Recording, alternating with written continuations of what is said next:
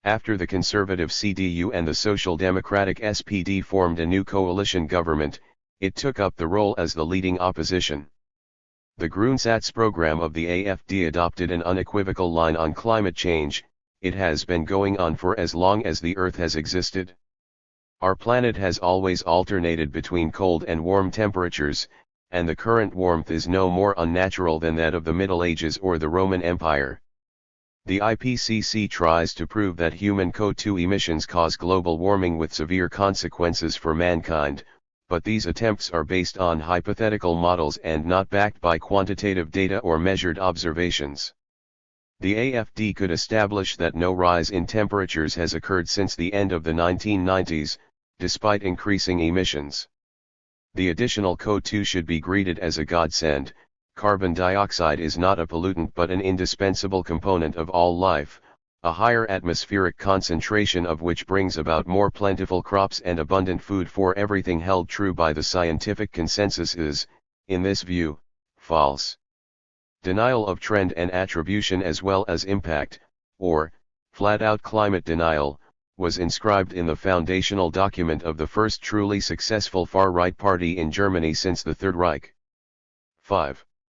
After its founding in 2013 by a group of economists critical of the EU, the AfD turned ever further to the right, with denial becoming a firm party line. The main leaders reiterated it frequently. I do not believe that humans can contribute much to this, the party's federal spokesman Alexander Gauland reaffirmed in August 2018, when an interviewer pressed him on recent heat records. 6A stout, blonde former policeman, environmental spokesman Karsten Hills declared, like a general going into battle, that here and now, the AfD is fighting the false doctrine of man-made climate change, backing up his cause with the finding that 0.3% of scientific studies indicate that global warming is man-made. 7. In a party motion to the Bundestag from June 2018, the AfD made a particularly ambitious effort to overhaul the collected wisdom of climate science. CO2 is an all too thinly dispersed gas of life, the more we emit of it, the better. Elevated concentrations fertilize plants, shrink deserts, and green the planet, while no trace of anthropogenic warming can be found in the data. The entire climate problematic comes down to a non-problem. 8. In the usually staid Bundestag, the representatives of the AfD introduced a code of conduct unknown since the dying days of the Weimar Republic. When opponents spoke, they rained down insults, nonsense, foolish, impossible, or broke out in theatrical laughter. When a party member took the podium, they gave boisterous applause. We were elected by people who want us to tell the truth, one representative explained. 9 Mut zur Wahrheit, or courage to tell the truth, was a party motto. On the parliamentary stage, it inspired histrionic displays and verbal aggression against other parties that presumably cheated citizens of their patrimony. 10 Thus, in a Bundestag debate in January 2018, climate spokesman Rainer Kraft attacked all other parties for practicing eco-populist voodoo and, more particularly, the Greens for seeking to establish an eco-socialist planned economy under the disguise of climate protection. 11 In the truth-telling crusade of the AfD, such denial became a prime rallying cry. It was brought forward as the front banner in 2019, when the climate crisis took center stage in German politics. By now, the country had the most dynamic climate movement in Europe, if not the world. The school strikes and youth-led demonstrations known as Fridays for Future attracted greater crowds than anywhere else, a regular show of anger and anxiety in squares from Munich to Leipzig that instilled the sense of emergency in public opinion. Masses of activists from Endgelände, roughly here and no further, continued to break into coal mines and their adjoining infrastructure and shut them down. Actions under the brand of Extinction Rebellion disrupted the normally tranquil district of ministerial buildings in Berlin, and, by late summer 2019, Germans ranked climate as their single greatest concern. Immigration, recently number 1, had slipped down. 12 How did the AfD respond? It launched agitated attacks on all three branches of the movement. The AFD referred to the school strikes as the utterly illegitimate No Education Friday 13 when the second largest trade union federation, Verdi, threw the weight of its 2 million members behind them. The AFD reviled it as a gravedigger of German industry and traitor to the workers. 14 and Galanda was a band of eco-terrorists guilty of trampling down carrots on their way to coal mines, while Extinction Rebellion was classified a religious esoteric sect. All in all, the AFD saw reason to fear the imminent end of German capitalism. Will there soon be anarchism, eco-socialism? Will there soon be the third socialist dictatorship on German soil? The AFD is working against this development with all its might, explained Carsten Hills in another blazing Bundestag speech. 15.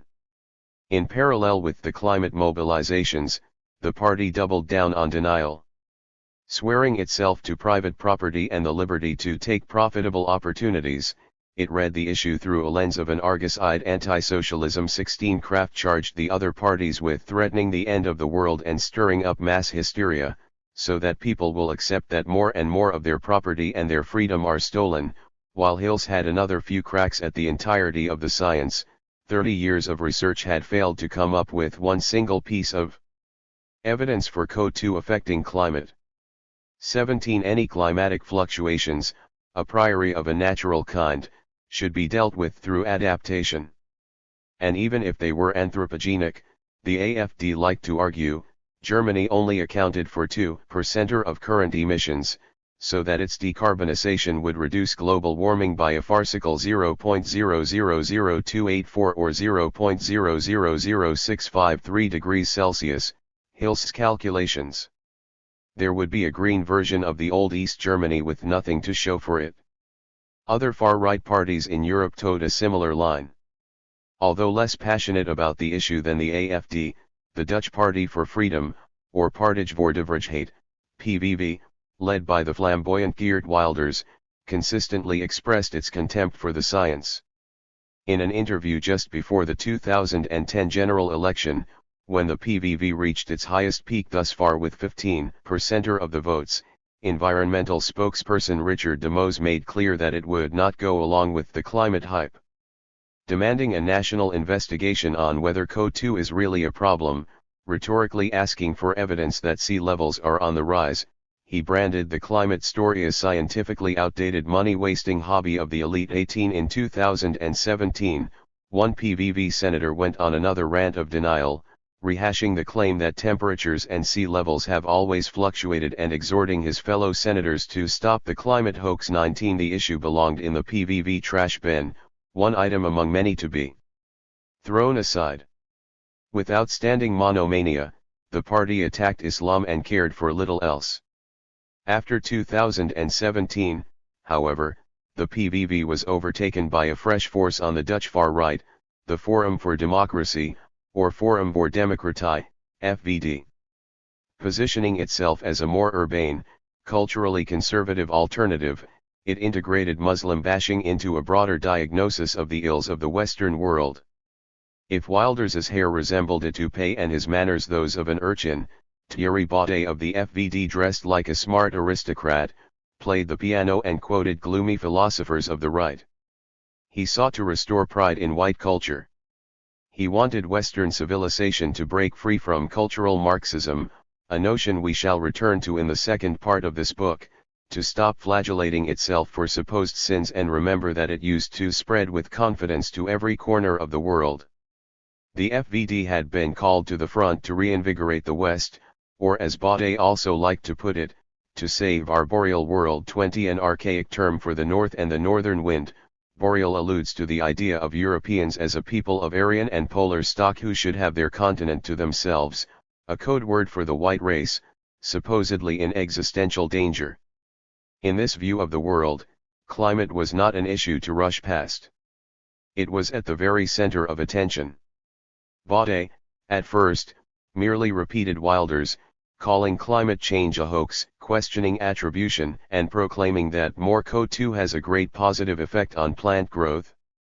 21. Somewhat elastic on the issue, the FVD had on its website a section about the opportunities to profit from green technology, but, as the party geared up for provincial elections in 2019, that section was deleted along with every other admission of an ecological problem, the denial upgraded from scattered comments to a theme second only to immigration.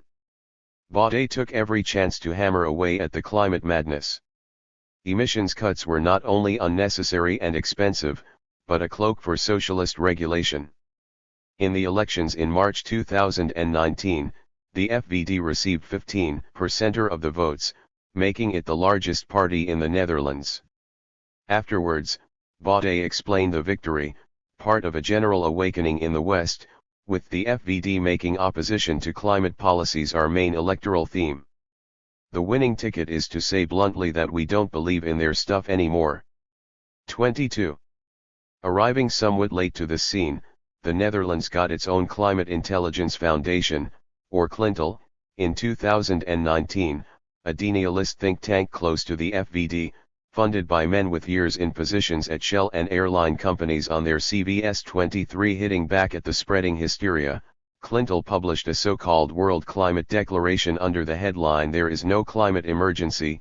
Among the signatories, several Shell figures, aviation businessmen, and Paul Kleiter, parliamentary group leader and theorist of the FVD-24. Baudet himself seemed to take an ever greater interest in the issue.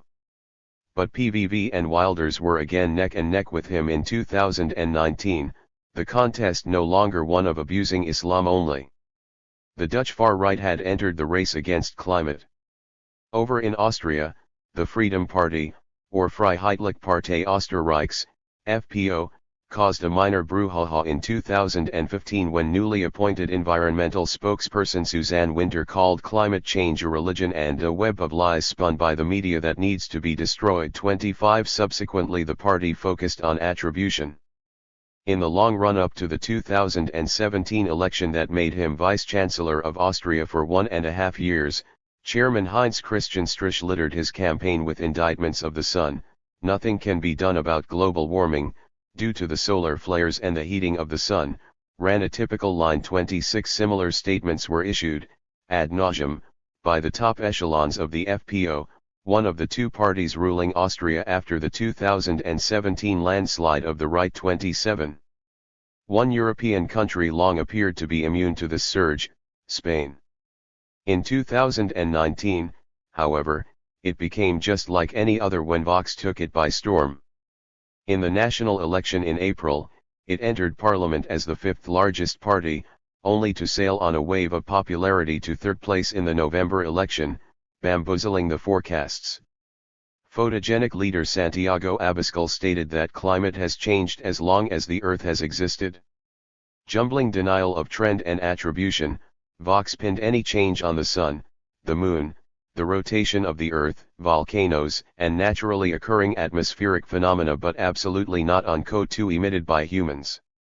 It would, said Abascal, be very arrogant to believe that humans could alter the climate. It would be even more arrogant to think that the alteration could be rectified by coercive laws and taxes. Twisting cambio climatico to camelo climatico, Vox spread the Spanish version of the keyword hoax, further specified this as the biggest scam in history and, in somewhat inquisitorial fashion, fulminated against the false climate religion. New religions are imposed on us, be it the female i.e. feminist or the climatic, telling us the new commandments: you should not have children, not have a car and not eat meat, complained Abascal. 28. With that late addition, the status of explicit denial as the default position of the far right was confirmed. Not many years earlier, such denial was regarded as a spent force, and nowhere more so than in Europe. It was widely believed to have beaten a sorry retreat to politically irrelevant margins. Obituaries were written for it. To understand this reversal of fortunes, nothing less than spectacular, as we shall see, we first need to go back to the years when the science came of age. The origins of denial. In the summer of 1988, the United States experienced the worst heat waves and droughts since the Dust Bowl. Ominous images of burning forests, withering fields, and sweltering cities filled the American press and elicited nervous suspicion: was this the work of the so-called greenhouse effect?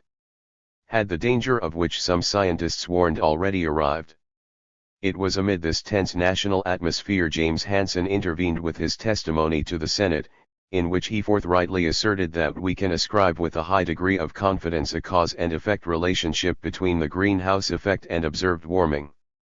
The suspicions were sound, it is already happening now. Describing the extreme summer as a taste of things to come, the report in the New York Times also noted that the testifying scientists said that planning must begin now for a sharp reduction in the burning of coal, oil, and other fossil fuels that release carbon dioxide. 29 Planning for a sharp reduction? The very notion injected panic in fossil capital. With signs of trouble ahead multiplying, the IPCC was established in 1988. The United Nations began preparations for a concerted response, and awareness of the problem spread across what was still referred to as the free world. There was no time to lose. In 1989, several urgent counter-initiatives were launched. Exxon formulated an internal plan for how to drive home the uncertainty in scientific conclusions regarding the potential enhanced greenhouse effect and ran its first advertorial on the subject. 30 A suite of companies set up the Global Climate Coalition to contest the science. The key conservative think tank known as the George C. Marshall Institute published its first report attacking it.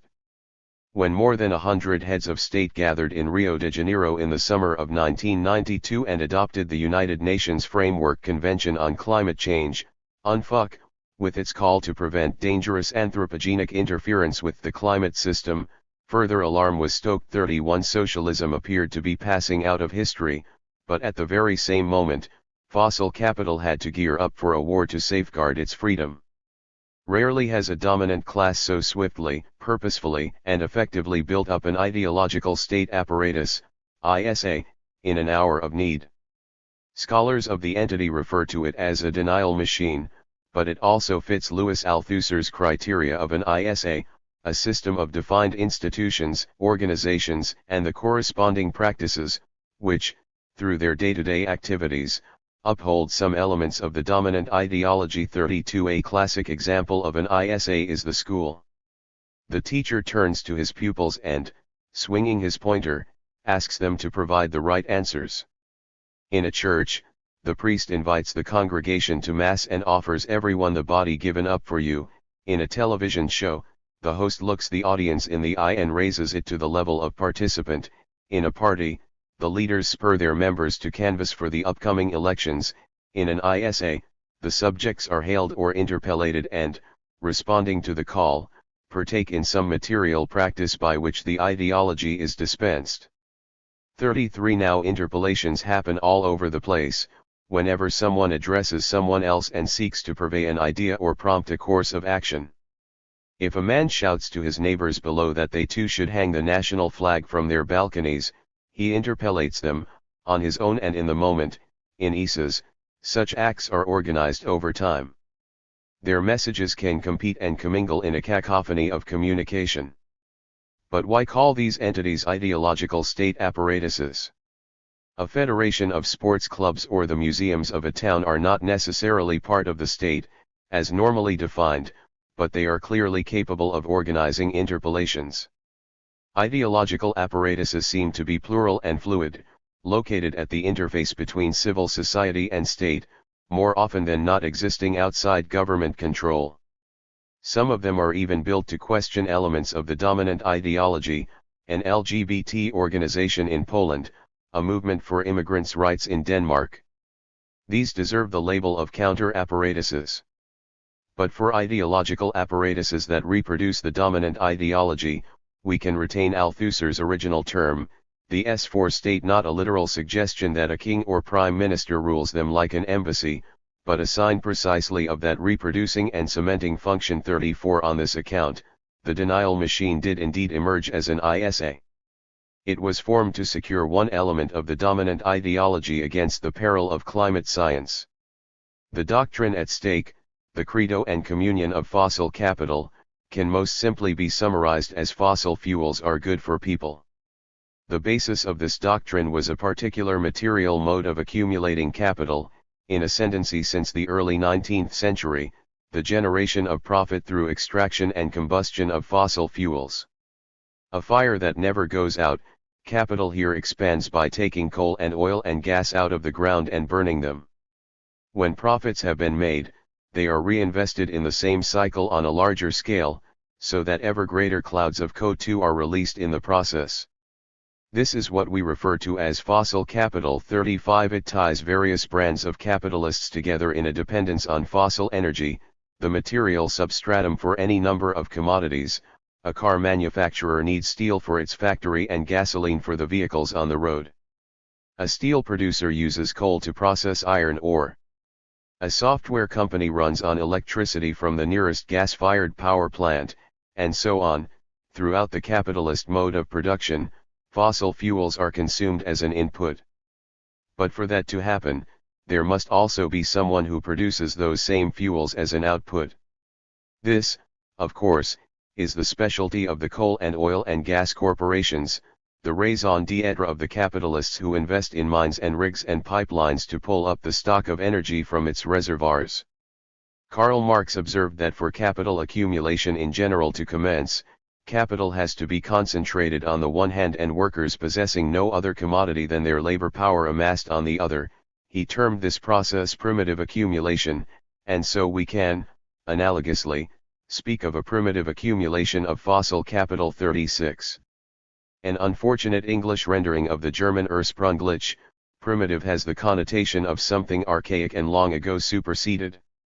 The process should rather be understood as primary, a logical antecedent without which the whole thing would die down. If no one digs up the coal, the steel producer will have no coke for the furnaces, the car manufacturer no steel for the chassis. Only if the stock of energy is continuously hauled up and offered as discrete commodities can other capitalists purchase it and set it on fire, as part of their cycle of accumulation, ever intertwined with the cycle of profiting directly from the sale of fossil fuels. We can thus distinguish between fossil capital in general and primitive accumulation of fossil capital as two moments of fossil capital as a totality, much as we can tell the flames from the billets in a fire. The first term refers to capital for which fossil fuels are a necessary auxiliary in the production of other commodities, the second to the department known in the vernacular as the fossil fuel industry, the third to the two in their unity.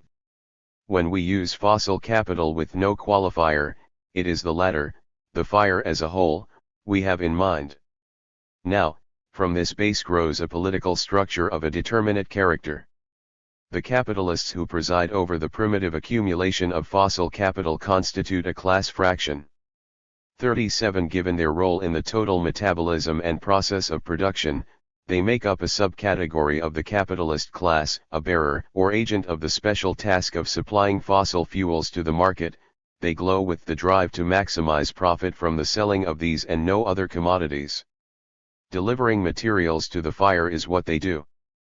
Fossil capital in general, on the other hand, is no class fraction, because it is precisely the generality of capital, comprising auto and steel and computer companies and any other entities in the habit of expanding value by, among other conversions, turning fossil fuels into CO2. It is a broad, not to say universal category, too amorphous and open-ended to constitute a fraction sensu stricto. Marx's primitive accumulation was not executed by a particular class fraction, any merchant, landowner, or slave trader could engage in it, but, in our case, it is the permanent mission of a subset of the capitalist class that we can simply refer to as primitive fossil capital. Located at the deepest material base, this fraction is also capable of operating at the highest political levels. It has a venerable history not only of fulfilling its economic task, but also of acting as a political force, using its narrow composition and centralist operations to bend governments to its will, or just whisper in their ears. Under the threat of climate mitigation, the stakes are of a different order for primitive fossil capital. It faces an existential crisis, because the prevention of dangerous anthropogenic interference with the climate system ultimately requires that it ceases to exist. The lion's share of coal and oil and gas still in the ground must be left there for the duration, which means that this particular class fraction cannot continue to reproduce itself by extracting more of them to sell, but asking it to stop doing so is like asking a human being to stop breathing. There is no way around this contradiction. Primitive fossil capital has to be liquidated wholesale. For the rest of capital, however, climate mitigation rather represents a structural crisis. It would have to cease being fossil and might reinvent itself as non-fossil capital. A car manufacturer can potentially source its steel from a plant that reduces iron ore with something else than coke, such as hydrogen gas. A software company will be just as contented if the electricity comes from wind turbines. Since the transition would have to affect actually existing capitalism as the greatest totality of all, it might very well be painful, require large-scale destruction of fixed capital and induce serious losses for some. But capital as such may survive it? We cannot know this for a certainty, since a transition of this kind has never happened before, particularly not under such an ultra-tight schedule, but it is not a logical impossibility, not an axiomatic end as it is for primitive fossil capital. When the threat of climate mitigation first appeared in the late 1980s and early 1990s, the latter found itself questioned to the core. It then spared none of its capacity to act as a class fraction in the realm of politics to stave off an existential crisis and thereby also protected fossil capital in general from a structural one. This division of labor has remained operational into the time of this writing, with some peculiar political effects. The first thing primitive fossil capital did was to set up the denial machine, or, a synonym, the denialist ISA. A plethora of think tanks sprung up to fight back against climate science. They employed professional denialists, hosted anti-IPCC conferences, organized symposiums for policymakers, testified in Congress, appeared on television and in radio debates, flooded media with advertisements and produced an endless flow of printed material disseminating their beliefs. 38 From the start, the corporation then known as Exxon made critical contributions to the apparatus, through its own efforts as well as via uncountable think tanks, front groups, legislators, columnists and other generously funded proxies. 39 Exxon was one of the sponsors of the Global Climate Coalition, alongside fellow oil companies Shell, BP, Amoco and Texaco. They were joined by car manufacturers GM, Ford, and Chrysler, chemical giant DuPont and business umbrellas such as the American Petroleum Institute, the U.S. Chamber of Commerce, the National Association of Manufacturers and the American Highway Users Alliance, to name only some. A broad church for Anglo-American fossil capital, the coalition is today largely forgotten, but in the early 1990s it was the largest pressure group in international climate negotiations and left an indelible mark on their trajectory. 40. Exxon was the exemplary driving force of denial. The coal industry, however, was nearly as quick on the draw. In 1991, American coal interests set up the Information Council on the Environment to reposition global warming as a theory, not fact. 41 But in these early years, primitive fossil capital also gathered around itself fossil capital in general in the efforts to defend the doctrine of fossil fuels as a blessing. 42 All of this happened primarily on American soil. The US-born ISA then diffused a bundle of tropes in the public conversation, not always consistent with one another but united in political intent. One said that temperatures are not in fact on the rise. Another held that swings in the climate, including any perceptible warming, are caused by the sun and occur as part of a natural cycle. 43 Of particular interest for our purposes, however, is the trope of carbon dioxide as a gift to life, since it occasionally lifted the veil on some deeply ingrained associations between energy and race. In a bid to influence the Rio summit in 1992, the Global Climate Coalition distributed a video claiming that more CO2 in the atmosphere would fertilize crops and help feed the world.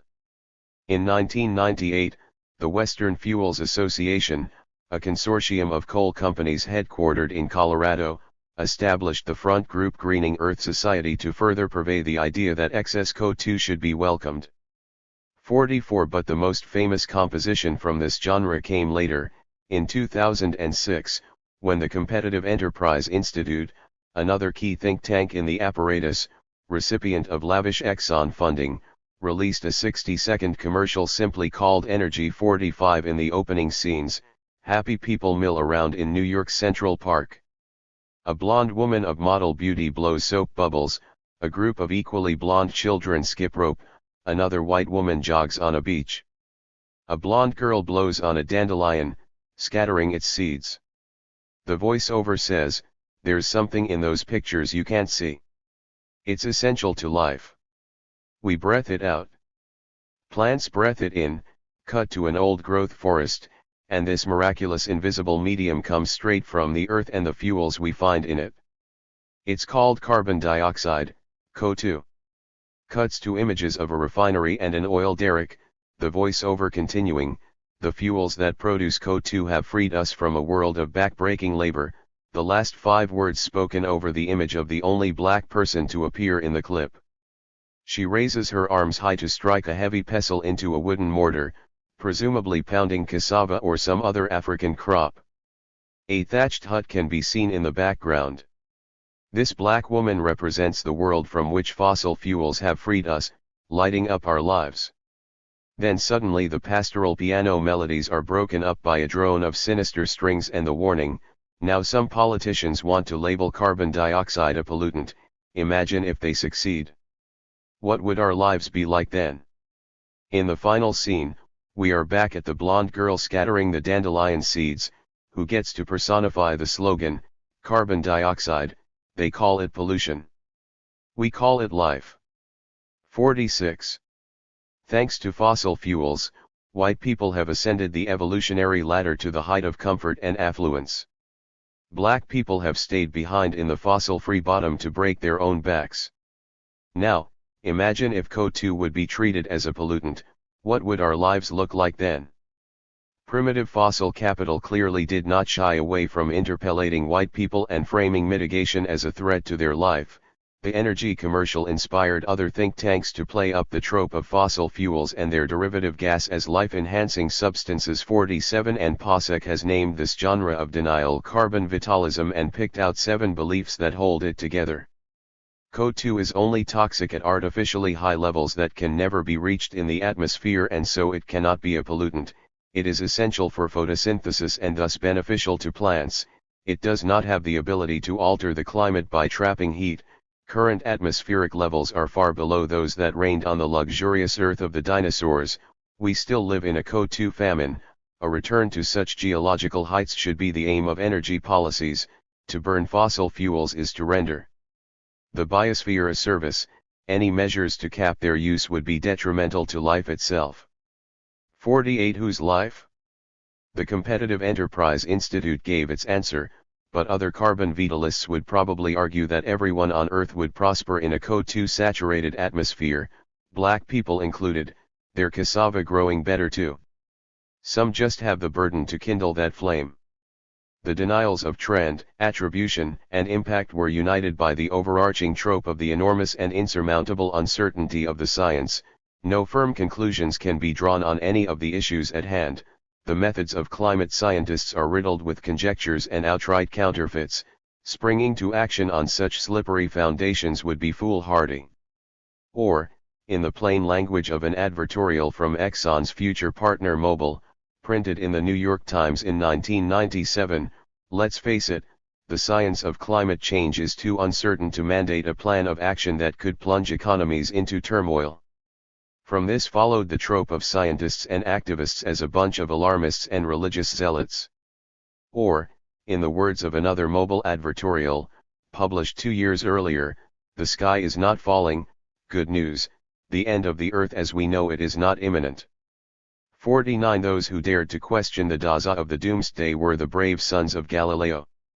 They faced persecution from the guardians of the hoax, another prominent trope, canonized by James Inhofe, a Republican senator funded by Exxon, who said in a speech that global warming is the greatest hoax ever perpetrated on the American people, and then went on to publish a book-length study of the greatest hoax, How the Global Warming Conspiracy Threatens Your Future, the cover featuring a faceless leader of the conspiracy with his hands around a gleaming globe. 50, but Inhofe is probably most famous for trying to disprove climate change by taking a snowball into the Senate and tossing it on the floor. To this must be added the anti-communism so defining for the denialist ISA. We shall return to it in some depth later. The denialist ISA interpellated a range of subjects: businessmen, car owners, Americans, rational agents, perhaps most importantly, everyone who identified themselves as a beneficiary of the free market. The Heartland Institute, perhaps the key think tank of the apparatus, in 2020 still trumpeted the mission to discover, develop, and promote free market solutions to social and economic problems. 51 It spoke to anyone who was already a subject of the free market. Broad in its appeal, the denialist ISA operated across other ISAs firmly entrenched in the American social formation: churches, schools, courts, trade unions, radio and television programs, but most of all the Republican Party, as a kind of transversal, single-issue apparatus. Because climate mitigation posed a threat to privileges tied to a whole range of subject positions, this apparatus, devoted to the literal denial of one problem, could combine several interpellative elements in a cohesive, if not exactly coherent, structure. It developed a most impressive capacity for public outreach, as well as for symbiotic existence with centrally located parts of the American state apparatus. Put simply, it had a hotline to decision makers. It hailed as much the citizens as the rulers of the American empire. In one respect, however, the denialist ISA presents a challenge to Marxist theories of ideology. Ever since George Lukács and Antonio Gramsci, such theories have worked on the assumption that the most effective bourgeois ideology is the one least obvious and ostentatious in its class bias, inconspicuous enough to sink into popular consciousness as the normal way of doing things. All have sought to loosen the strictures of the base/superstructure model. But original climate denialism looks as though someone had striven for the most overdrawn caricature of that model and staged a mock play of material interests paying for ideas. Massive trawling of the output from the American denialist ISA has documented that, in the period 1993 to 2013, agents with direct corporate funding were vastly more likely to spread the message that climate change is a natural cycle and too good. 52 Initially, the efforts to camouflage this base logic were minimal, as crude as any ideological campaign had ever been. The purposes were written on the foreheads of its priests and patrons. It was all about fending off regulations that would trim profits in the short term. United in their outspoken faith in the free market, the deniers were, so Jacques quotes Gramsci, a real, organic vanguard of the upper classes, and anyone with a modicum of critical instinct could see this. 53 In the longer term, it was all about ensuring the very reproduction of fossil capital. The snake feared for its head and secreted a venom of disinformation, as simple as that. In spite of this transparency, or perhaps because of it, in the triumphalist mood after the Cold War, the denialist ISA was eminently successful on its home terrain. The American public had expressed high degrees of worry around the time of the Hansen testimony, in response to which Bush the elder vowed to counter the greenhouse effect with the White House effect, but by the mid-1990s, doubts were sown deep in the nation. 54 The Republican Party had been swayed by the ISA. Representatives of the latter had achieved a status as legitimate authorities on the subject, leading to decades of balance in media reporting: 1 minute to someone who believes in global warming, 1 minute to someone who does not. 55 All the standard tropes of denial were in rapid circulation, within and beyond U.S. borders. Most importantly, international climate politics had developed a determinant pattern it has retained ever since. The U.S., responsible for more CO2 emissions than any other country, could not be counted on for even the mildest of action. But, at the same time, there were indications that the denialist ISA faced a kind of crisis. The crisis of denial. We now know that primitive fossil capital possessed rudimentary knowledge of the problem since at least the 1960s. One early moment of dissemination occurred in 1959, when 300 industry executives, government officials, and researchers convened for a symposium in New York on the theme of energy and man. It was meant to mark the centennial of the first discovery of oil in the U.S., but one scientist on the podium, physicist Edward Teller, spoiled the party by telling the audience that CO2 blocks infrared radiation, and so continued emissions of that gas might well melt the ice cap and cause all the coastal cities to be submerged. 56 To better understand the process, the oil industry turned to Stanford and other top universities for collaborative research.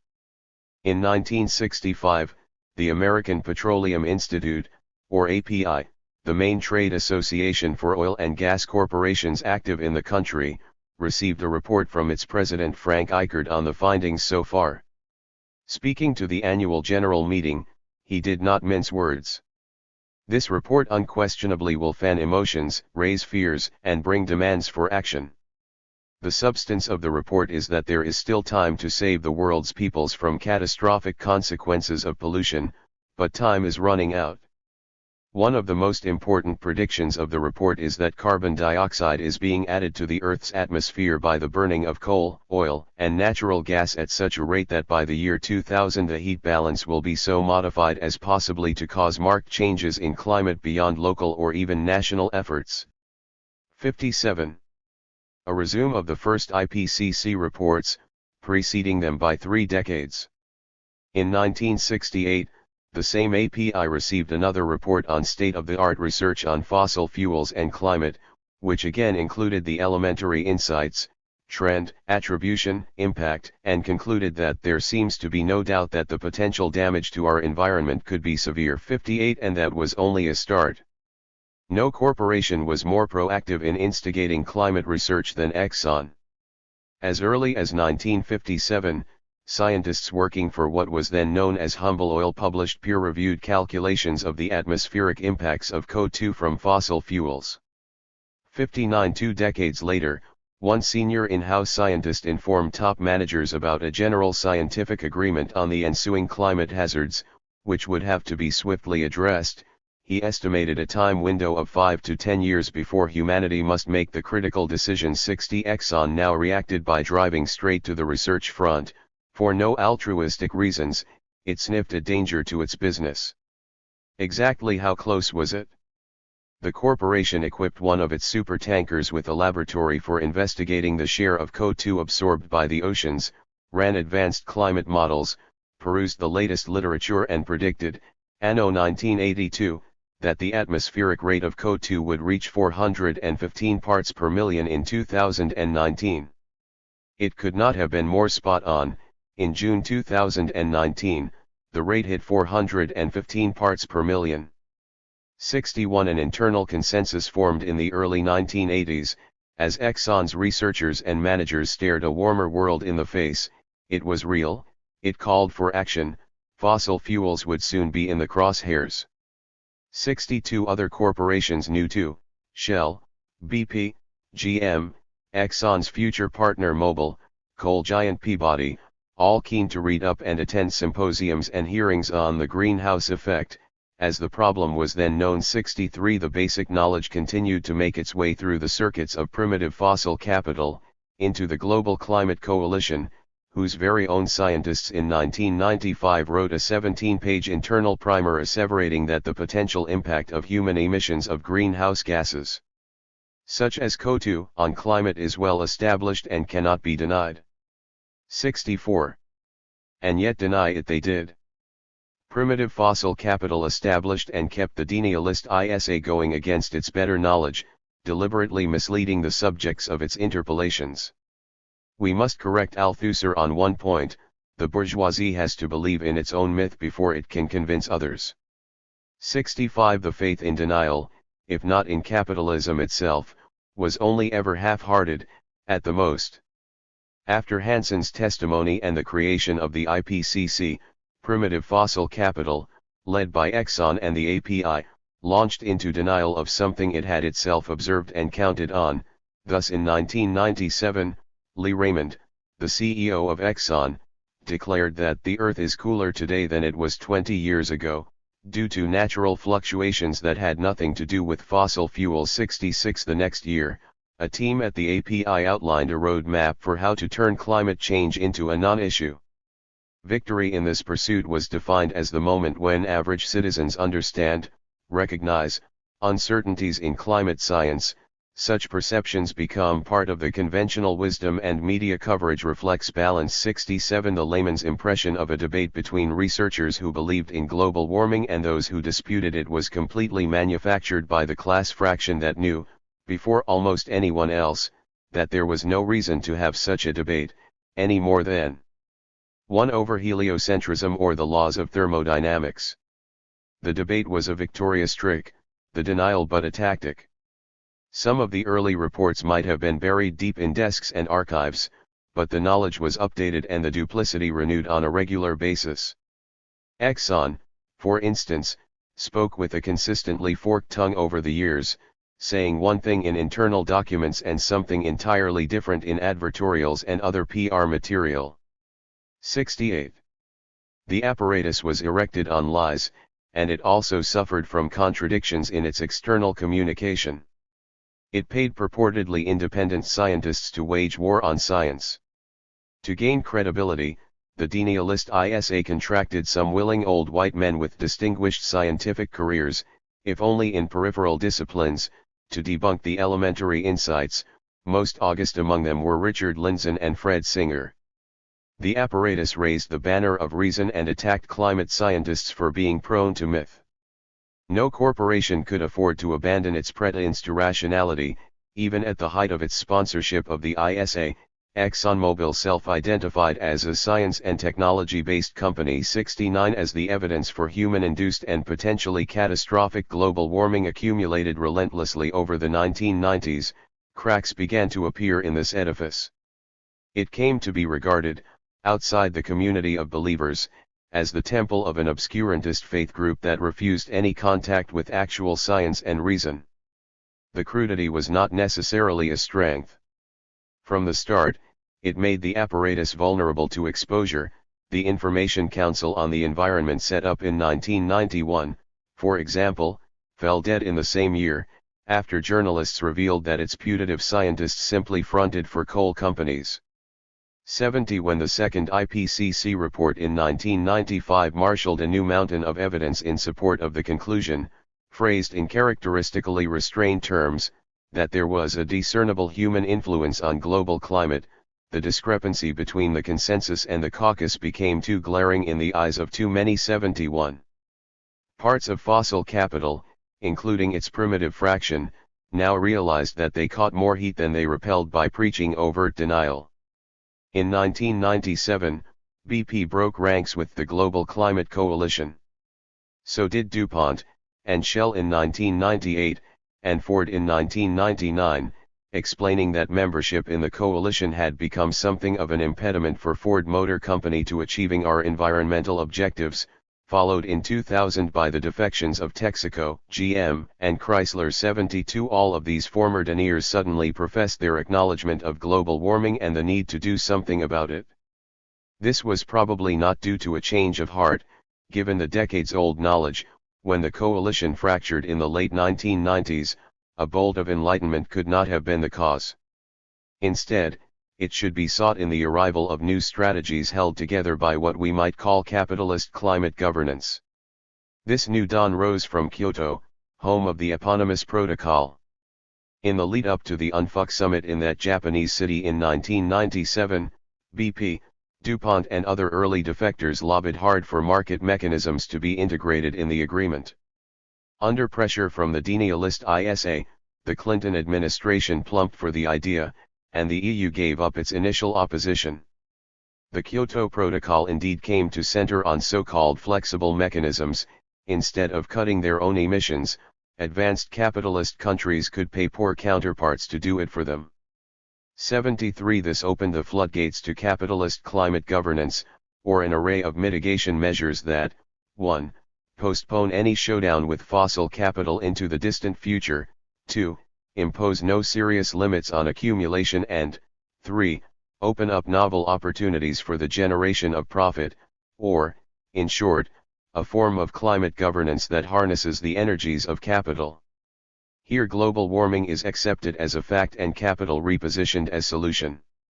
After Kyoto, the world thus became awash in schemes for clean coal and clean oil, carbon capture and storage, gas as a bridge fuel, carbon trading, voluntary offsetting, climate derivatives, REDD+, a forest of other acronyms, company plans for climate neutrality and all the rest, with geoengineering as the outer horizon. 74 The Global Climate Coalition was supplemented by bodies with names such as World Business Council for Sustainable Development or Business for Innovative Climate and Energy Policy. Based in the US and EU, a dense network of institutions formed a parallel ISA, devoted to averting direct interventions from states and securing one element of the dominant ideology: let capital itself deal with the problem, for capital is good, even though it is fossil. This was the era of solutions, opportunities, win-win, and advertisements steeped in verdant greenery. 75. In simple terms, after a decade of fairly unanimous denial, a chunk of the capitalist class opted for greenwashing as a more promising ideological strategy. It was not without contradictions either, obviously. There is an inverted symmetry between the two. In denial, fossil capital continues with business as usual and says untruthfully that no action is needed.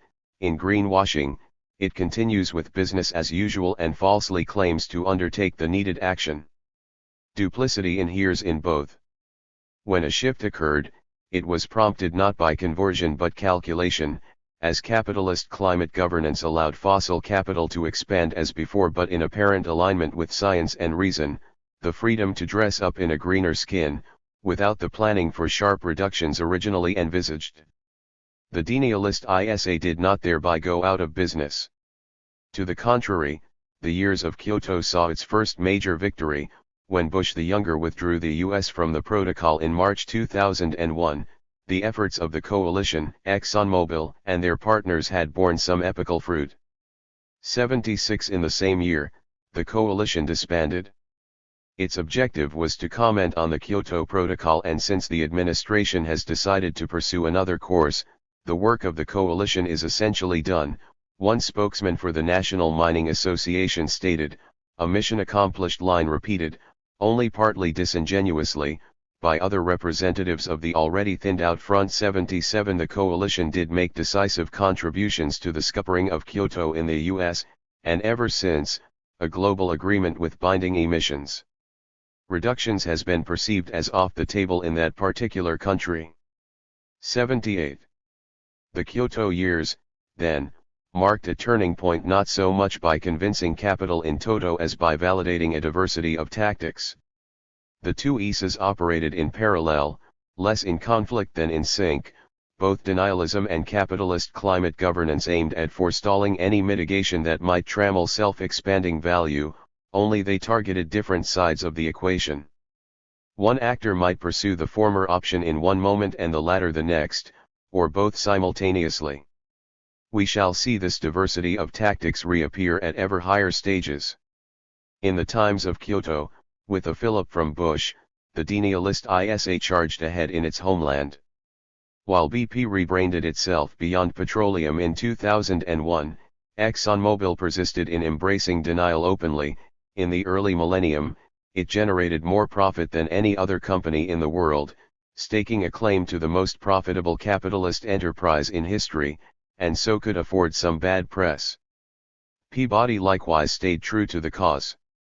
79 As it expanded its holdings with hundreds of mines in Australia, Indonesia, and other parts of Asia, feeding the emissions explosion underway in China, this company claimed to be fructifying the earth with more CO2. 80 So did Murray Energy, another leading U.S. coal company that continued to fund, among other think tanks, the Competitive Enterprise Institute, scattering the dandelion seeds. But none approached the obstinacy and success of the Koch brothers.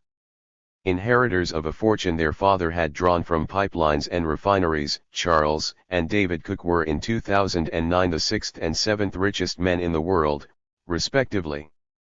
They owned pipelines and refineries, factories producing fertilizers and coke, coal-fired power plants and swathes of Canadian tar sands, from which they exported more oil than any competitor, and they never backed a millimeter from denial. In the contest of base/superstructure kitsch, they poured more money, on one estimate, 3 times more, into the denialist ISA than ExxonMobil itself during the first decade of the millennium. 81 The think tanks they funded took no breaks, the Heartland Institute and the other dedicated bodies working as frantically as ever to spread the doubt. Obsessive preachers of denial like Mark Morano toured the world without budget constraints. If there was a period in the early millennium when these people suffered unpopularity and even ostracism, they merely, as we shall see, bided their time. Some elements of this hardcore, however, eventually found it prudent to officially distance themselves from what others perceived as institutionalist crackpottery. After the Union of Concerned Scientists released a dossier of damning revelations in 2007, year of the fourth IPCC report, preceded by the Stern Report and Al Gore's film An Inconvenient Truth, causing a temporary spike in climate awareness in the Western cultural sphere, ExxonMobil solemnly vowed to discontinue the funding of denialist groups. Yet the money continued to flow. 82 Some channels appear to have been made invisible, for just as ExxonMobil claimed to have closed its spigots, another mode of funding took off, anonymous foundations. Their business idea was to receive vast sums of money and transfer them to earmarked recipients while keeping the identities of the benefactors perfectly secret. Starting in 2003, the twin foundations Donors Trust and the Donors Capital Fund became the main conduit of money to the US-based public faces of the apparatus, the Heartland Institute, the Competitive Enterprise Institute, the American Enterprise Institute, the Heritage Foundation and dozens more, and made sure to leave no traces of the original sources behind. 83 Here was a way of plastering over the contradictions of the ISA. Capitalists could now write anonymous checks to it and appear innocent of its excesses. Even the supposedly most enlightened members of primitive fossil capital failed to extricate themselves from the apparatus. BP and Shell remained part of the API, even as it developed its roadmap for killing the climate issue. 84 At the same time, Shell led the World Business Council for Sustainable Development. 85 Individual capitalists evidently banked on both denial and greenwashing as tactics for reproducing themselves. The double duplicity reached new heights when Rupert Murdoch, himself a longtime skeptic and owner of Fox News and The Wall Street Journal, two of the loudest megaphones of denial, in 2011 declared his company carbon neutral across all of our global operations. 86 The discord in the class was of little account. Across the board, whether they bet on denial or greenwashing or both, corporations in the business of producing fossil fuels systematically obstructed anything that might translate into forceful mitigation, with fossil capital in general backing them up. 87. Over the course of the Bush reign, however, the balance shifted towards capitalist climate governance virtually everywhere, except for the parts of the U.S. controlled by Republicans. These were increasingly viewed as isolated anomalies. Environmental skepticism, wrote a team of researchers in a seminal study in 2008, appears to be primarily a U.S. phenomenon. 88 When Barack Obama took the White House, it appeared to have lost even there. In 2012, Robert Brull, a scholar of the denial machine and expert on the dark money of the donors, offered the following prediction. I think the outright climate denier component is probably atrophying, but you're going to sort of see more of the technology can fix this approach rhetoric, and a voluntary action through technological innovation or some sort of things like that will replace the outright climate denial as that becomes less and less viable. 89. Funding the deniers came with a rising cost to company reputation, and incognito transfers were not always a stable solution, they tended to leave a trail of scandal in its wake. Capital did seem to move in the opposite direction. In 2014, Google left the American Legislative Exchange Council, ALEC, in a public show of disgust. For many years, the council, a business body specializing in drafting laws favorable to the free market, had given voice to denial. With its water-powered data centers and wind turbines flying on kites, Google wanted to be seen as part of the solution, so we should not be aligned with such people. They're just literally lying, an executive explained. 90 More than ever, the deniers looked like late Holocene fossils. In September 2015, New York Magazine ran a story with the headline "Why Are Republicans the Only Climate Science Denying Party in the World?" 91. A few weeks later, capitalist climate governance experienced its second holy moment, when world leaders finally negotiated a successor to the Kyoto Protocol, which had centered on flexible mechanisms but retained the rule of mandatory emissions cuts. At 21 Colombian pesos in Paris, the latter was thrown overboard and replaced with the principle of voluntary emissions cuts, long championed by business fronts at the UN negotiations and, of course, by the US. 92. Now everyone was on board. Hands held high, faces gleaming, the leaders congratulated themselves on what UN Secretary-General Ban Ki-moon called a peace pact with the planet. Now you don't hear much about the skeptics, he sighed his relief, while the CEO of Unilever labeled them the only endangered species. 93. The Guardian chimed in. The Paris Agreement signals that deniers have lost the climate wars. The whole world agreed, we need to stop delaying and start getting serious about preventing a climate crisis. We've turned the corner, climate denial is no longer being taken seriously. The world has moved on, and contrarians have become irrelevant relics of the fossil fuel age. 94. One should never underestimate the tendency to overestimate the rationality of bourgeois civilization. The revenge of denial. When the early 21st century far-right denied climate change, it did not advance novel arguments or adduce any fresh evidence. It recycled tropes put in circulation by the denialist ISA in the years after the fall of the Berlin Wall. When the AfD said that no warming has been detected, models are hypothetical and CO2 is the gas of life, this was the output of an ideological toxic waste landfill. In the 1990s, pioneers of denial such as Fred Singer spread a wisecrack that environmentalists were watermelons, green on the outside and red on the inside. Jean-Marie Le Pen of the Front National actually cut up a watermelon to demonstrate the point. 95. The far right did not keep purportedly independent scientists in its employ or publish its own phony research syntheses, but passed on what it had picked up from conservative think tanks and associated sources, with which they collaborated on occasion.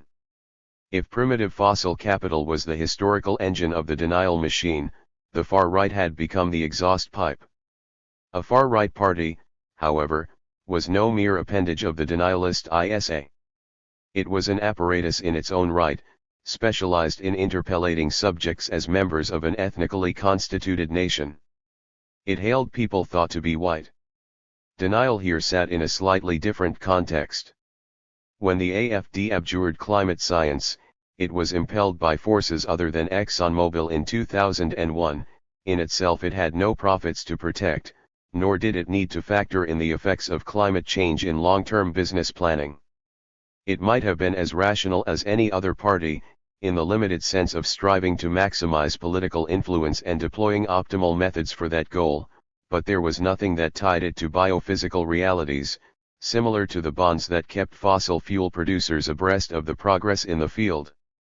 96. We are unlikely to discover internal documents from the AfD or the Front National or the Sweden Democrats that detail their basic knowledge of the science at an early date. Conversely, it is entirely possible that a Galland or a Baudet genuinely believed in what he said, no calculated deception at play. And if they merely pretended to believe, they were less vulnerable to shaming and correction. The interpellation of subjects of a white nation has never been constrained by what exists or not, and this released the far right from the contradiction that came to plague the denialist ISA. There were no limits to the falsehoods it could propagate, as long as its constituencies were receptive to them. Denial exacerbated the reputation of certain corporations as dishonest. It reinforced the image of a far-right party as honest. Whereas the former had pecuniary interests in broadcasting denial, the latter had not built their fortunes on derricks and mines, a circumstance which appeared to give them a greater potential to attract popular support for denial, the substance of which was set free.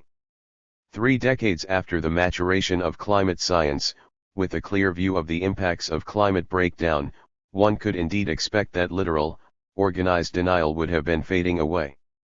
But from Europe to the Americas, As of the late 2010s, it wielded more political power than at any point in history. This was a remarkable turn of events, one few if anyone could have predicted around the time of Paris. It was positively sensational in the case of Germany. While the denialist ISA strengthened its grip over the Republicans and thereby a good half of the US, Germany was regarded as virtually genetically free of denial. In 2013, 4 German scholars wrote in the journal Global Environmental Change. All major political parties represented in the national parliament relate in some positive way to environmental and climate protection goals. The political parties are extremely unlikely to launch campaigns in favor of climate change skepticism, and climate change skeptics have no strong political outlet in the current political landscape of Germany. 97. Interestingly, the authors attributed the extreme contrast with the US to the factor of race. Public attitudes and political debates are not organized along racial divides in Germany, so that race as a variable is typically not even addressed, hence the absence of American-style denial. But after the publication of that article, racism, of course, made its most astounding comeback on the German political scene since the end of the Second World War. As an integral component of the ethno-nationalist agenda of the far right, climate denial traveled some distance from the headquarters of ExxonMobil and Peabody.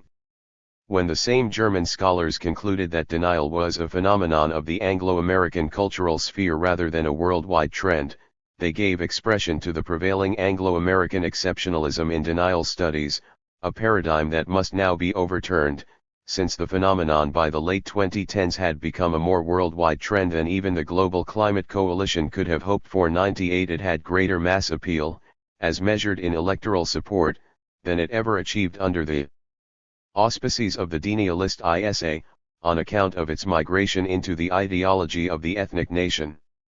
If it had thereby severed some of the direct links to fossil capital, it had lost none of its utility for it.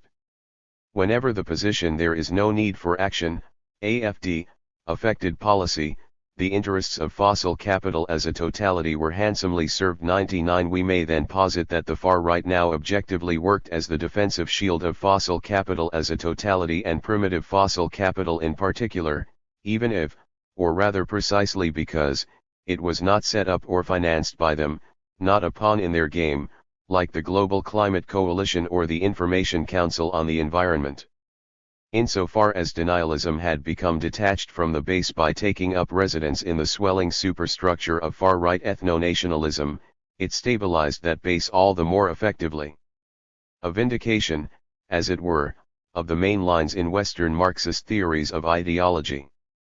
Corporate funding never dried up completely, but it kept a lower profile after ExxonMobil made its vow in 2007. For a decade, conservative think tanks appeared to be the main motor of the machine, rendering it somewhat more purely ideological in character. 100. We might then outline a rough periodization of denialism, 1989 to 2001, the early corporate phase, ending with the dissolution of the coalition, 2001, 07, the late corporate phase, ending with ExxonMobil's termination of public sponsorship, 2007 to 16, the conservative phase, ending with the election of Trump, 2016, the far-right phase, with more of a smooth continuation than a break between the phases. The third functioned as a bridge to full ideologization in the fourth. Certainly, the original denialist ISA was still in operation in the fourth.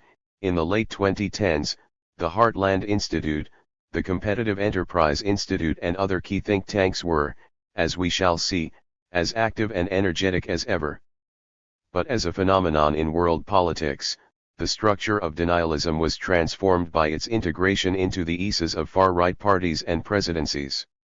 If the classical model of the apparatus had guardianship of the free market as its main vocation, the central interpellation of the far right was nationalist, and for far-right parties in Europe, this meant one thing above all else: hostility to immigration. It was on the back of such hostility that organized denial for the first time made inroads deep into European politics. 2. Fear of a Muslim planet.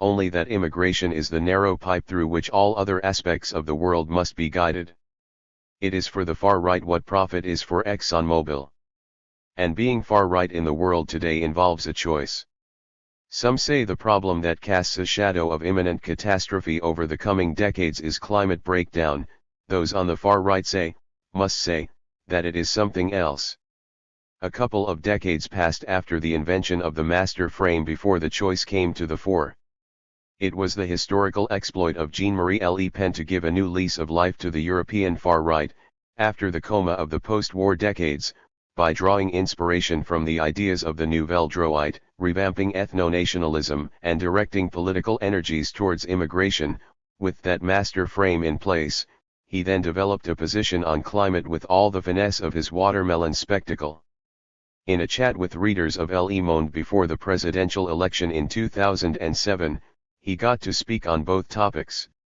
On immigration, he proposed the application of a suction pump to rid France of all the people who are on our territory even if we did not wish them to come. On climate change, he branded it a dogma devised to terrorize people, claimed that any warming had its origins in the sun and reassured the readers of Le Monde that there are 15,000 scientists who are of my opinion. 3 years later, the Front National organized its first party activity devoted to the second topic, a conference in Nanterre on the theme of climate change, myth or reality. A scam, Le Pen adjudicated, a catastrophism and crime contrived by socialists and environmentalists to increase taxes and, more importantly, open the borders further still. The buzz around climate is meant to justify the reception of an increased number of refugees, since their situation was created by us who overconsume and have contributed to the destruction of the environment of these so-called climate refugees. 9. We shall see this particular trope returning much later. Ever the firebrand, Le Pen followed up on the Nanterre conference by characterizing global warming as a conspiracy against the whites, the developed countries, who are held responsible for the misery of the world. 10. The Black Witch Doctor was on his way. In Scandinavia, aspiring far-right parties had followed the model of the Front National since the 1980s and continued to do so, virtually by logical necessity, when the choice of the problem of the century was pressed upon them.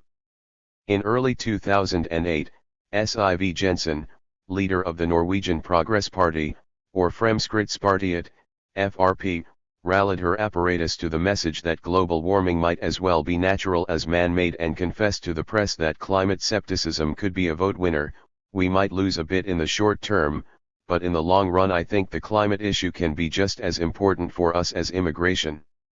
11. 1 week later, the party proposed that Norway's borders be closed to people from Muslim countries and the maximum number of admitted asylum seekers cut to 100 individuals per year. 12. This coincided with the moment when the world was preparing for the upcoming 15 Colombian pesos, the decisive UNFUC summit in Copenhagen, or Copenhagen, as the city was renamed momentarily in honor of the gathering, where a worthy successor to the Kyoto Protocol was expected to be negotiated. In Denmark, the Danish People's Party, or Dansk Folkeparti, DF, prepared in its own fashion. The day before 15 Colombian pesos began, on December 6, 2009, the DF held an apolitical climate conference in the Danish capital. It was organized in collaboration with the True Finns, the United Kingdom Independence Party, Lega Nord, and other family members from the European Parliament, so as to give a platform to independent scientists ignored by the IPCC, among them Fred Singer. Pia Kjærsgaard, leader of the DF, as resoundingly successful in that capacity as Siv Jensen in Norway, publicized the findings of the conference. First, we cannot with any certainty say that there is a global warming. Second, any human influence on climate is highly doubtful. The prevalent belief in trend and attribution is a form of mass psychosis. The IPCC acts like the Inquisition. The talk of the world perishing in a climate Ragnarok deserves only sarcasm. In more hands-on terms, all the billions spent on CO2 reductions ought to be used for other purposes. 13. So if climate was no problem whatsoever, what could there be to worry about? Europe will, maybe not in 20, but rather 30 to 40 years from now, have a Muslim majority population, if nothing is done. That'll mean the end of our culture and the end of European civilization, said Morten Messerschmidt to Front Page magazine in 2006. 14. A rising star of the DF, leader of its contingent in the European Parliament, combining slickness and rowdiness in the best manner of the Danish far right, it was he who chaired proceedings at the anti-COP15 conference. He had made his choice abundantly clear.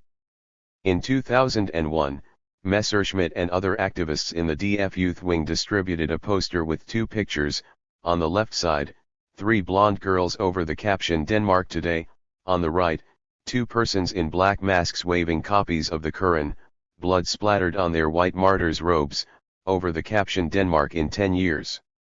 The poster explicated mass rapes, brutal violence, insecurity, forced marriages, oppression of women, gang crime. This is what a multi-ethnic society offers us. In the year when it was printed, the DF became the chief parliamentary pillar of support for the Danish centre-right government, a position it maintained for 10 years straight and, after a social democratic parenthesis, recaptured in 2015. 15. A court gave Messerschmidt a conditional sentence of 2 weeks in prison for inciting racial hatred through the poster. That did not slow down his career, which came to involve dilating upon the party line on climate. In a long essay published in the run-up to 15 Colombian pesos, he inspected scenarios such as lethal heat waves, stronger hurricanes, rising sea levels submerging land, a collapsing Gulf Stream, and found them to be nothing but bogeymen.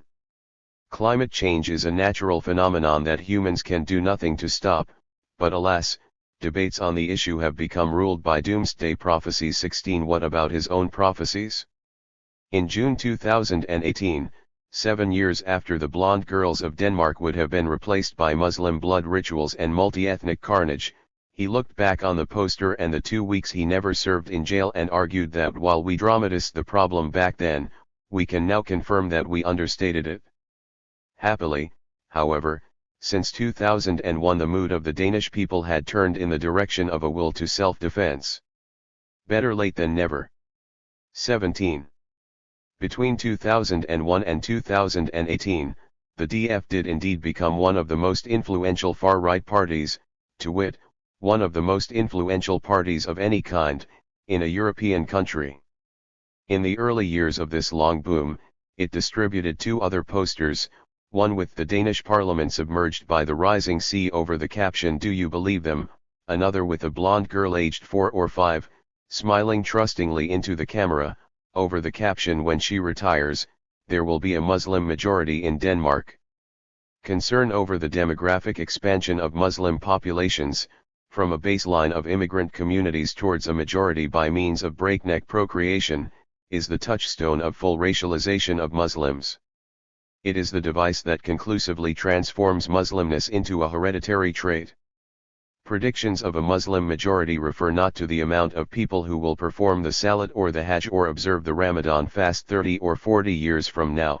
Confessional practice is beside the point, but to the number of progeny whose identity can be traced to ancestors from Muslim countries, carrying the thread within them. The life choices and tastes and affinities and personal quirks of all these future Muslims are inconsequential, or perhaps entirely predictable. Their essence precedes their existence. 18. It is present in the body at the moment of birth. Homo sapiens they might look like on the surface, but these people are rendered members of a special Homo Islamicus, as Edward said observed in Covering Islam, How the Media and the Experts Determine How We See the Rest of the World, the groundbreaking study of what we now call Islamophobia, meaning that they are effectively construed as a race, in opposition to a West that is sometimes Christian, sometimes secular, but always white. 19. Whether recently arrived or reproduced over the 4th or 6th generation, the Muslim body was the quintessentially non-white body in the imaginary of the far right in early 21st century Europe. In the years spanning the 4th IPCC report and 15 Colombian pesos, across the strait from Denmark, the Sweden Democrats, or Sverigedemokraterna, SD, readied for the leap into parliament. Unlike the DF and the FRP, This party had emerged straight out of the street-fighting neo-Nazi skinhead movement.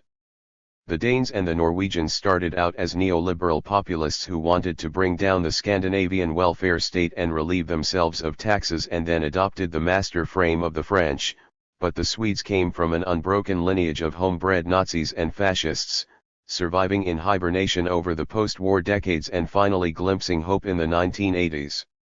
They had little luck in the beginning.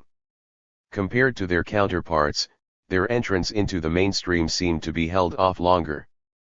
By the first decade of the millennium, however, the boots and bomber jackets had been tucked away, replaced by suits donned by a leadership, the so-called Gang of Four, headed by Jimmy Åkesson.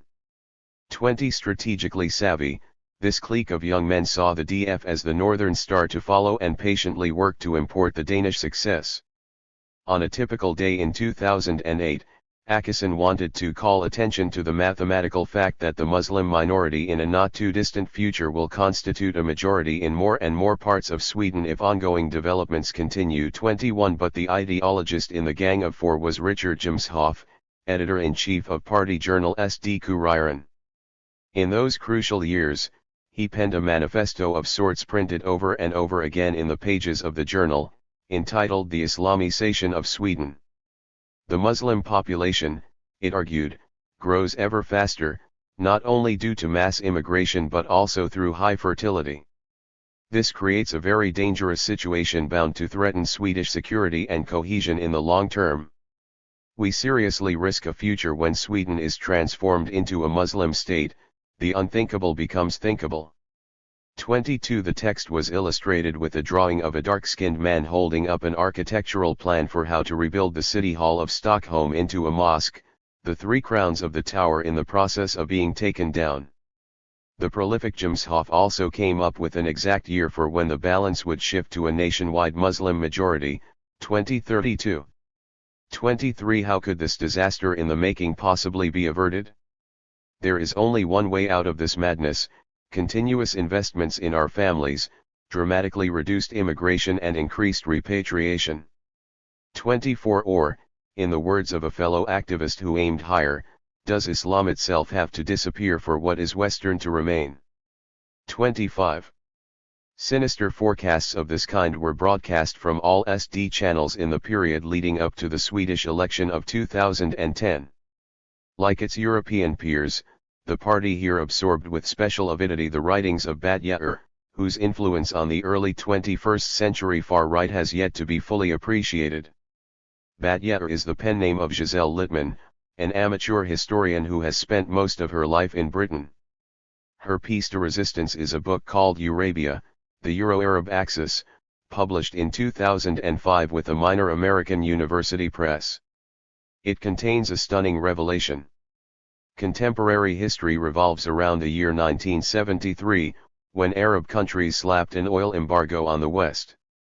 European economies were brought to a standstill, and the Arabs, a term interchangeable with the Muslims in Yetter's universe, controlled not only the oil, but also the banks on which these economies depended. To switch on the flow of oil and cash again, the Arab Muslims demanded nothing less than the complete surrender of Europe to the rule of Islam. And Europe agreed. Since 1973, a secret organ, a cabal that few have heard of and fewer seen, an occult machinery called the Euro-Arab Dialogue, or EAD, has governed the continent. 26 The institutions of the EU are merely facades for the EAD. In the reality Yetter has uncovered, the EAD permanently controls universities and libraries, parties and parliament, media and the schools, at the beck and call of the sheiks of oil and finance who direct events from the Middle East and regularly remind their partners about the pain they will inflict unless Islamization runs its course. This is why Muslims are present in Europe. They did not come spontaneously, as migrants looking for jobs or as refugees fleeing conflict. They arrived as a result of a meticulous plan to Islamize the continent, for which Yetter can provide an exact date and place. This Islamization was actually planned at a Euro-Arab seminar that was held at the University of Venice from March 28 to 30, 1977. At that seminar, the leaders of Europe, ever fearful of losing their oil and income, yielded to the Arab-Muslim demand for an implantation of homogeneous ethnic communities, and so it began. But if immigration proceeded in accordance with a secret master plan, how can Yetter know about it? Since the meetings of the EAD were closed and the proceedings not published, she admits, the initiatives of that occult machinery can only be deduced from the fact of their subsequent implementation. 27 Even if she has not seen the minutes, Yetter can infer their content merely by looking around. Muslim immigrants have been deployed as the infantry of a conquest. They are on a mission to physically supplant the natives. The mosques are their outposts. But the mightiest weapon in the Muslim arsenal is the womb itself, whose products swarm the world in general and Europe in particular, to the extent that the latter continent exists no longer, it is now Eurabia. In Yetter's narrative, then, the apocalypse has already occurred. All was lost in 1973. Since then, ex-Europe has sunk into ever more abject subordination to its Arab-Muslim overlords, who call the shots without opposition, without anyone even noticing, siphon off poll taxes from ordinary taxpayers, enforce Sharia law and prohibit thoughts disagreeable to Islam. Oil is the modern bedrock of their power. But the roots of the evil go all the way back to the 7th century, when Islam was set in motion as a ceaseless campaign to enslave, tax, kidnap and massacre everyone who is not a Muslim, and 1,300 years later, it finally managed to overrun European borders. The hapless surviving natives are now relegated to the status of dhimmi, a term by which Yetter means something like the passive and submissive slaves of the Muslims. When a dhimmi sees a Muslim on the street, he walks in the gutter and accepts insults without responding. He does not fight back, he lets himself be humiliated and robbed. The people formerly known as Europeans have been reduced to a mass of anonymous dhimmis, a collective chattel without history and political rights, who always have to give the best jobs and houses to the Muslims spitting at them. 28. Now, one could imagine that these protocols of the elders of Eurabia would be at most the object of satire, but it became the foundational work in a whole genre of books about the Islamization of Europe. 29 For parties such as the SD, it was gospel. A rhapsodic review of Yetter's book in the party press ended by asking, so what is the solution? Answer, a comprehensive sending home hemsandals of Muslims settled in Europe. 30 Yetter might have been pessimistic about the future, barring some allusions to the possibility of reversing decades of policy, but the far right gave her message an activist twist. For another few minutes, Eurabia can be avoided. 31 This thinking shaped the SD on the verge of its belated breakthrough. The text that did more than any other to finally catapult the SD into the parliament was an op-ed by Akison in the country's largest newspaper, laying out the whole diagram: mass immigration, high fertility rates, the timeless evil of the Islamic religion, the descent of Sweden into an abyss of mass rapes and pork bans and Sharia laws and foreskin removal financed by native taxpayers, producing a sum total of impending loss of the country to the enemy majority, and rounded off with the promise to reverse the trend with all the might I can muster. 32 It caused a sensation in the fall of 2009. Never before had the politics of the SD stood in such an intense national limelight.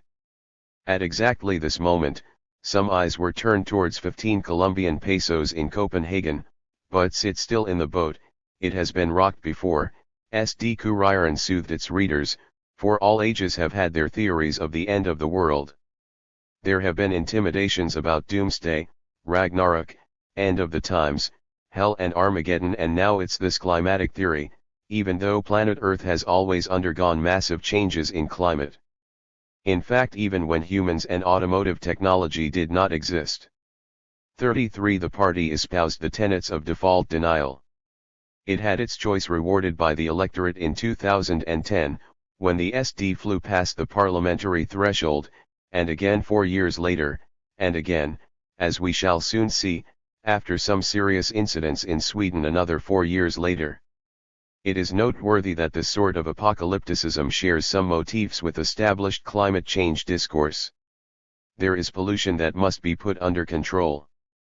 There are prognoses, projections, approaching deadlines, tipping points, and irreversible change, foundations of our lives already now undergoing swift degradation, a duty to coming generations, a civilization in existential danger. Fear and anxiety race through the hearts of the spectators. Such emotions are deflected from climate and directed towards another target, although not necessarily through the window of the Eurasia theory. In the 2010s, it was complemented by the theory of the Great Replacement, so called after a book by French writer Renaud Camus suggesting that white people of Europe are being systematically replaced by overbreeding non-whites, particularly Muslims, courtesy of the treacherous elites. A dystopia equaling years, if not as rich in ornamental details. This theory likewise impressed a sense of urgency on its adherents, since we have for so long stood apathetically before the catastrophe rushing towards us. Our only salvation now is remigration. 34 When picking its apocalypse, the far right could draw on both resources, or just spit out its choice without reference. Thus Geert Wilders in 2017 predicted that our women will feel safe nowhere and Sharia law be imposed everywhere any day, but not a single European government dares to address these existential questions. They worry about climate change. But they will soon be experiencing the Islamic winter.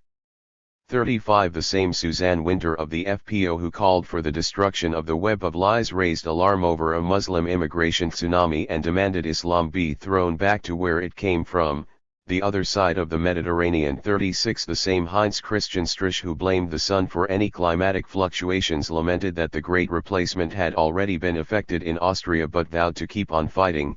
We don't want to become a minority in our own country. 37 The AfD spoke about Volksstaat, death of the Volk, meaning people or race. In the election manifesto that brought the party into the Bundestag, the demand for minus immigration ranked alongside that for German withdrawal from all international climate agreements, a balance widely reported in the press. 38 Alexander Galland, who scoffed at the notion of human influence on climate, could not stop banging on about the approaching day of doom. To sample some typical lines from one of his speeches, if our German nation-state goes down the drain, there won't be a second chance. We cannot move to another Germany. Our children and grandchildren should live in this Germany. Our ancestors did not build this land so that our political elite would ruin it and let it go to the dogs. And that is why we are now called upon to preserve the inheritance of our fathers and forefathers. I do not want to live in a country where Muslims have the majority. This is, dear friends, a policy of human flooding. 39. In the spring of 2019, the AfD plastered Berlin with a poster in its Learning from European History series, this one reproducing a 19th century painting in the Kitschist Orientalist style. A group of men surround a naked white woman. The men are dark of skin, wrapped in turbans and busy inspecting the body of the woman, her neck and breasts, one of the prospective buyers putting his fingers into her mouth. It is a slave market. The text of the poster read, "Damn it, AUS Europe keen European word. So that Europe does not become Eurabia." 40. The AfD had pored over the revelations of Bat Yair. 41 Her Amsterdam-based think tank International Center for Western Values listed Thierry Baudet as one of its friends. 42 The FVD leader clearly has absorbed some of her thoughts. When asked why conservative parties do not dispute climate science, he snapped, "They are dhimus." For him, it was but another apocalypticism. Mind you, it all comes down to a retelling of the Noah's Ark, with a flood as punishment for our sins, which we can prevent by repenting. I believe that around the year 1000 we were caught up in similar fantasies. 43 Baudet had made his choice too. He desperately wanted Europe to remain predominantly white, claimed in characteristically pretentious terms that Dutch society was being diluted homeopathically by non-white people and, fond of organic metaphors, warned of malicious, aggressive elements being injected into its body. 44. All of this suggests a logic of far-right denial deviating from that of the original ISA. Whereas the latter said the free market is precious, all is well, climate change is not a real problem, the former said the nation is precious, it is going under, climate change is a non-problem, where ExxonMobil had only the joys of the pump to offer, the far right had its own apocalypse. It proved itself superior in political potency. A wedge of denial was driven deep into the countries for decades perceived as the world's prime paragons of climate mitigation, countries like Austria and the Netherlands, but Denmark, Sweden, and Germany above all. But the far right did not just deselect climate as an item on the political agenda with the potential to distract from its mania. That could not account for the ferocity of the denial. There was nothing coolly indifferent about it. Similarly, the far right could just as well have resolved to follow its standard funnel methodology, accepted global warming as one of the many ills of the present and blamed it on immigration in general and Muslims in particular. That would not have been any more far-fetched than treating unemployment or sexual violence in the same manner. Indeed, some voices on the far right did add climate to their list and squeeze it through the pipe, as we shall see. The fact that the overwhelming majority would not touch it suggests that some form of investment was at stake, if not of the immediately financial, ExxonMobil variety. Some of the very same values the far right found in the nation it appears to have located also in the fossil economy, so that defense of the former and of the latter became one and the same thing, deflection and aggression two valences of a single undertaking. If so, the climate politics of the far right, or rather its anti-climate politics, was related to the war on immigration as something much more central to the columns than the foiling of a diversion. But the effect was identical. To the extent that the far right moved forward, the issue of climate change fell behind. In this, the trend went far beyond the words and deeds of the parties as such. A syndrome of selection. Only rarely capable of originality in the realm of ideas, the European far right could hear its choice of apocalypse reverberating through the mainstream right.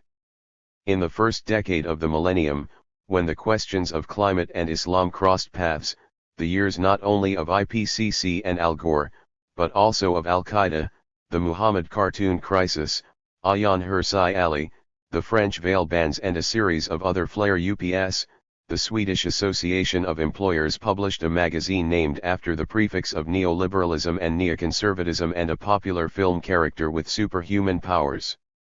The first issue of Neo had the theme "It's Looking Bright," and we have only just started and celebrated the amazing progress of the world thanks to the free market. The second issue was themed "It Looks Dark," and it has only just started and brooded over Islam. Threats stemming from Muslim immigration became an abiding preoccupation of Neo, and in January 2007 it filled the cover with ridiculously terrified people running and screaming and madly trying to save themselves from greenhouse gases on the attack. Editor Sofia Nerbrand, a leading intellectual of the Swedish capitalist class, added scare quotes to the climate threat and contended that there is in fact no consensus among researchers about the reasons for the fluctuations in climate. 45 The other house organ of the bourgeois intelligentsia, Axis, named after its owner Antonia Axson Johnson, as fourth-generation head of one of Scandinavia's greatest conglomerates, the richest woman in Sweden, and the general blessing of having access to things, painted the world in the same colors, bright for markets, dark for Muslims, blank for climate but occasionally dark for concerns about it. The Eurabia theory found its way into the output of the Axis sphere too. 46. But it was, of course, the American right that led the way for the rest of the world. A figure who personified the convergence of reactions, in all his coarse and derisive style perfectly pitched to the zeitgeist, was Mark Steyn, trusted pundit at Fox News and the Rush Limbaugh Show and author of America Alone, The End of the World as We Know It, a bestseller lauded by such luminaries as Christopher Hitchens and Martin Amis and recommended by George W. Bush to the White House staff. 47 The book was Stein's gift to the burgeoning Eurabia genre. White women in Europe give birth to perilously few children. The fast-breeding Muslims are poised to take over. The threshold of 50% of the population will be crossed in the 2030s, that of 100% Sharia law in 2040, making the natives an endangered population. Northern Europe is the ground zero for this ordained oblivion, but it will ultimately be a global event. We are living through a remarkable period, the self-extinction of the races who, for good or ill, shaped the modern world, Stein opined in the Wall Street Journal 48 the only solution that might just ward off the end of the world is the one practiced during the war in Bosnia by Serbian nationalists, whose influence on this way of thinking we shall return to. For Stein, they knew and lived the truth: if you can't outbreed the enemy, cull 'em. 49. In the prologue to his tract, Stein juxtaposed the two fears.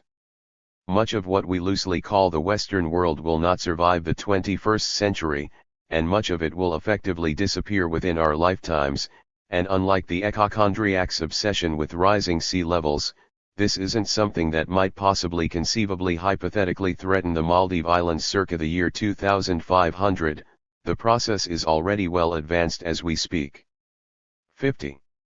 At the Heartland Institute's 10th International Conference on Climate Change in the summer of 2015, Stein was a keynote speaker, up at the top of the bill with James Inhofe. 51. Taking a poke at 21 Colombian pesos in Paris, soon-to-be presidential candidate Ted Cruz invited Stein in December of the same year to testify before the Senate.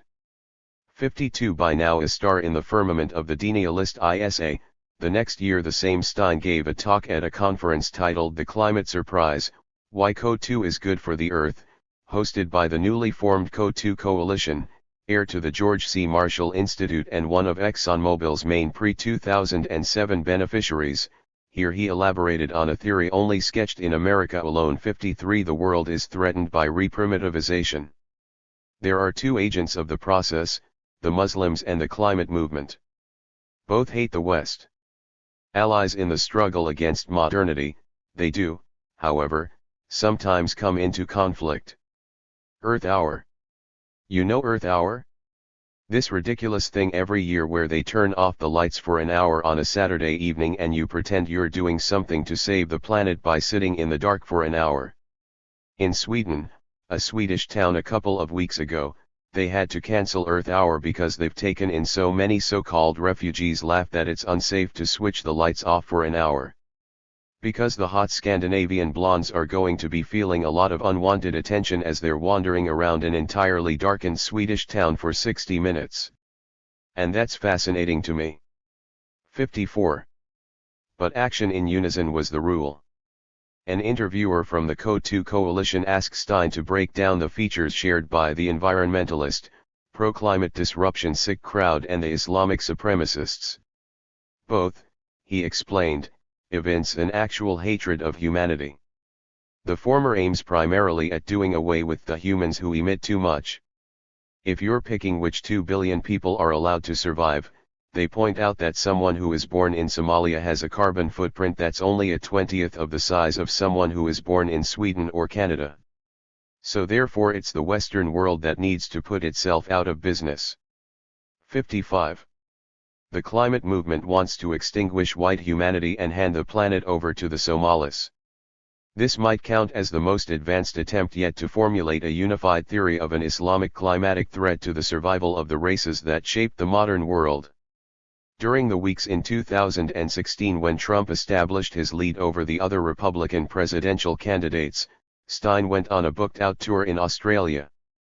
Advertised as the world's greatest conservative commentator and writer, he was invited by the think tank Institute of Public Affairs, an Australian node in the Anglophone network of such bodies, likewise financed once upon a time by ExxonMobil and Shell. 56. Stein contributed to the Institute's 2015 anthology Climate Change, The Facts, also featuring Richard Lindzen. In the years following its appearance, this volume was the first to show up when typing climate change into the search bar of Amazon's book section. Then in 2018, Stein was back at Fox News to chastise Democrats and CNN for being more critical of white supremacists than of undocumented immigrants. The white supremacists are American citizens. The illegal immigrants are people who shouldn't be here. 57. If Mark Stein was a lone sailor on these oceanic routes of convergence, he could be brushed aside. He was not.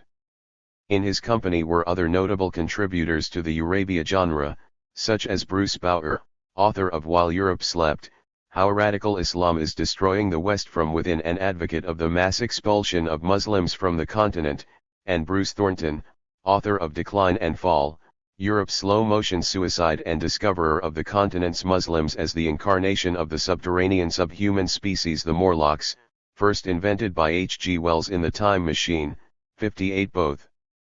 Published Excited Denialists Screeds in Front Page Magazine. 59 Operated by the David Horowitz Freedom Center, Front Page mostly spewed out hatred of Muslims. Donors Capital funded the David Horowitz Freedom Center. 60 Horowitz was the largest donor to Wilders' PVV, and a featured speaker at an annual meeting of ALEC. The American Enterprise Institute enlisted Ayaan Hirsi Ali and teamed up with counter-jihad activists. The Heritage Foundation gave the stage to celebrities from the anti-Islam crusade. The Heartland Institute protested that the true history of 1,400 years of Islamic attacks on the West was being excised from European school curricula, and so on. 61 In its fourth phase, the denialist ISA formed close relations with Islamophobic thinkers and their tanks, often referred to as the counter-jihad movement between roughly 2005 and 2015, when the term went out of fashion, the black box of billionaire money spreading its largesse over both. 62 The love was reciprocal. A more refined way of acting out the posture was to say that both climate change and Islamophobia had been blown out of all proportion. This was the argument of Pascal Bruckner, reliable philosopher of the French right and author of 2 companion volumes, The Fanaticism of the Apocalypse, Save the Earth, Punish Human Beings, followed by an imaginary racism, Islamophobia and guilt.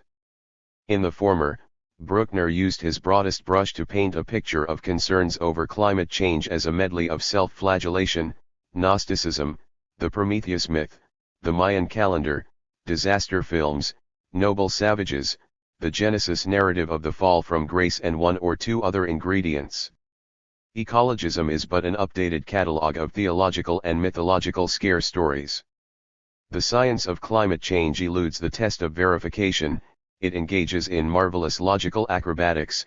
It is a magical skeleton that requires of its practitioners chiefly a diploma in intimidation. 63 It is out to punish us for the mere sake of it.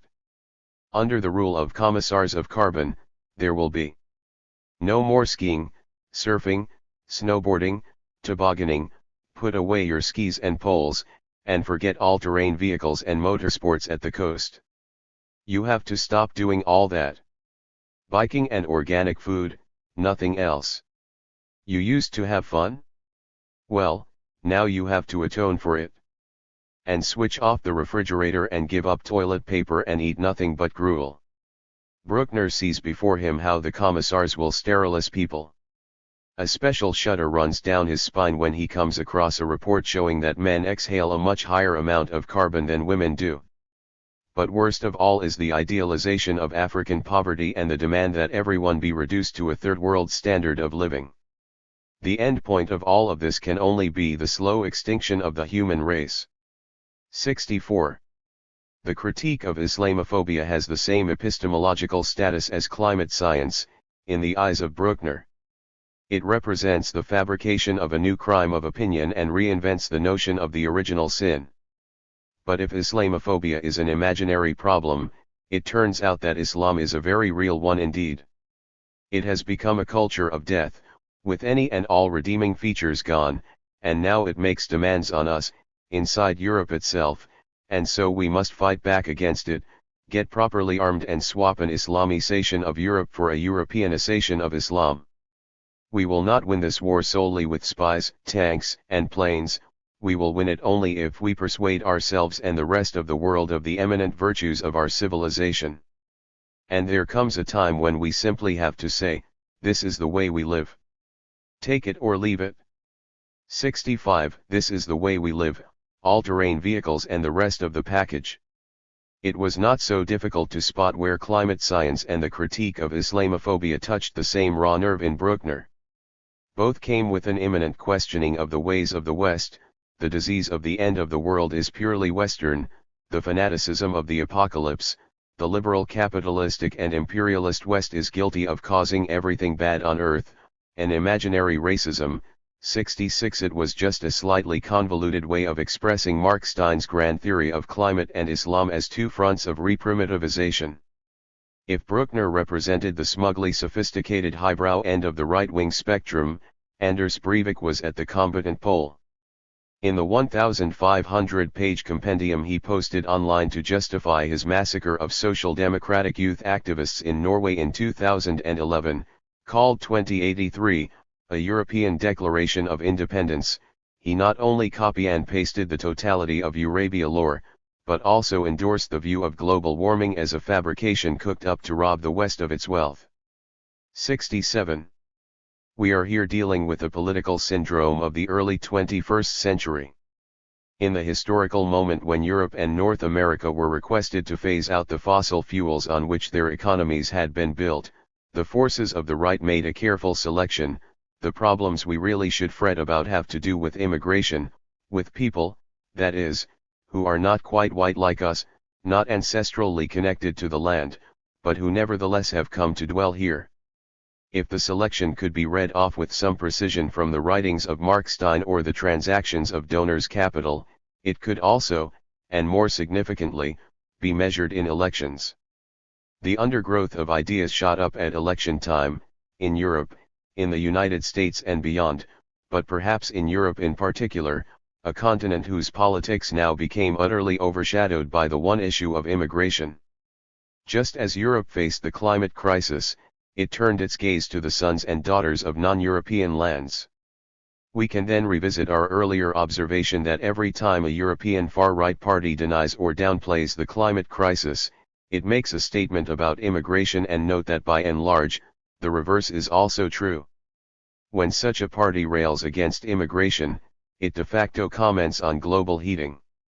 An immensity of political energy has been thrown into the war on the former, and if future generations will have to sift through the reasons for why so little was done to prevent a climate catastrophe foretold, this will be one of them. The fictional problem of an immigrant invasion and a Muslim takeover supplanted the real thing. While some lived in biophysical reality, the far right, often the winner on the ground, levitated into an imaginary, hallucinatory, phantasmagorical sphere. Stein and his lot would, of course, say exactly the opposite. And thus the forces were lined up. A break with reality. One could imagine that the actual strike of a climatic disaster would turn the tables on the right, perhaps even bring it to its senses. That, however, cannot be taken for granted. The extreme summer of 2018 gives a hint of other possibilities. A heat dome covered the northern hemisphere for months. There was a La Nina phase, which ordinarily would convey cool water and air towards the north. Instead, heat records were smashed like icicles with a sledgehammer. The highest overnight temperature ever recorded came in from the coast of Oman. The highest temperature ever recorded in Africa came in from the Algerian desert. But it was in the Arctic that the maxima were most brutally shattered, as wildfires made their way through the Siberian tundra, accelerating the melting of permafrost and the consequent release of methane, and engulfed forests in Sweden. Within the Arctic Circle, the heat wave had no historical precedent, leaving climate scientists, as so often before, baffled by the speed and ferocity of the developments. 68. Among the worst affected countries, one was just a few weeks away from an election. That country was Sweden. It received barely any rain at all between late May and August. Nights classified as tropical were measured in the far north. July became the hottest month ever recorded, averages reaching 5.5 degrees Celsius above normal, the ultra-red zones on the maps of weather anomalies looking like patches of badly burnt skin. During the endless sun, harvests withered and farmers sent their cattle to mass slaughter for lack of fodder.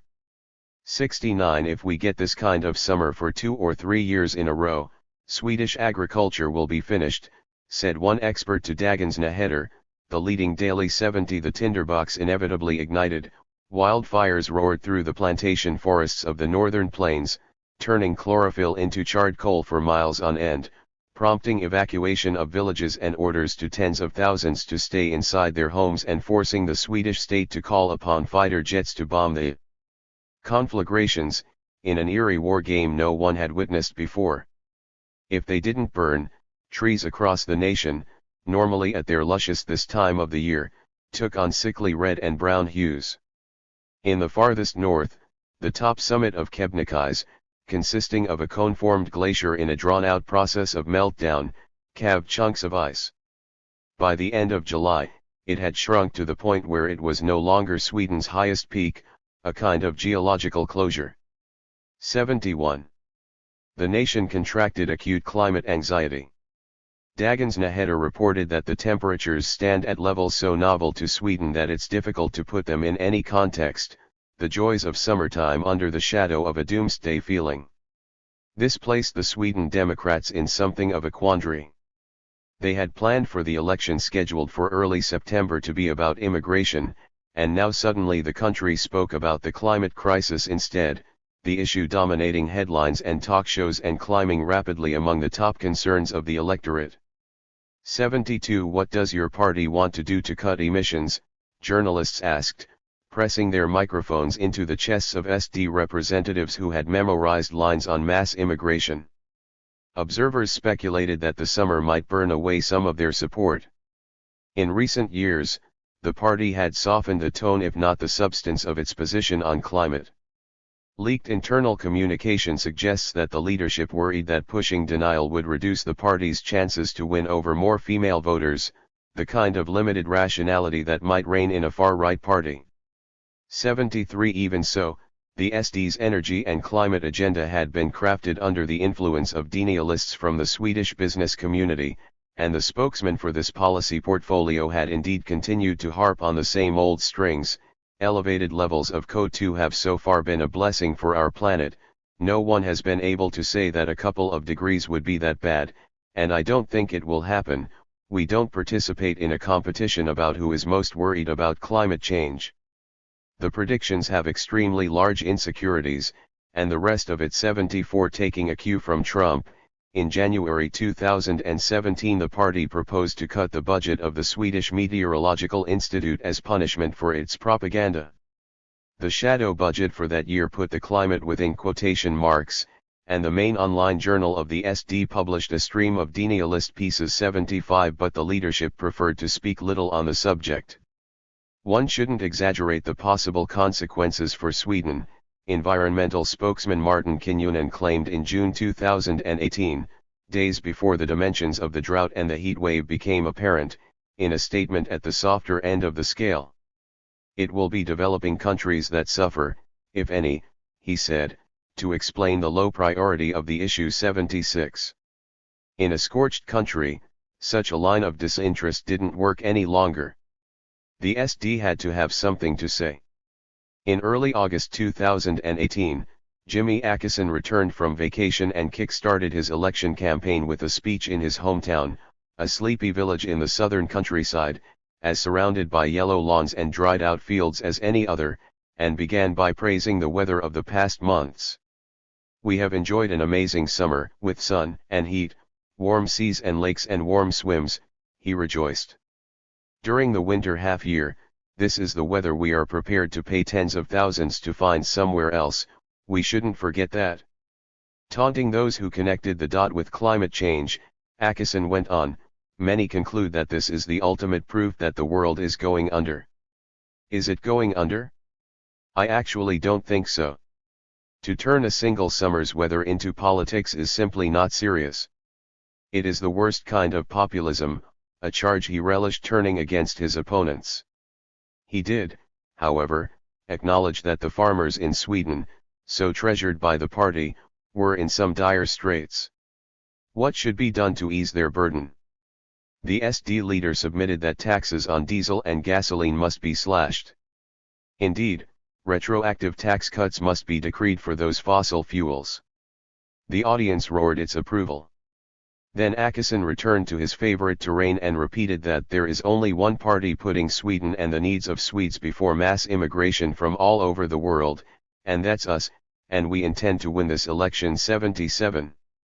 Over the next weeks, the SD held firm to this line, lose no sleep over the summer, set the fossil fuels free from undue restrictions, deal harshly with the threats to Sweden. When the election manifesto was unveiled, the press reported cuts on fuel taxes as one of its main points. 78. The document also demanded the scrapping of environmental regulations for industry, the abolition of the recently instituted, very modest tax on aviation, the keeping of the contested Bromma Airport in Stockholm, mostly used for domestic business flights, eased rules for the EPA tractors venerated by some of the party's rural constituencies. 79. Akison refused to concede anything to the evidence that the heat dome was linked to climate change and flaunted an attitude best characterized as willful ignorance. I don't know how fast the climate is changing, but the Earth's climate has always changed and always will, he said at one point. At another, I am no expert on weather, but people talk about there having been an El Niño and a heat wave it brought us this summer, and there's probably something to that. 80. When a journalist asked him what does your climate anxiety look like, Akison replied, I have anxiety, above all about the fact that a fourth of our country's women don't dare to go outside in the dark, a reference, as everyone understood, to the immigrant rape gangs that supposedly roamed the streets of the nation. 81. On immigration, as on climate, the SD had tempered its rhetoric a few notches upon entrance to parliament. Most importantly, the idea of repatriation, that is, mass expulsion of people living in Sweden on the basis of some origins-related criterion of not belonging there, had been put on the shelf. After the government of Social Democrats and Greens closed the borders to refugees in late 2015, however, there was little to separate the party from national policy. The Sweden Democrats gleefully welcomed its adversaries to the position that the House of the Nation is full, and then dusted off the banner from their skinhead years and readied for the next great battle in migration policy, the removal of certain people to the countries where they should live. Akison, 82. This was now referred to as remigration. Who should be prompted to leave?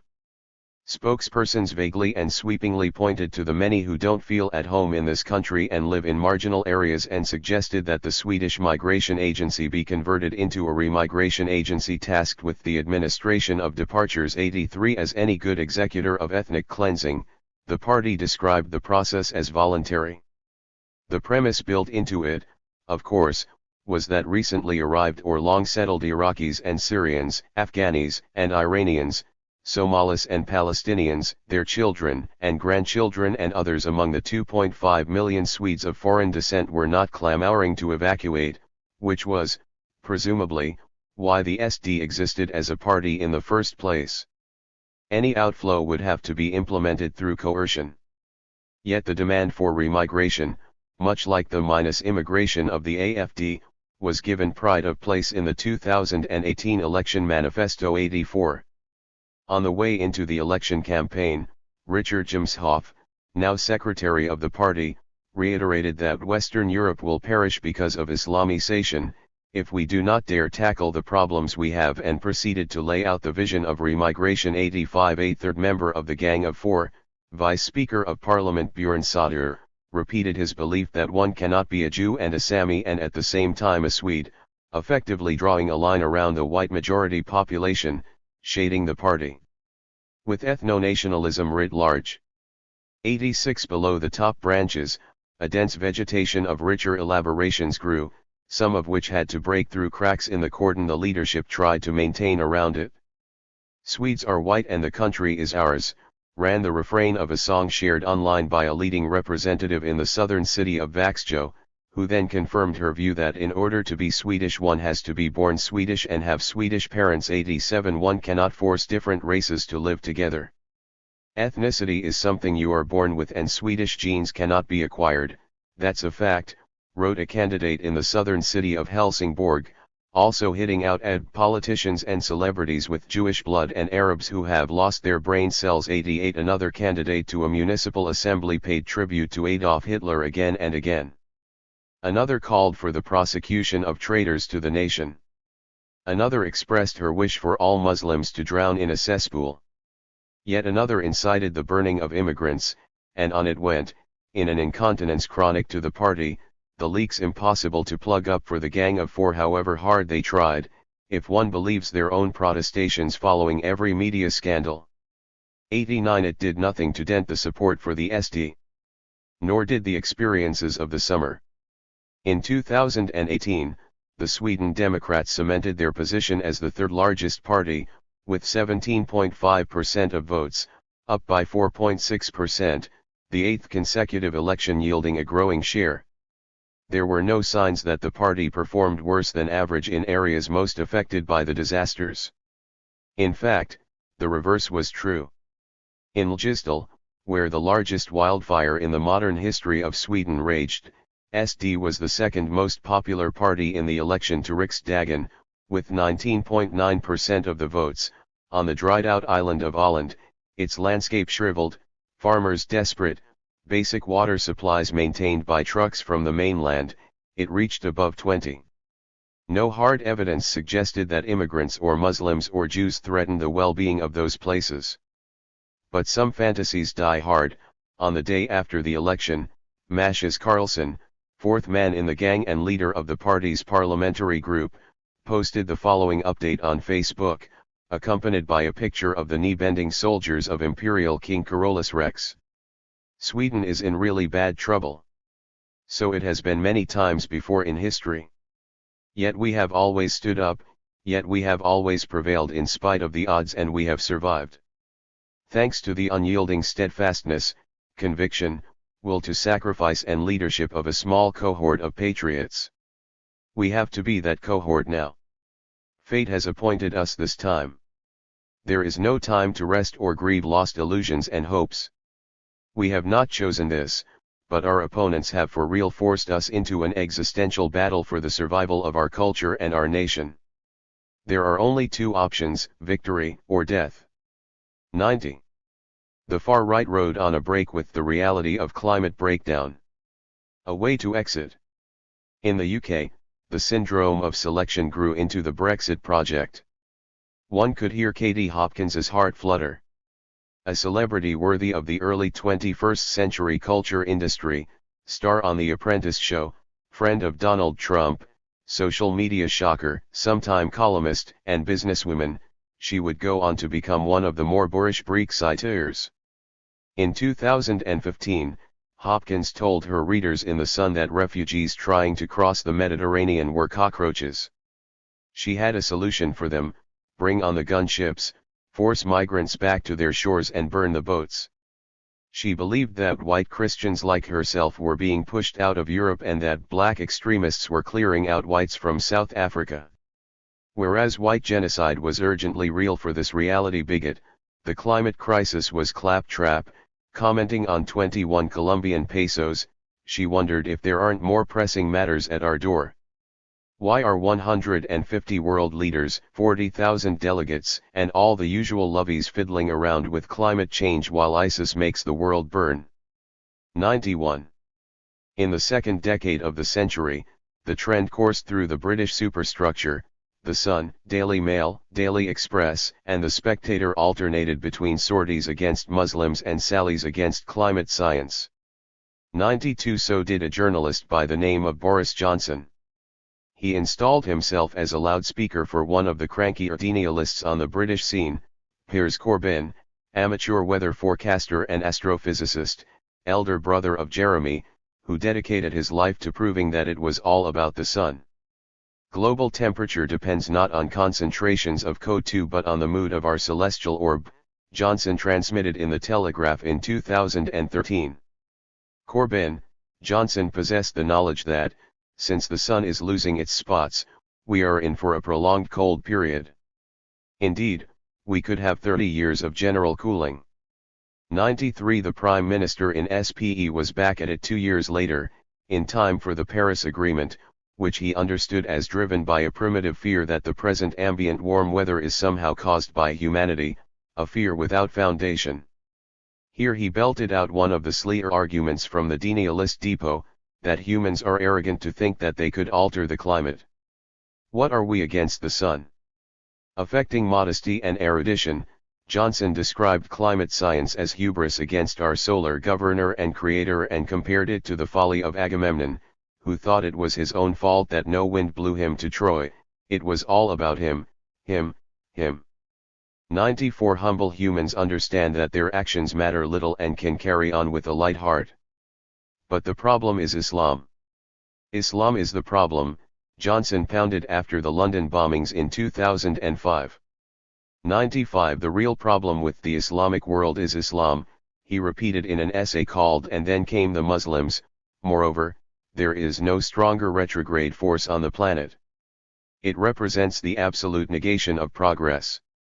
There must be something about Islam that indeed helps to explain why there was no rise of the bourgeoisie, no liberal capitalism, and therefore no spread of democracy in the Muslim world. 96 How could the rule of this trinity be assured? Journalist Johnson also turned to the Dark Continent. The best fate for Africa, he wrote in The Spectator, would be if the old colonial powers, or their citizens, scrambled once again in her direction, on the understanding that this time they will not be asked to feel guilty. 97 As with greenhouse gases, empire was no reason to have a bad conscience. Rather, there ought to be more of it. These were some of the ideas circulating through the constellation of right-wing forces that would pull off Brexit.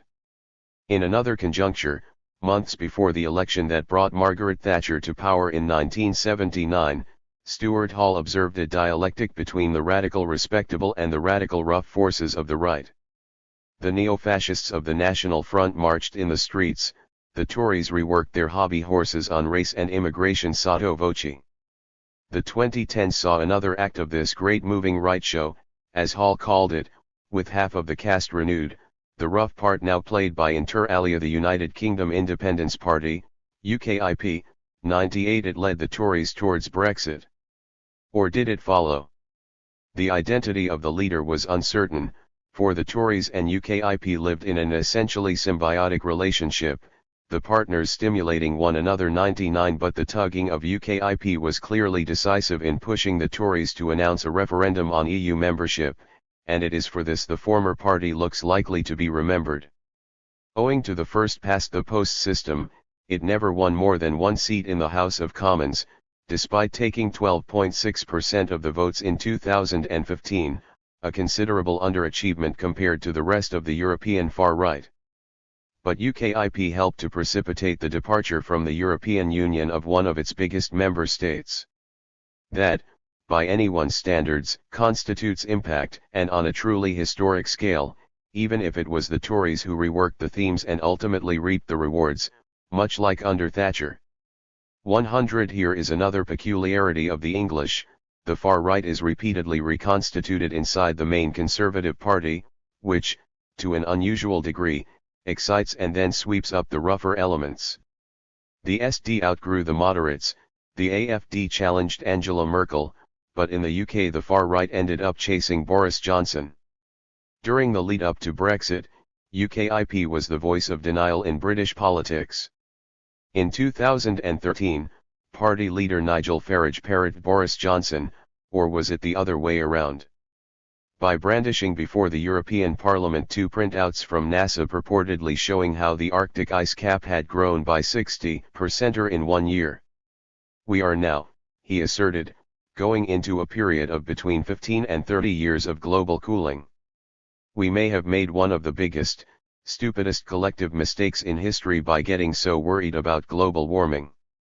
But the mistake was not haphazard, its purpose was to foist a world government on gullible nations.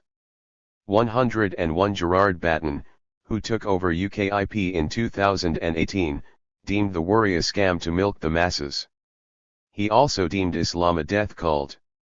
102 When the IPCC released its 1.5 degrees Celsius report in the same year, the party's energy spokesperson Roger Helmer fired off a fusillade of angry tweets. How can they get away with crying wolf for decades, when nothing actually materializes, and why should people around the world spend billions on reducing CO2 emissions when the climate is behaving as if we had already done so? 103. The same viewpoints could be found among figures of the Tory right, such as Jacob Rees-Mogg, hyper-gentleman and sidekick of Johnson. He believed that the effect of CO2 on climate remains much debated. Unease over global warming was the result of psychologically archetypal eschatological fears, no different from the ancient Roman expectation that the world would end in 634 BC, the foundation of which was a prophecy involving 12 eagles. Thanks to this sort of groundless environmentalist obsession, British citizens suffered high electricity prices. 104 Jacob Rees-Mogg directed a hedge fund with millions of pounds invested in oil and gas.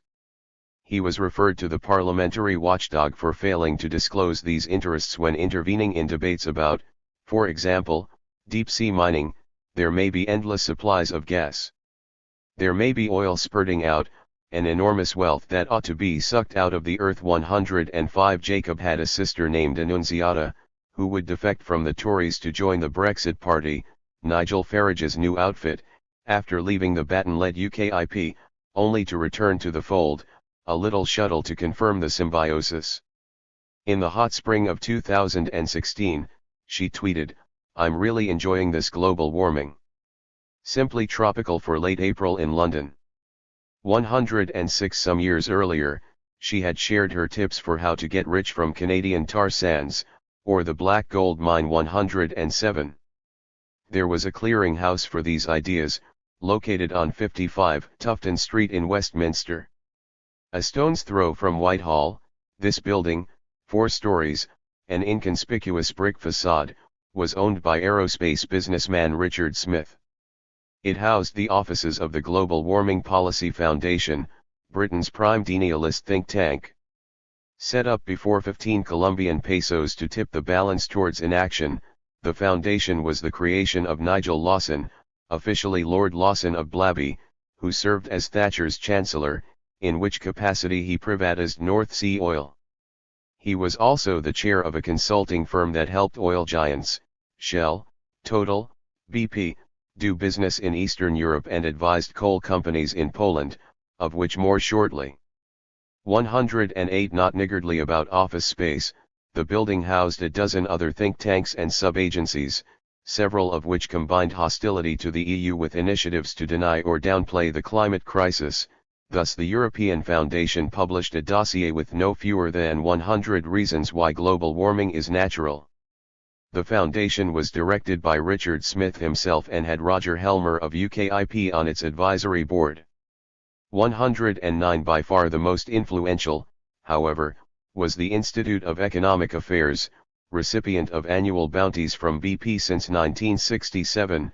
It pushed carbon vitalism and other types of denial, and in 2013 celebrated 20 years of denouncing the eco-militants, a persistency that had contributed to preventing wholesale political change on climate issues. The Institute maintained that evidence of climate impact is still hard to prove, and harm even more difficult to establish. 110 It promiscuously shared staff and ideas with the Global Warming Policy Foundation. Amid the nearly all-white, nearly all-male inbreeding going on at 55 Tufton Street, the eminence grise was Matthew Elliott, a wizard of Whitehall lobbying who had links to the Cook brothers. 111 He conjugated the Tufton organizations and had one of his own, called the Taxpayers Alliance. It did gigs with the Competitive Enterprise Institute.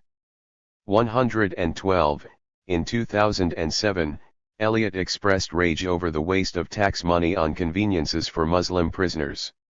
113 If the Tufton network aimed to operate as the UK wing of the denialist ISA, however, it had a voice modulated for British conditions and a particular axe to grind, getting out of the EU. 114 Smith, Lawson, Helmer, Elliott, and their peers wished to see the UK cut the European red tape that suffocated business and instead consummate the special relationship with a free trade agreement. Some of the abhorrent regulations were justified by references to the climate. In his 2009 book The Great European Rip-Off, How the Corrupt, Wasteful EU is Taking Control of Our Lives, Elliott and his co-author David Craig accused the EU of finagling citizens into expressing concern about this issue and using it to make a huge power grab. Indeed, our Euro leaders were so fired up with their new climate change crusade that some started talking about a 60% or even an 80% reduction in emissions by 2050, aim so preposterous that their sole rationale must be to rip off the rest of us. 115 From this deceit and robbery, the UK had to break free. The same hankering for freedom, from high fuel prices, green taxes, trading regulations, the EU, was expressed by 5 top Tories and Tufton Fellows in Britannia Unchained, Global Lessons for Growth and Prosperity. Shackled in chains, the former empire had to regain its deserved share of the world's wealth and resources. 116. When Vote Leave was founded as the official campaign before the referendum, it established its first headquarters at 55 Tufton Street. Eliot set it up, Lord Lawson served as chairman. 117. By his side Eliot had Dominic Cummings, later the special advisor to Boris Johnson, who in turn became the face of Vote Leave. Sure of its priorities, this crew danced to the same tune as UKIP. The real problem facing our society is immigration. Although the UK stood outside the Schengen area, and so was untouched by the arrival of refugees in the EU in 2015, UKIP depicted membership as a sluice that would inevitably allow those people to flood the nation. Just as the British had to welcome migrants from member states in Eastern Europe, so they would have to accommodate untold numbers from the Middle East, the former horror a starting point for the Brexit project. For this storytelling campaign, UKIP enjoyed a support wave. In the year leading to the referendum, the plurality of voters rated immigration the number one issue and UKIP the best party on it, on which Farage rose to become John the Baptist of Brexit. 118. A defining moment, to match his NASA printouts, was his unveiling of a poster with a caravan of refugees marching under the heading "Breaking Point, the EU has failed us all." 119. If that was the rough edge of the Leave campaign, Eliot and Cummings vouched for the respectability. But telling the one from the other was not always easy. Before Farage's caravan, Vote Leave published its own poster with the heading "The EU is letting in more and more countries" and a map of the European mainland in grey, Britain in blue and Turkey, Syria and Iraq in red and orange, colors of the danger zone. Turkey had 76 million inhabitants, the poster pointed out. It was lined up to join the EU, and located right next to it, the numberless masses of Syria and Iraq. A thick arrow shot from the Levant across the grey area into the heart of England, as though all those hundreds of millions were about to leap over the continent and squeeze in among the Joneses. 120. Boris Johnson put his signature to a statement on how continued membership would perpetuate uncontrolled immigration and invite the populations of Syria and Iraq. 121. Needless to say, this was all make-believe. Turkey was not about to be admitted to the EU, there were no freeways connecting Aleppo to Berlin to Calais. And yet the campaign was always talking about immigration. The most proud moment for many of Vote Leave's staff was how well the Turkey leaflet did, one insider source later revealed.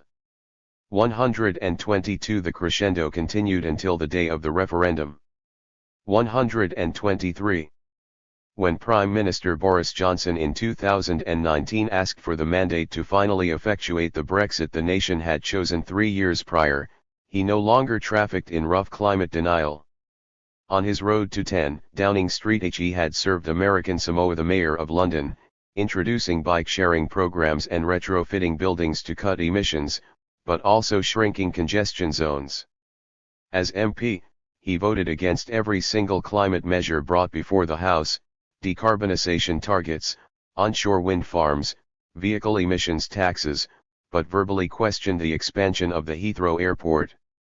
As Foreign Secretary, he claimed to be lobbying the US to rejoin the Paris Agreement, but axed the staff of climate diplomats.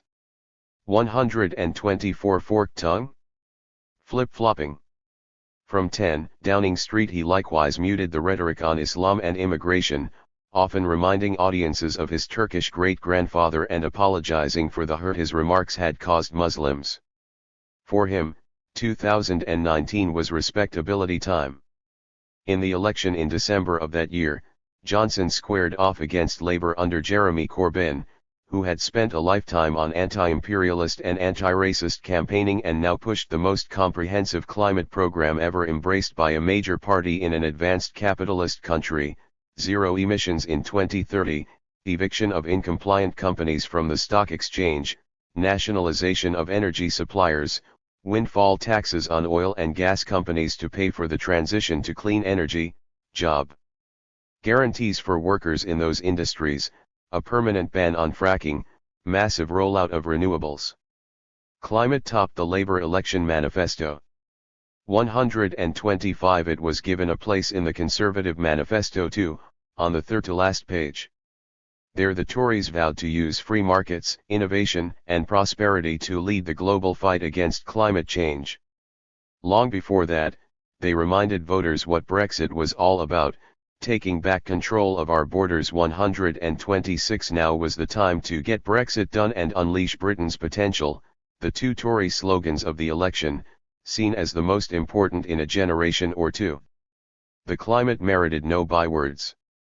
Thus when Channel 4 arranged an election debate on the topic of the climate emergency, two party leaders abstained themselves, Boris Johnson and Nigel Farage. On the empty seat of the former was placed an ice sculpture, slowly melting in the studio. A fortnight later, Johnson got to choose his own image of himself. On a photoshoot visit to a factory producing industrial machinery, he had a styrofoam wall decorated with the word gridlock and a digger wrapped in the Union Jack. He got behind the wheel of the incredible digger, his words, the fuel powering the vehicle needed no mention, put his foot down, launched the vehicle through the mock bricks and emerged on the other side like an impressive winner. The bulldozer PM, smashing fetters with his national machine, business as usual plus the spectacle. 127 Despite polls suggesting that climate was a bigger concern for voters than in any previous election, this was the line that won. 128. One of many queuing to congratulate Johnson for thrashing Corbyn was the Global Warming Policy Foundation. It praised the PM for achieving the mandate for a climate and energy policy that won't undermine Britain's international competitiveness or hurt businesses. 129 The foundation expected a return on investment. When Johnson ran for Tory leadership, its director gave him £25,000, he donated 4 times the amount to Vote Leave. 130 Johnson rather maintained a tepid commitment to capitalist climate governance, as did some of the other Tufton players, such as the Institute of Economic Affairs and Taxpayers Alliance. When Extinction Rebellion hit London, the latter warned of a leap into eco-socialism and patiently explained that only unfettered capitalism could reduce emissions, the proof being Starbucks' adoption of green standards. So forget the protest, pack up and go and get a Starbucks. 131 In this division of labor, the semi-brainy magazine Johnson used to edit, The Spectator, continued to publish in-your-face denial of the basic science, claiming that sea levels were falling and small islands growing and heat records fake under some not-so-subtle headlines. Don't blame oil and coal companies for climate change, don't blame the West for the climate emergency, the naked socialist agenda behind the global warming hysteria. 132 If there was a household magazine for the Brexit bourgeoisie, it was The Spectator. Katie Hopkins also partied on election night. Nationalism is back. British people first, she tweeted. 133 Her friend Tommy Robinson was so exultant that he joined the ruling party. This man began his political career in the British National Party, founded the English Defence League to physically attack Muslims and became the poster child of the radical rough right. In 2018, he joined Batten as a special advisor to UKIP. When Boris Johnson thwarted our country becoming a socialist dump, he found a better home. His announcement included a special shout-out to Dominic Cummings. 134 The legs of the Brexit right and the street-fighting right were tangled throughout this conjuncture. Just a week before the referendum, on the same day that Farage posed with his caravan poster, a neo-Nazi fatally shot and stabbed Labour MP Joe Cox, guilty of supporting immigration and the EU, while shouting Britain First. 135 The outcome of the referendum set off a cascade of racist violence, with more than 2,300 incidents reported in the first 38 days. 136. In parallel with Tory attempts to get Brexit done in 2018 and 2019, far-right marches in the streets of England attracted the greatest numbers since the 1930s. Then this force fell in line. So happy were they with Johnson's hardline approach to Islam that 5,000 members of Britain First, the group Cox's murderer had been involved in and got his slogan from, collectively abandoned their organisation after the election and instead became members of the Tories. 137 Johnson did not, of course,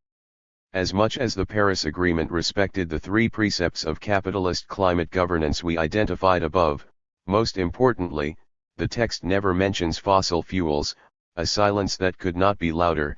It upheld the idea of mitigation.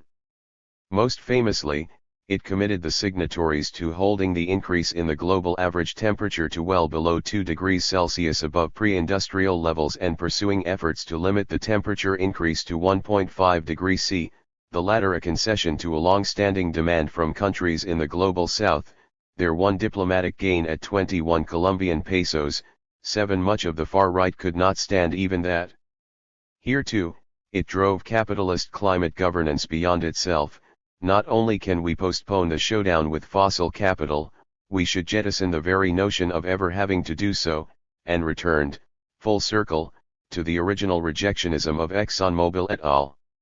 At most, the defense of sovereignty is a partial but insufficient explanation for the far-right tendency to abhor something as lax as Paris. Moreover, formal protection of self-determination could be entirely compatible with a push for renewable energy at home. So could a quest for economic self-sufficiency. But far-right parties very rarely advocated a massive scale-up of renewable energy on their own territories and their own initiatives.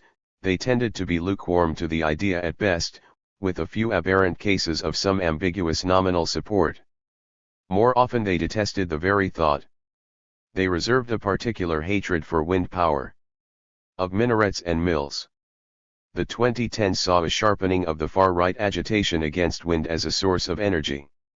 Roger Helmer of UKIP admitted to disliking large solar farms, but most of all, I hate wind turbines because they're symbols of monstrous, pointless waste, and futile political correctness. 8. His party liked to think of itself as the avant-garde of resistance to wind in rural English communities. 9. Marine Le Pen, heir to her father's party, said she was fine with solar and biogas but wanted an immediate moratorium on the erection of turbines, which are hideous and do not function, costly and monstrous. 10. In the spring of 2019, the party launched a campaign specifically to stop turbines, defined as visual and sound pollution and a disaster for the environment. 11. In the motherland of wind, the Danish People's Party announced in 2018 that it would henceforth oppose all construction of wind farms on land and only accept offshore projects. The demand was immediately placated, when the government and the DF agreed to reduce the number of onshore turbines from the current 4,300 to 1,850 in 2030, while 3 new offshore farms were tabled. In other words, more than half of standing wind turbines were to be taken down in the next decade, a rare case of dismantling renewable energy infrastructure. 12. The AfD was working for the same turnaround in Germany. In the parlance of the party, so-called renewable energy isn't really that, it's just unreliable, inadequate, expensive and, in the case of wind, outright awful, since turbines destroy the image of our cultural landscapes and pose a lethal danger to birds. 13. I'm very much against windmills. I want all the windmills out of the Netherlands. Except for the old ones, of course, said Thierry Baudet and chuckled. 14. Another European country with promising potentials for wind power, rolling hills, mountains, steppes, is Hungary. But in 2010, the Fidesz party swept the elections and began to establish a stranglehold on the nation. 6 years later, the office of Prime Minister Viktor Orban announced that the wind only blows in afternoons and evenings and issued a list of restrictions on construction. No turbines would be allowed within 12 kilometers of an existing building, within 40 kilometers of a radar installation or within 15 kilometers of a military airfield, and if any site could be identified outside of those limits, all neighbors within 1 kilometer would have to approve of the project. This amounted to an effective nationwide ban. 15. In 2016, when the PS was part of the government, new subsidies to wind power in Finland were stopped, largely due to the efforts of agriculture and forestry lobbyists close to the party. 16. During that year, the party waged a national campaign against the scourge. It began with a press conference featuring a man crying over the pain the nearby turbines had caused him and his family. A result, the Finns explained, of the undetectable ultrasound or infrasonic waves from the installations. 10% of the population was at risk of contracting various diseases. To top it off, the turbines endangered wildlife. They make bats' insides explode. 17. Why the animus? Wind turbines were the most conspicuous symbol of a policy, or even just a pretense, of climate mitigation. They were eyesores for principled opponents of the latter, banners flying the idea that renewable energy might one day take over, hoisted inside the space these people considered their own. But there was also another dimension to it. There were striking similarities to the hatred of minarets, mosques, and calls to prayers. 18. A minaret and a mill shared some physical properties, immovable structures. They could reach soaring heights and tower above their surroundings. They had a potential for making wailing sounds, from the adhan or the blades. They permanently occupied public space. Local campaigns against both kinds of projects were often couched in technical objections. There will, detractors said, be noise, spoiled views, fractures in the rural or urban landscape, but below the surface, there was a sentiment of intrusion or even invasion. Campaigns tended to fall back on a high-pitched rhetoric of "this does not belong here," targeting projected Islamic places of worship and wind energy converters as monuments of a nefarious foreign power, Muslims overrunning natives, environmentalists overhauling everyday life. Why should our community be sacrificed for these outsiders? Resistance to external imposition became a leitmotif in spatial conflicts over both Islam and wind in early 21st century Europe, a posture reverberating in deep affective wells, the feeling of one's own life being a plaything in the hand of unintelligible distant forces, the experience of having one's own life of privilege questioned by transitions, away from a homogeneously white population or, if only potentially, away from an economy based on fossil fuels. Migrants are like wind turbines, everyone agrees to have them but no one wants them in their backyard, explained Marine Le Pen, revealing less about everyone than about how the far right perceived the 2019. The parties fought on both fronts as though they were one. In its one-page manifesto for the period 2017 to 21, the PVV presented 11 steps for the de-Islamization and reclamation of the Netherlands. The first included the closing down of all mosques, the seventh an end to all public investment in wind power. 20. The AFD rejects the minaret and the cry of the muezzin as icons of Islamic supremacy. 21. SD activists led the struggle to thwart 19 attempts by the Muslim community in the city of Borlange to build a place of worship, as well as the less successful struggle to stop the expansion of nearby wind farms. 22. Representatives in municipalities across Sweden, the middle layer responsible for most of the racist expletives that reached the media, were engaged in numerous drawn-out campaigns against both provocations. As for Hungary, the last minaret was built 500 years ago. 23. Under the towers, real or imagined, existing or planned, activists of the far right stoked resentment against a world turned upside down. In defense of fossil capital in general. Not only wind power but all domestic mitigation policies tended to be the object of far-right dissent. It was here that the ministration to fossil capital became most obvious. In Upper Austria, the far-right maintained close ties to steel and automotive corporations, not the least through the figure of Manfred Heim-Buchner, deputy provincial governor and vice-chairman of the FPO. He was convinced that actual mitigation would cause the deindustrialization of the world and Upper Austria. 24. He also headed the party think tank Der Kreis, which in 2015 published an anthology with contributions from various personalities of the country's capitalist class, called Courage to Speak Out. The foreword made the outlook plain: through high taxes, high environmental standards and absurd climate protection legislation, we endanger our industrial base, which is also the foundation for jobs and prosperity, very much a mindset of the bourgeois mainstream, elevated to national protocol when the FPO took over the helm together with the OVP in 2017-25. Across the border in Hungary, the Fidesz government assiduously catered to the needs of one industry in particular, the manufacturing of cars. Soon after coming to power in 2010, Orban turned to German auto companies and wooed them deeper into his country with an array of sweet location advantages. Hungary cut its corporate tax to the lowest rate in the EU, at 9%, or further reduced by means of various allowances to a negligible 3.6% for the largest multinationals. A company moving its car factory to Hungary would benefit from a platform next door to the main markets in Western Europe, with weak unions, long hours, and low wages. In 2016, Hungarians put in 1,740 hours per year, compared to 1,613 in Austria, but received half the pay, and a standing offer to help rewrite labor laws. 26 In late 2018, this deference to foreign, read, German, auto producers reached a new level when FIDES rammed through a set of statutes that became colloquially known as the slave law. Companies were now entitled to request 400 hours of overtime, up from 250, and wait for 3 whole years, rather than 1, before remunerating their employees for such work. 27 In the same year, BMW announced the construction of a new plant in Hungary, which was expected to raise the share of cars in the country's export from 1/3 to nearly 1/2. 28.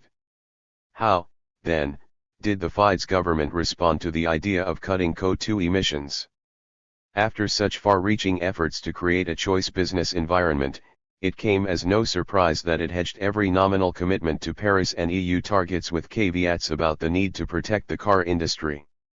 29 In regard to EU ambitions to cut emissions by 40% from 1990 levels, and expand renewable energy to a 27% share by 2030, the FIDES government was openly resistant in solidarity with its main beneficiary. Hungary will never accept a proposal from Brussels that would hurt the German, more precisely the Bavarian, auto industry, Foreign Minister Peter Zigerto stated in 2018, claiming total unity of interests between FIDES and BMW and Audi. 30 The minister had made personal assurances to the owners of these two companies never to abide by such directives.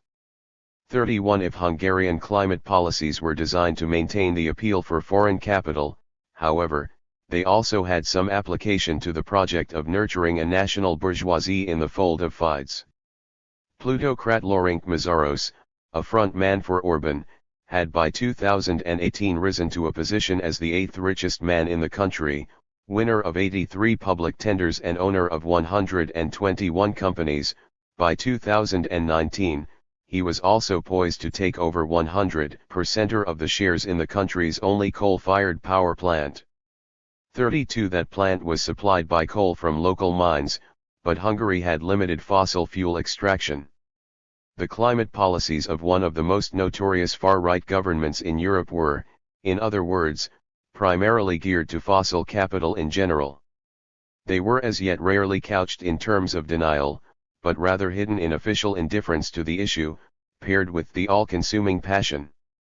For the 2010s, the FIDES government must count as one of the most consistent in focusing on the problem of Muslim immigration, its rhetoric spiced up with the incessant demonization of George Soros. A financial investor and liberal philanthropist, Soros was best known in his native Hungary as a rich Jew. After the so-called refugee crisis of 2015, the FIDES government turned itself into a loudspeaker for the theory that Soros, the international speculator, Orban, maneuvered in the background to hand Europe over to a Muslim invasion. 33 It was his money that worked to open the borders. In October 2017, the FIDES government mailed a national consultation to all eligible voters, asking them to voice their opinions about what it called the Soros plan for settling at least 1 million immigrants from Africa and the Middle East annually on the territory of the European Union, including Hungary.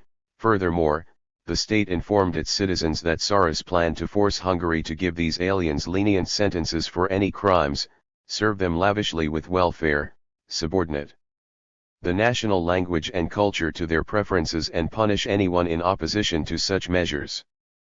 34 Around the same time, FIDES filled Hungary with advertisements portraying a Soros smiling maliciously under the caption 99% oppose illegal immigration, don't let Soros have the last laugh. 35 Seldom had the figures of the subversive Muslim and the subversive Jew, unified in their contempt of national borders, fused to such spectacular effect. In spring 2018, Hungary headed to the polls again. Fides beat the drums against Muslims and the rich Jew behind them ever more ferociously.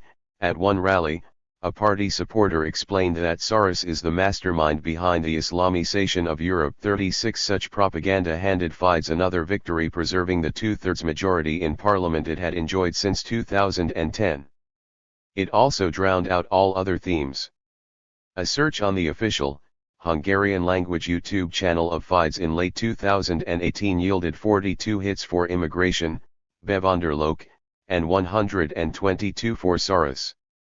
For climate politics, Klimapolitika, and environmental protection, Környezetvédelmi, the result was 0.37, but in response to a question fielded by an oppositional member of parliament in October 2018 regarding the recent IPCC report, one minister crossed the line. The degree to which human activity impacts climate is up for debate. 38 For the Hungarian government, this marked the sudden awakening of a passion about the climate. We shall examine it further below. Protecting the car industry, resisting emissions cuts, ignoring climate change, vilifying Muslims and Jews, and eventually falling in line with denial, the early 21st century European far-right in power. It has been suggested that far-right parties in countries that import practically all their fossil fuels would be keen to seek out alternatives, in the interest of self-reliance.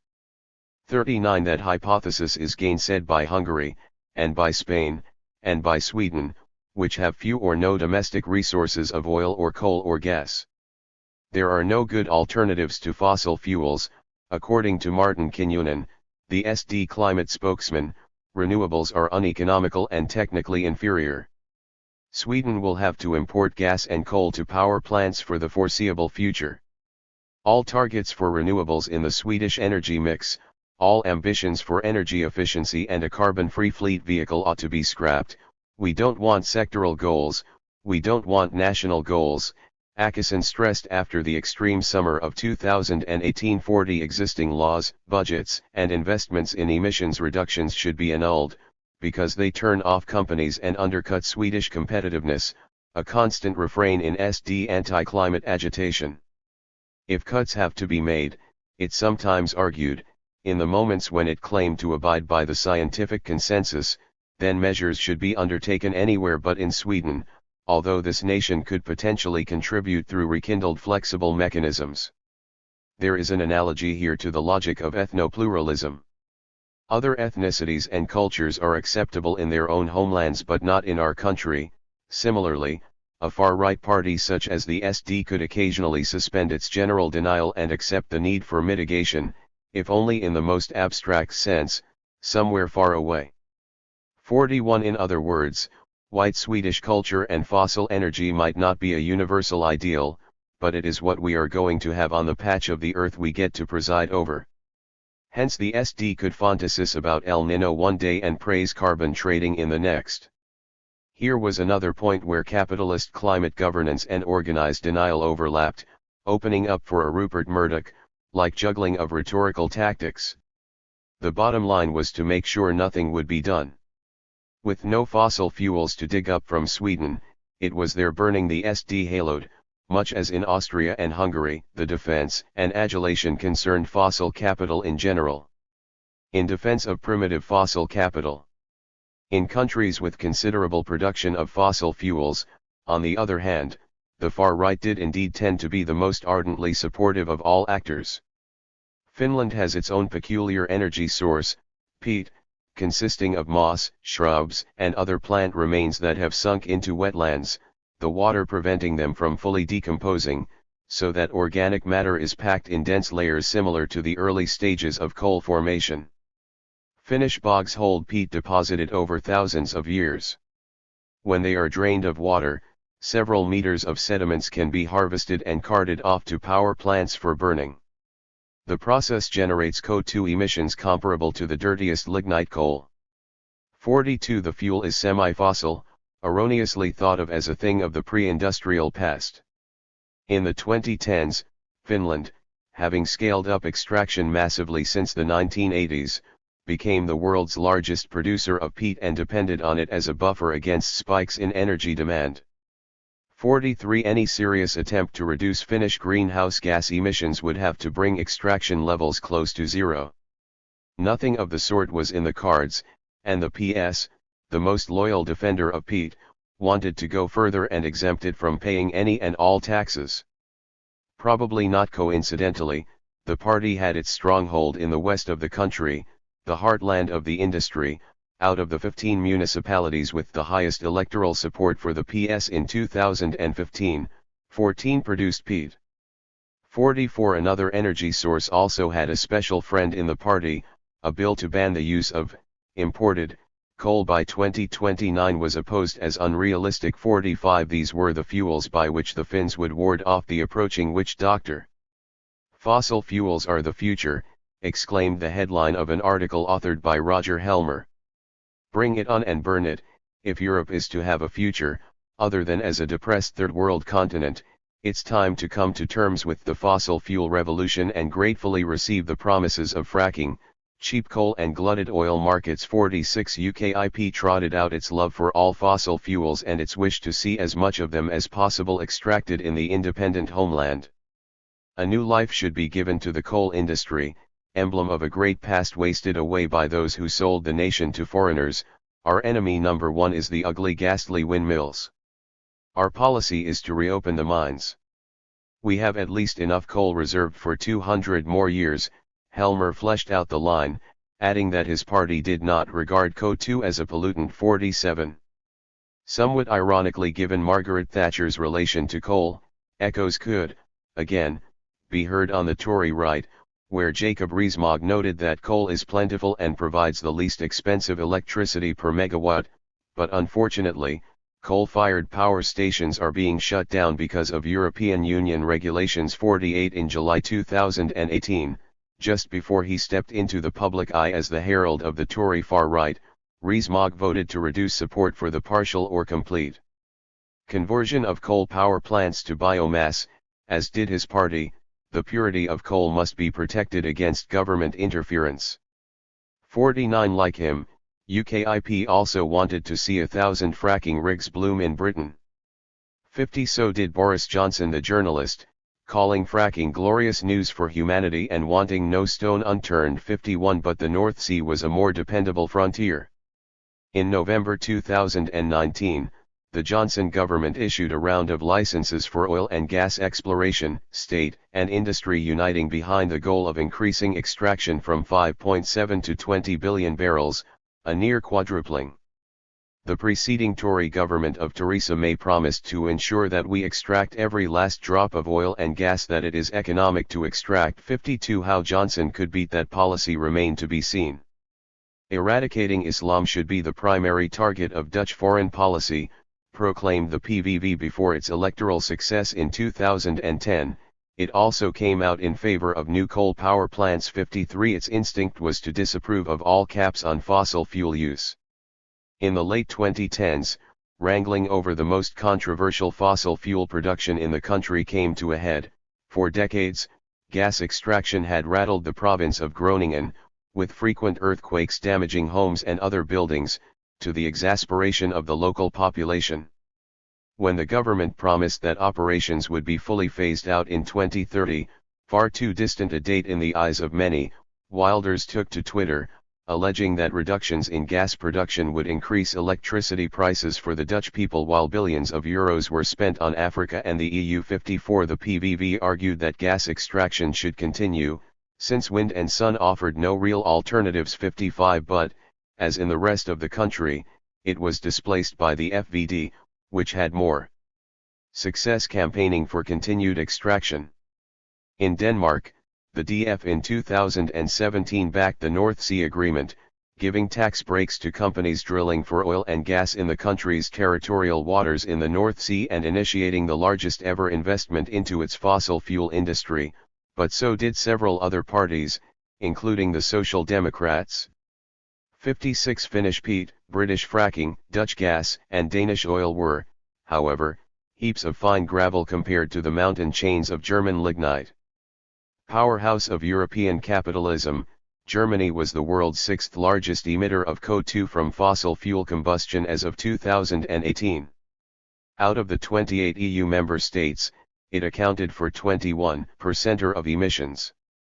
57 much stemmed from lignite, also known as brown coal, a soft, moist, low-rank variety, at the next step of sedimentation after peat. Unlike hard black coal, lignite is not extracted in pits, but in open-cast mines that can stretch for miles, not traded and transported across oceans, but burnt in power plants in the vicinity. German lignite complexes have generated plentiful profit for their private owners. 58 forests, fields, and several hundred of villages have been razed to make way for brownish basins occupying as much space as middle-sized cities. On their floors, so-called diggers, huge coal excavators, looking somewhat like horizontal Eiffel Towers on wheels, the largest mobile machines on the planet, slowly chew up the ground and spit out fuel to the nearby plants, whose concave grey chimneys belch out perpetual clouds into the atmosphere. In the 2010s, this country was the main producer of lignite in the world. Out of the 10 largest point sources of CO2 in the EU, as of 2016, 7 were German lignite plants. 59 nothing would yield deep emissions cuts in Europe faster than their total closure. Nothing less was required, and thus lignite formed the front line in the battle over German energy, split over 2 geographical sectors, the Rhineland in the west and Lusatia in the east, the latter of which also happened to be the stronghold of the AfD. In the 2017 election, more than 30% of voters in the region of Lusatia cast their ballot for the AfD. Nowhere else in the country did the party register such robust support. Pro-coal, anti-climate messages were central to the AfD sweeping Lusatia, alongside the usual fare of xenophobia. 60 When the Gross Coalition moved the closure of the mines in 2017, the AfD castigated Angela Merkel's Christian Democrats for laying our country to waste not only by a disastrous asylum policy but also by means of a left-green ideologized climate policy. 61 Pointing to the relative poverty of Lusatia, the jobs in the coal industry, a few thousands in the region, 15 to 20,000 in the nation as a whole, to be compared with some 340,000 in the renewable energy sector, and the business interests involved, the AfD took up the cudgels for indispensable mining.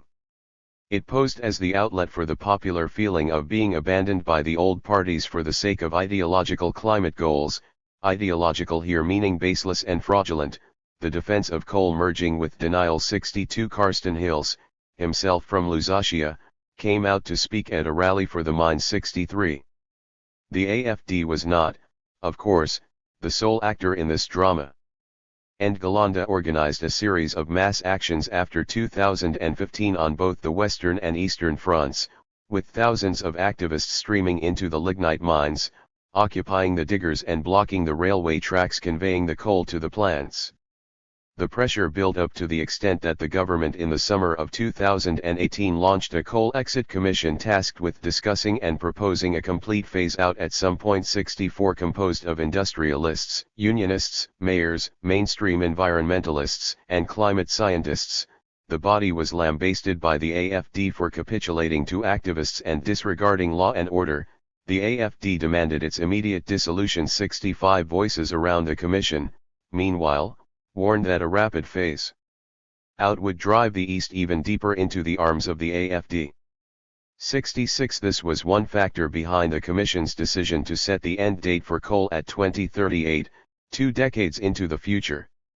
67 Thus the far right lent new weight to the prolongation of business as usual at the sites of the largest CO2 sources in Europe. But that was not the end of the struggle over German coal. The AfD marched on with the demand to rip up the 2038 decision. In late 2019, the eastern lignite states of Brandenburg and Saxony went to the polls, the future of coal seemingly in the balance. The top AfD candidates from the 2 states met up at their shared border and, in the company of Karsten Hills, ceremoniously swore that lignite will be extracted for another 1,000 years, a number with a certain resonance in German nationalism. 68 In both,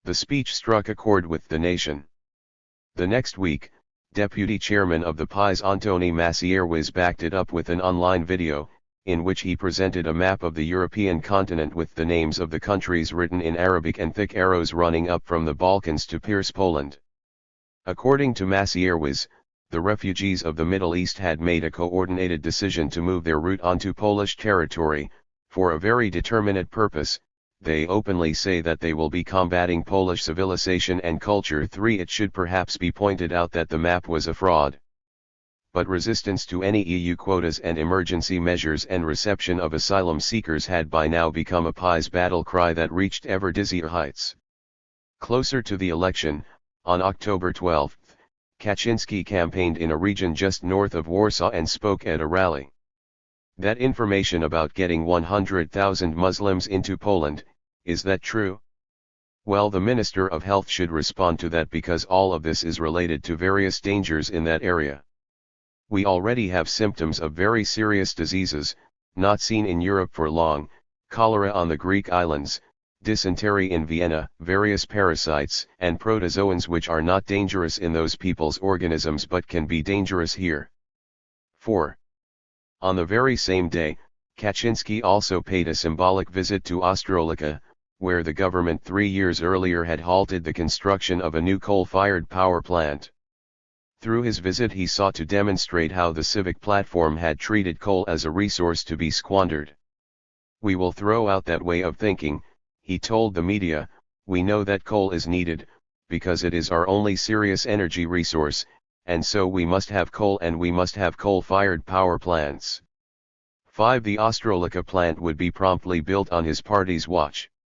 2 weeks later, the PIS won a landslide victory in the election. For the first time since 1989, a single party took an outright parliamentary majority. After seizing power, it stood by its basic promises and ratcheted up the rhetoric on both immigration and coal. On the latter, Prime Minister Beata Szydło, another party dignitary, used the occasion of St. Barbara's Day, a centuries-old festivity, named after the patron saint of miners, who dress in smart uniforms and feathered hats and drink in beer halls, to lay out the philosophy of the Black Rock as a synonym of development and modernity. There will, she stressed, be no strong Polish economy without a strong mining industry. Antoni Macierewicz, the man with the map, by now the Minister of Defense, chose to visit the Belchato power plant, number 1 point source of CO2 in the EU, on some counts the largest lignite complex in the world, a forest of chimneys surrounded by a black-brown wasteland even more massive than any of the German giants. Poland stands on coal, he proclaimed, and this will not change. 6. According to the PIS, coal was the past, present and boundless future of the nation. And the fuel did have a distinguished history in Poland. Going back to the 15th century, coal production took on a new significance after the end of the Second World War, when the nation rose out of the ashes of Nazi occupation and found itself blessed with largely intact mines in Silesia. These were used as a springboard for rapid, forced industrialization under the Polish People's Republic, which blared out propaganda tidbits like "Fight for Coal," "The Great Battle for Coal," and, indeed, "Poland stands on coal, Polska węglem stoi." Electricity output from coal grew tenfold in the first 2 decades after inclusion in the Eastern Bloc.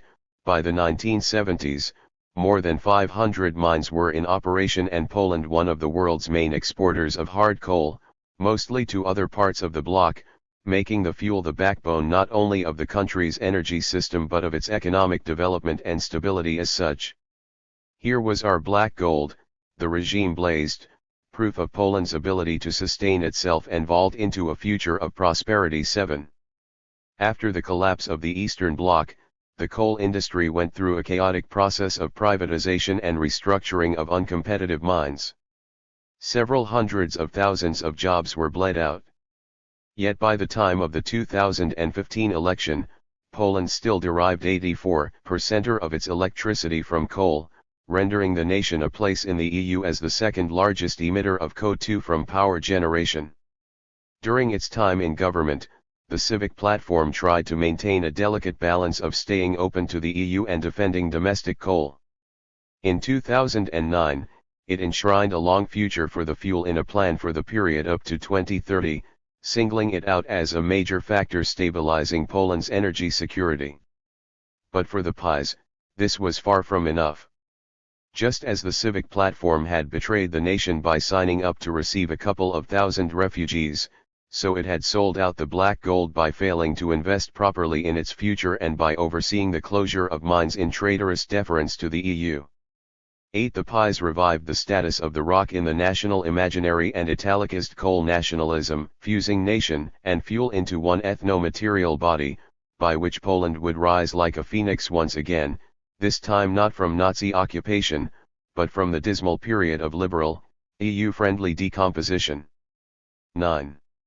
The PiS, then, flew into office on the wings of promises to resurrect coal and drove the policies of its predecessor one step further, into a more assertive, sentimental agenda. In government, the party extended the lifetime of the fuel into the second half of the century. By 2050, it should still provide 50% of electricity in Poland.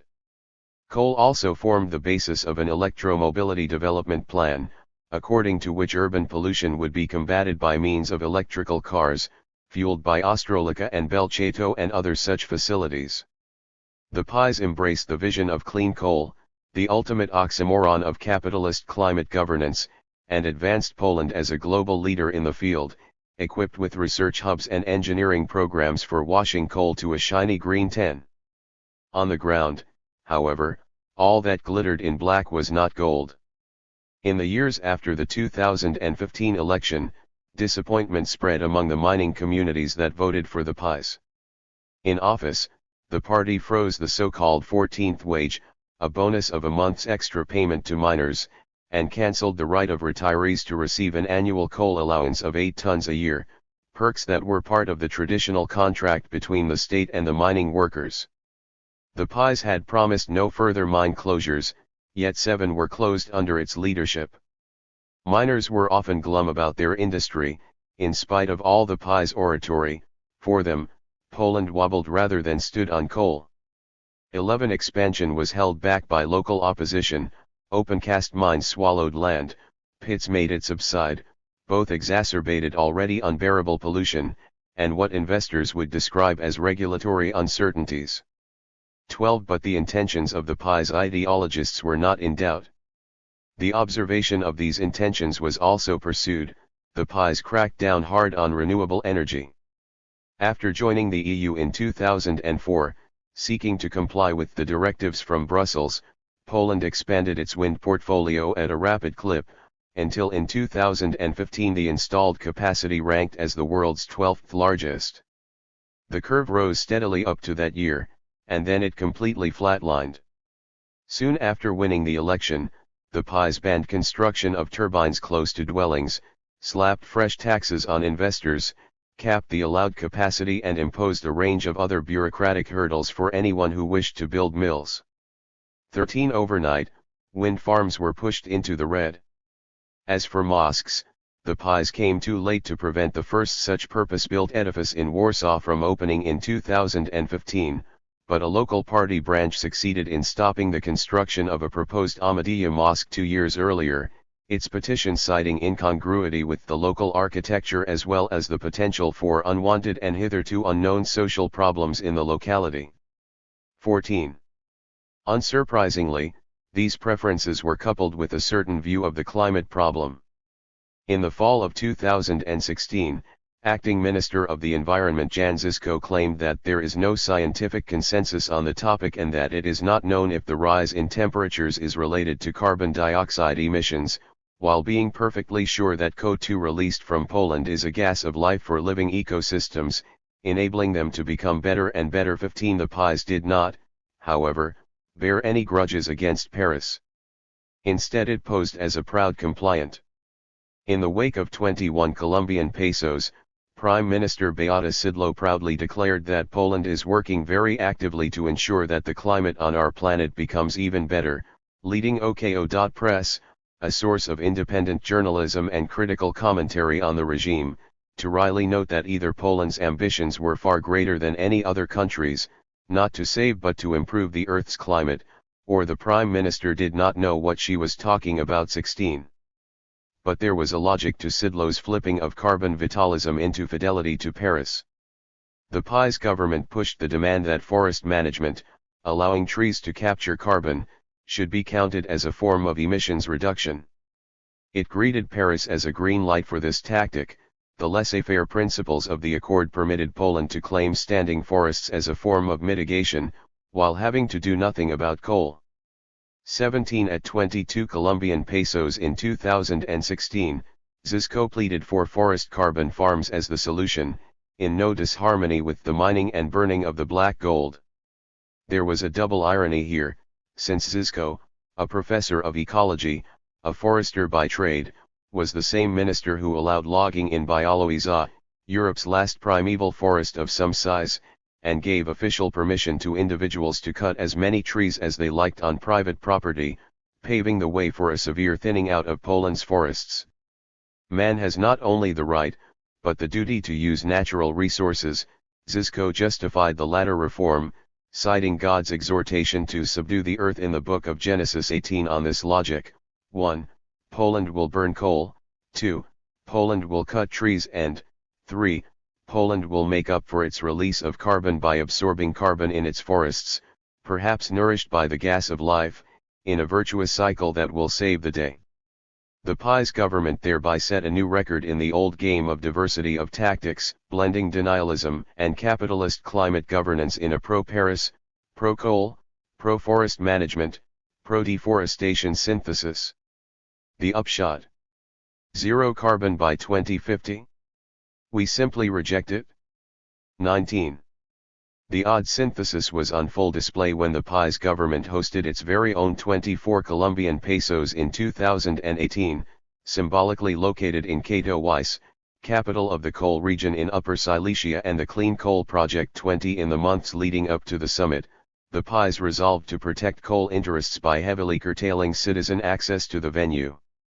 Zizko stated that Poland wished to use its presidency to present climate policy as a tool for sustainable development, by now a euphemism for business as usual. 21 When asked if Poland backed the basics of climate science, the Ministry of the Environment was vague. It is in the interests of all of us, a spokesperson responded, regardless of the disputes over the causes of this phenomenon, to work towards reducing climate change. These comments provoked some consternation and were withdrawn by the ministry, then restated and withdrawn again, the spokespersons declining several requests to clarify what the disputes consisted of. 22 So deeply had the far right insinuated itself into planetary developments, so blurred had the lines between denialism and capitalist climate governance become, that a round of UN climate talks could be hosted on these premises. After visitors to 24 Colombian pesos in Katowice had breathed in air saturated with soot and particulate matter, they entered the venue and were treated to an exhibition of the beauties of coal. The PiS government had decorated its pavilion with sundry types of coal artwork and artisanal products, soap made of coal, earrings and cufflinks and necklaces made of coal. Plagues described the black gold as incredibly soft and fragile and possessing a hidden charm. Below the jewelry, lumps of raw coal were displayed in open boxes, allowing visitors to touch the wonder material with their own hands. Polish President Andrzej Duda, who won the post in 2015 thanks to his collaboration with the PiS, opened the proceedings with a speech in praise of coal, which does not contradict the protection of the climate. Poland, he continued, was not prepared to sever its ancestral ties to the source. Polish companies extracting and burning coal sponsored the conference and filled it with promotion material about their environmental leadership. During the conference, the Polish Pavilion organized a Clean Fuels Day, which touted the byproducts of coal mining as fuels of the future and coal itself as an intrinsic part of Polish biology. 23 Solidarity, the most renowned of Polish trade unions, made a pact with the Heartland Institute. At the summit, the partners issued a joint communiqué in repudiation of the IPCC's claim that the world stands at the edge of a climate catastrophe. Solidarity and the Heartland Institute together stress that there is no scientific consensus. 24 Only a few meters separated the official platform of the presidency from that position. At the 24th attempt to put the principles of the UNFUC into practice, it looked as though an unholy alliance of denial and capitalist climate governance had won, if not the war, then at least the latest rounds of battle. On the field of immigration, the borders held. Kaczynski, the de facto leader of the country, announced in a speech uploaded to YouTube in May 2016 that not a single refugee would be accepted because there is no mechanism that would ensure safety. Pleas from the EU were met with blanket refusal. The country had long kept its doors shut. A representative figure from 2014 put the number of asylum applicants at 0.2 per thousand inhabitants, to be compared with 2.5 for Germany and 8.4 for Sweden, which did not, however, prevent PiS Interior Minister Mariusz Błaszczak from declaring that the previous government put a ticking bomb under us by agreeing to refugees. We're defusing that bomb. Put differently, any reception of asylum seekers is a straight road to a social catastrophe. 25. Under PiS, alongside carbon vitalism, such apocalyptic xenophobia, more precisely, Islamophobia, became state ideology. The leaders of Poland continued to chunder on about unassimilable Muslims, no-go zones in Stockholm where every few weeks something explodes, Błaszczak again, and the right of Poles to feel masters of their own house. Kaczynski, 26. Under tightening state control, media disseminated similar stories, while right-wing journalists put out books with titles such as Caliphate Europe and Jihad and the Self-Destruction of the West and Freemasonry.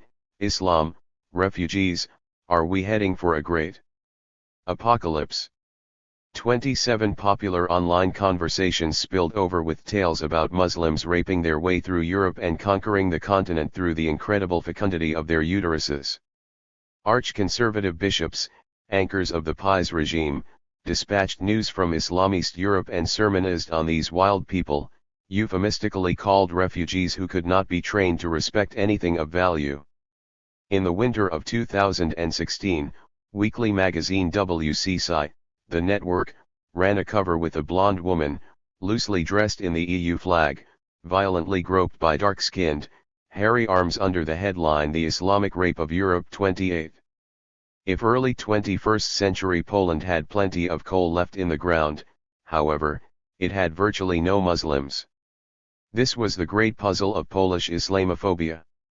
The country was one of the most ethnically homogeneous, monochromatically white in all of Europe, an enduring legacy of 20th century history, before which things were, of course, wildly different. Poland could long claim to be one of the most ethnically diverse countries on the continent. Just prior to the Second World War, around one-third of Poland's population was composed of ethnic and religious minorities, including one-fifth of all the world's Jews, the second largest Jewish population in the world. In the 2010s, 97% of the population declared themselves as ethnically solely Polish. 29. The number of Muslims barely reached 40,000 out of 38 million citizens, or less than 0.1% of the population. Some 5,000 belonged to the Tatar micro-minority that had inhabited Polish lands for the past 7 centuries, others came as students from the Middle East during the post-war era, a few were converts, while the number of Muslim immigrants hovered close to zero. 30. The phantasmagorical nature of contemporary Islamophobia was here pushed to a new level. Muslims were detested like no other ethnic or religious group in Poland, even though they were nowhere to be seen. Scholars referred to it as Islamophobia without Muslims, or Platonic Islamophobia, contactless, without physical referent, much like the anti-Semitism without Jews that continued to thrive in Poland after the Holocaust, but emerging as a political force only in recent years. 31. One driver of this phobia appears to have been a sense of national peril. Another was the popular wish to retain the white character of the nation. 69% of Poles said they did not want more people of a different skin color to live in it. 32. Yet another was certainly the global circulation of Islamophobic ideas. Such factors did not, however, fill the gap separating this ideology from reality. How could it be that 47% of Poles believed too many Muslims lived in their country? How could the prospect of a Muslim population haunt them so vividly? One student of the phenomenon, Katarzyna Gorak-Sosnowska, posed these questions to a leading critic of Islam, who explained that he was merely being forward-looking. Just as ecologists raise awareness against climate change, even though the earth was still in a relatively good shape, he must raise awareness against Islam. Even if there are now almost no Muslims in Poland, and he cannot attribute to them even the slightest problem, it might easily change in a foreseeable future. While he was unable to provide me with a specific date or even a time frame of when this might happen, he clung to his faith.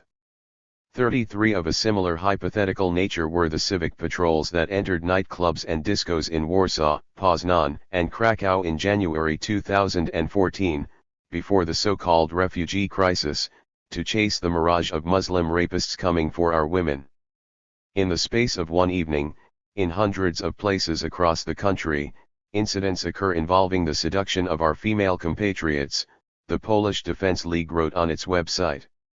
One of these girls, unwittingly charmed by an exotic prince could, along with her offspring, end up very badly in the Islamic world, which is advancing on us with great strides. 34 Hence the need for valiant manly interventions. Of a similar nature too, of course, was the anti-Semitism rearing its head again in Poland. In November 2015, a demonstration against Muslim refugees in the city of Wrocław ended with the crowd burning an effigy of a Hasidic Jew wrapped in an EU flag. 35 The most popular anti-Semitic conspiracy theory in this age of migrations, that George Soros, the Jewish billionaire and globalist, planned and funded the flooding of white nations, made the rounds in Poland too, including through the mouths of PiS leaders. 36 Polls suggested a spike in anti-Jewish attitudes and hate speech after 2014, which seemed to depict a circular movement, classical anti-Semitism serving as inspiration for new Islamophobia, which in turn ushered in renewed hostility to Jews.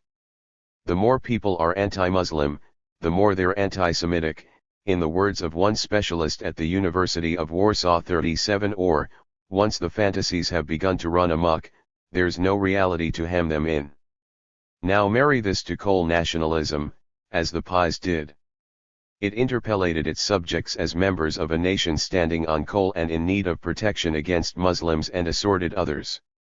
This was not, it is important to stress, some spasm of atavistic Polish or Eastern European hysteria, but precisely one branch on a very transnational tree of ideas. 38, hence, for example, Lord Lawson of the Vote Leave campaign offered professional commercial advice to the Belchato plant. In Poland, as elsewhere, the patina of nationalist pride masks something no nation could claim as its own. It is also important, however, to recognize the specificities of the case and how they brought out aspects of the global trend with special clarity. Poland sits on the periphery of the EU. After the collapse of the Eastern Bloc and absorption into capitalism, the glittering cities of the West came so close yet so far, inequalities at home soared and disappointment deepened.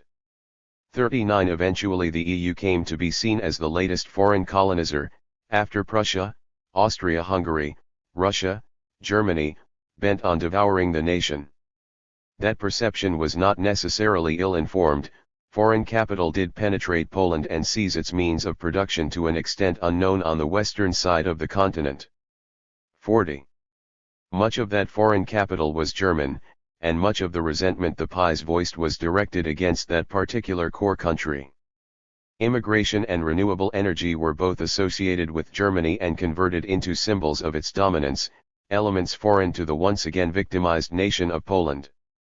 During the election campaign of 2015, Kaczynski and other PiS leaders accused Germany of rolling out the red carpet for refugees.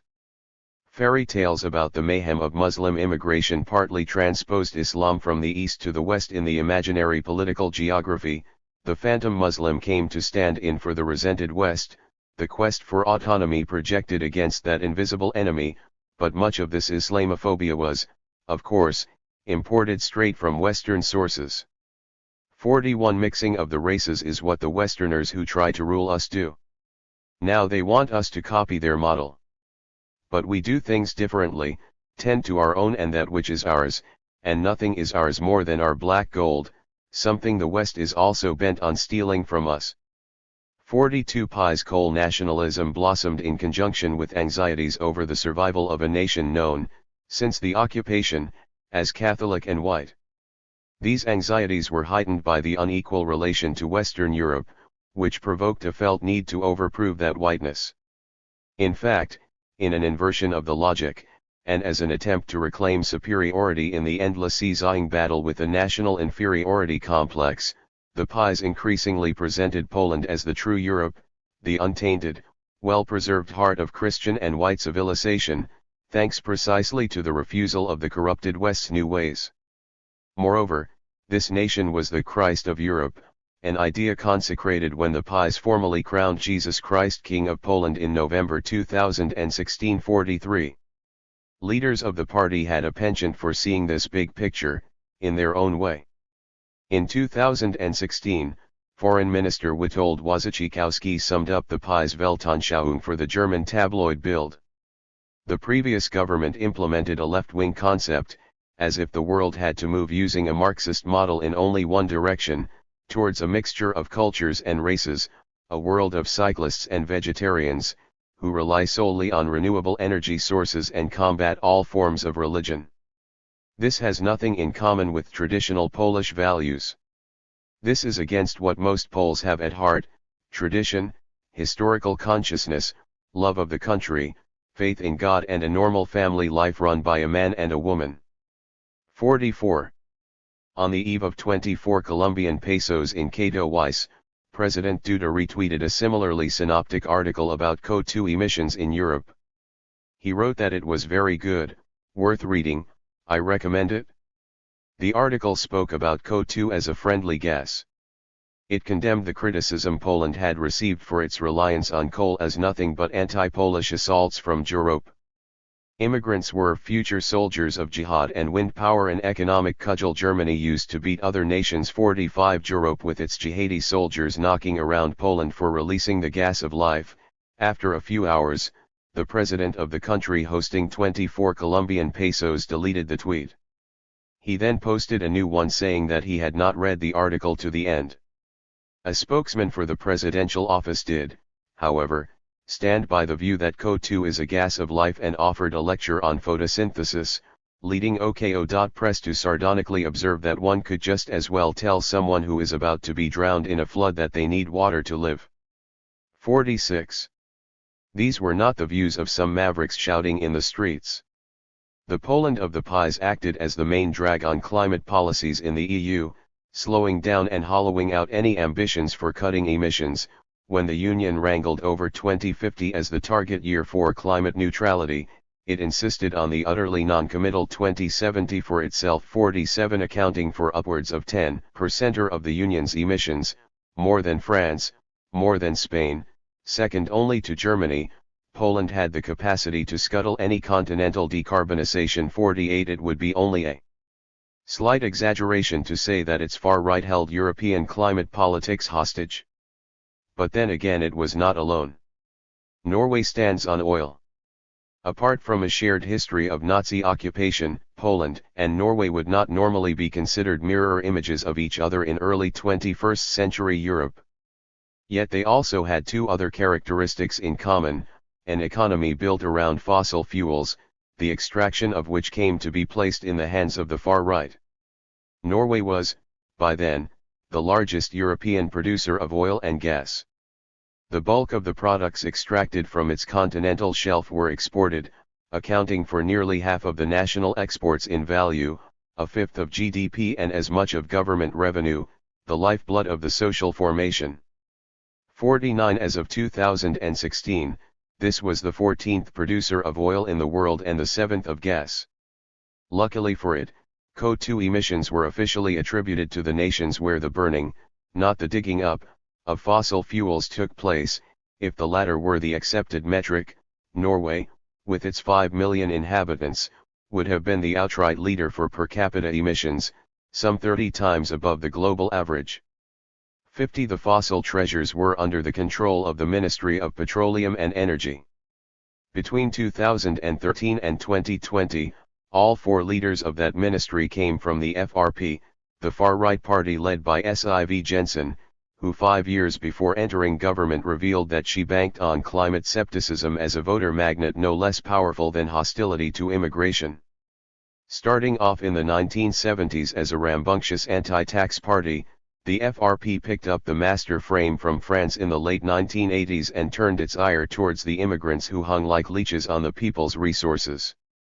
A turning point came in 1987.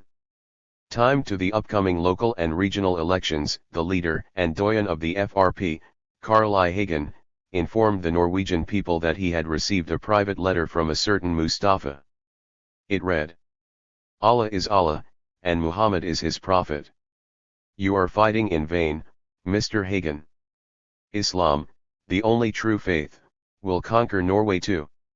One day, mosques will be as common in Norway as churches are today, and the children of my grandchildren will live to see this. I know, and all Muslims in Norway know, that one day, the Norwegian population will come to the Islamic faith, and that this country will be Muslim. We give birth to more children than you, and many a right-believing Muslim comes to Norway each year, men in fertile age. One day, the heathen cross in the flag will be gone too." 51.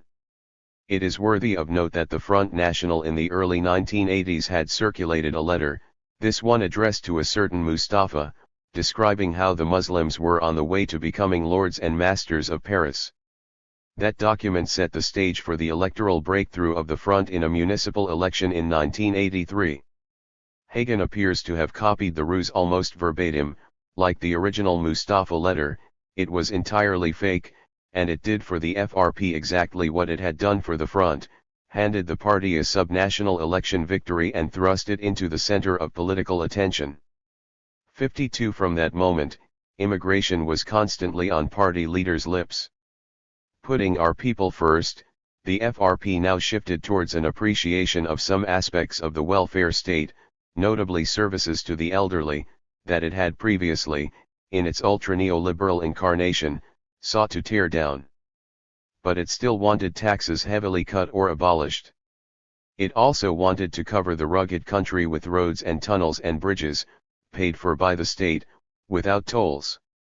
How would that equation be balanced out? By pumping up more oil from the shelf and more oil revenues into the state budget. This had been a siren song ever since Norway struck the black gold, but from the 1970s onwards the government remained bound to the mast of a moderate rate of extraction, so as to protect the economy from overheating and landscapes from overexploitation. During the neoliberal 1990s, the ropes loosened and the national policy changed to extraction at full speed, with the resulting ocean of revenues redirected into a state-controlled oil fund. This transformation was not orchestrated by the FRP, but rather jointly by neoliberal economists and social democrats. 53. Even within this framework, however, there were fetters in place, limiting the areas in the high north available for drilling and the amount of money that could be transferred from the oil fund into the state budget.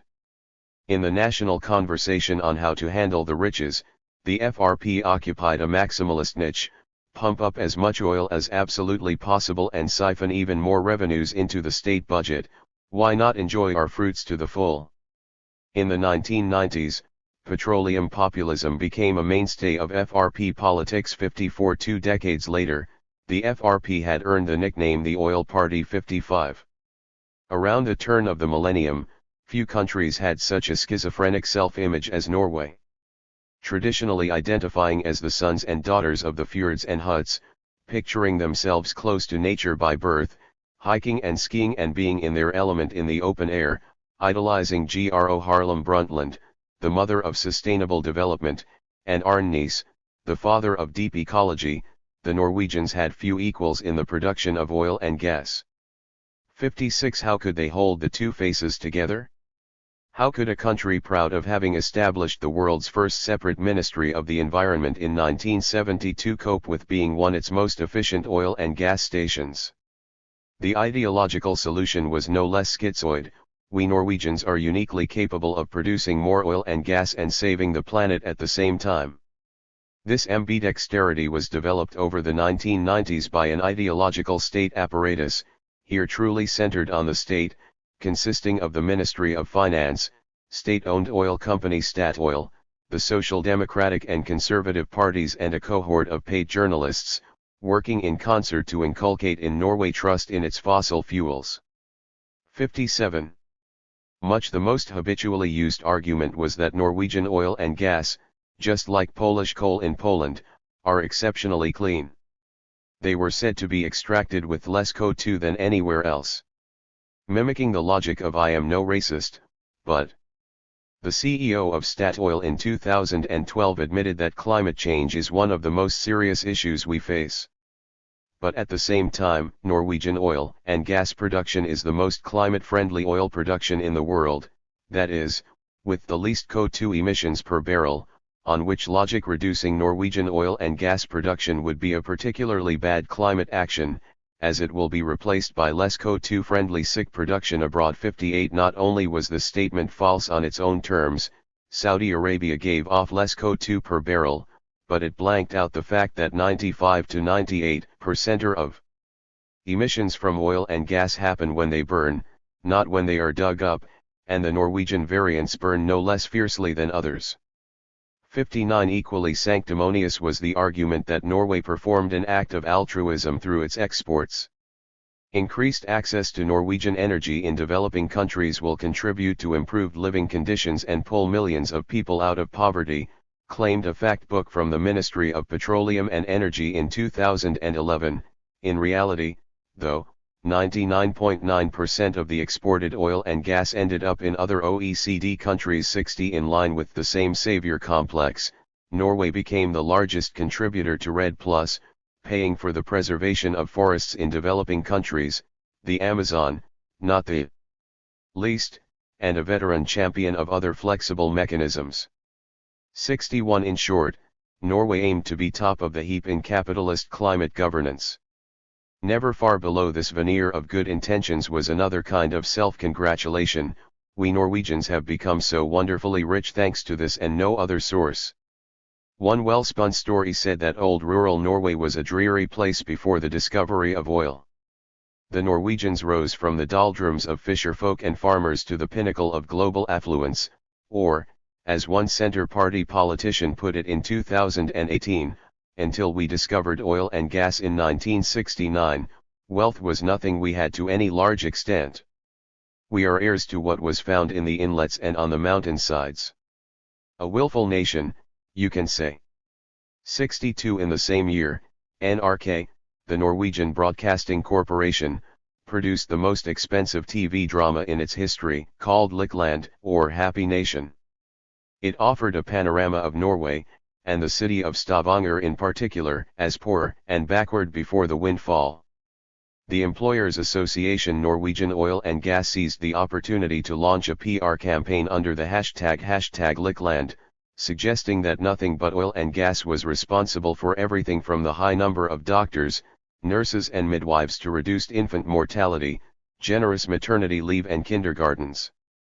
When critics pointed out that comparable countries such as Sweden had equivalent standards of welfare without fossil fuels, and that the reforms in question were rather political decisions pushed by the labor movement, Norwegian Oil and Gas responded that its campaign was simply inspired by the TV series, which presumably reflected the state of the nation. 63. Politicians, TV series, employers, the interpellation had become a national sport, hailing Norwegians as subjects of a nation constituted by fossil fuels. This petronationalism was inscribed in the continental shelf when oil and gas fields opened in the 2010s were named after 19th-century national heroes such as Ivar Andreas Eisen, founder of Nynorsk, a Norwegian written language, Asta Hansteen, artist and advocate of women's rights, and Johan Sverdrup, the prime minister who introduced parliamentarism in Norway. In response to the growing awareness of the climatic effects of oil and gas, primitive fossil capital and its friends in the dominant classes worked studiously to fossilise Norwegian national identity, and no one did so with greater ardour than the FRP. And in the FRP, the hardest petro-nationalism on the spectrum of Norwegian politics merged with the most critical attitudes to immigrants. These people were framed as a drain on the riches, exploiters of our welfare, aberrantly prone to crime, given to the undermining of Norwegian, Western, modern culture. 64 In 1997, then Chairman Hagen claimed that a society without ethnic minorities is a society in harmony, and the election manifesto of the same year subscribed to the doctrines of ethno-pluralism. It is not immoral to believe that one should prevent too rapid changes in the unified character of our population. It is incorrect to call this racism when it is not based on ideas about some races being more valuable than others, only on the idea of one race belonging to this country, swimming alone in its sea of oil. 65. Going with the flow of the right, the FRP sharpened its focus on Islam in the early millennium. Hagen's successor Siv Jensen coined the term stealth Islamization, sneak Islamizering, for a process, covert yet ubiquitous, by which European countries were transformed step by step into Islamic entities, the Eurabia theory trickling down into this party. 266 Since its adoption of the master frame, the FRP housed one center-oriented and one hard right-wing, the latter the most insistent introducing Islam. To it belonged one Christian Tybring-Gjedde, author of an op-ed in 2010 in which he charged the then ruling Labour Party with stabbing the country in the back and replacing Norwegian culture with the unculture, ukultur, of immigrants. 67 Even so, the FRP maintained a reputation as an unusually sensible, polished, mild-mannered member of the party family, suddenly shattered when Anders Breivik butchered 69 Labour youth activists held guilty of ceding Norway to the Muslims, and it emerged that he had been an FRP activist for 10 formative years during his youth. But the Breivik crisis soon passed. 68 2 years after the massacre, the FRP entered a government coalition with the Conservatives and laid its hands on the Energy Department.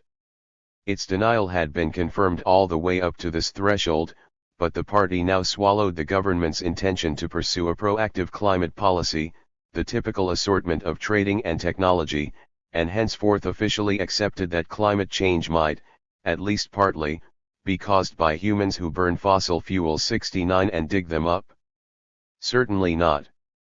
Everything the FRP did after 2013 aimed at sealing off Norwegian oil and gas production from the remit of climate concern. Beneath the surface of acceptance, sizable pockets of open denialism remained. 70 Purveyor of the Mustafa letter Carl I. Hagen staged a comeback in national politics in 2016 with this as his main talking point: the climate hysteria is a pure fraud. Note, fraud. It was warm in the time of the Vikings when nobody drove a car. The IPCC has closed meetings and deceives the world leaders. 71 Following these statements, it was revealed that every fourth MP from the party agreed with their old leader, who claimed more would have stepped forth had they not been mobbed into silence. So did 45% of party voters. Siv Jensen herself had slipped out denialist lines the year before. 72 Moreover, the party program for the period 2017 to 21 retains some instructive ambiguities, admitting that the warnings of the IPCC provide a basis for caution only to, in the next sentence, warn against attempts to connect any one extreme weather event to underlying trends, the kind of late denialism that allows a far-right party to dispute the actual impacts of global heating, while throwing a thin gauze of uncertainty over the science as a whole. A red line for the party would be any climate policies that might weaken our international competitiveness. 73. The key, however, was found in the sections of the program that sketched a bright future for the oil and gas industry.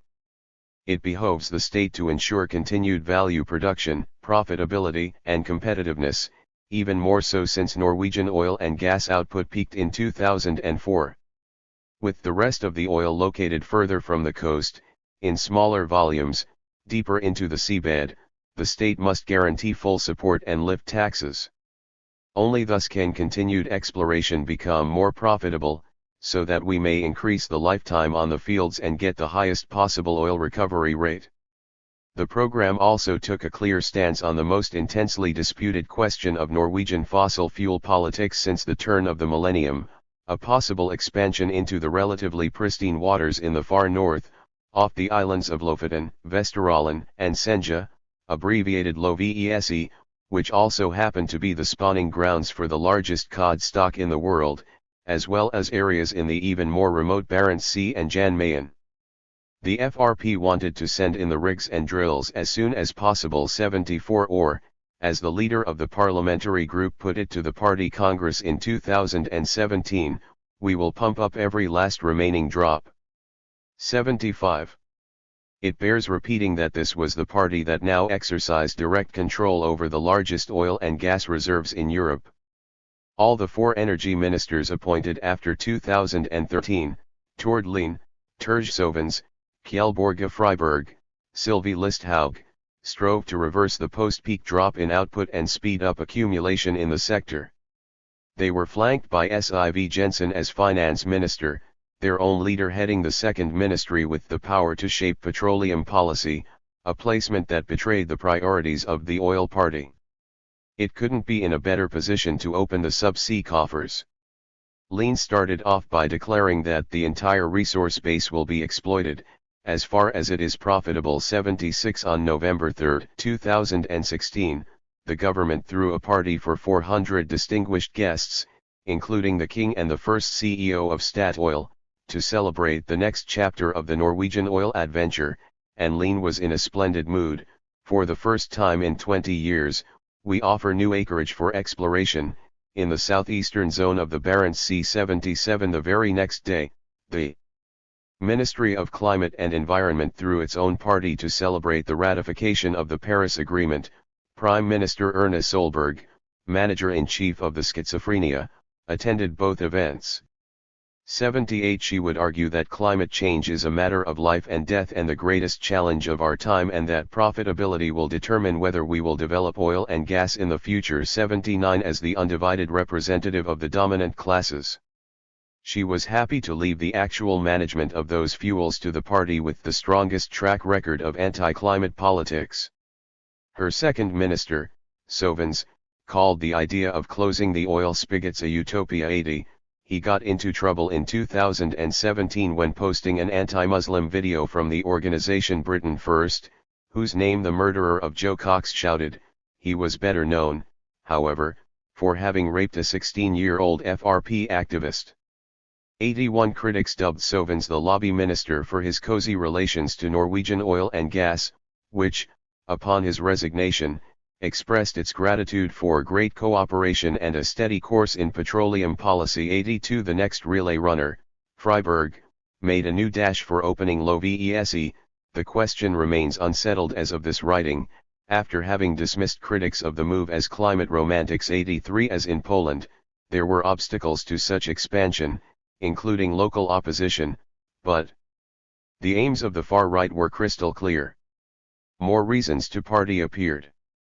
Oil and gas output declined between 2004 and 2013, but after the FRP took over the ministry, spreading licenses far and wide, it shot up again and stayed on what was indeed a steady upward course. 84 In 2019, a record high 88 oil and gas fields were operating, and the year was capped off with the official opening of Johan Sverdrup to much fanfare, slated to become by far the largest field in the North Sea, meant to keep pumping crude oil until at least the year 2070. Quite appropriately, the FRP prided itself on a record expansion of Norwegian oil and gas.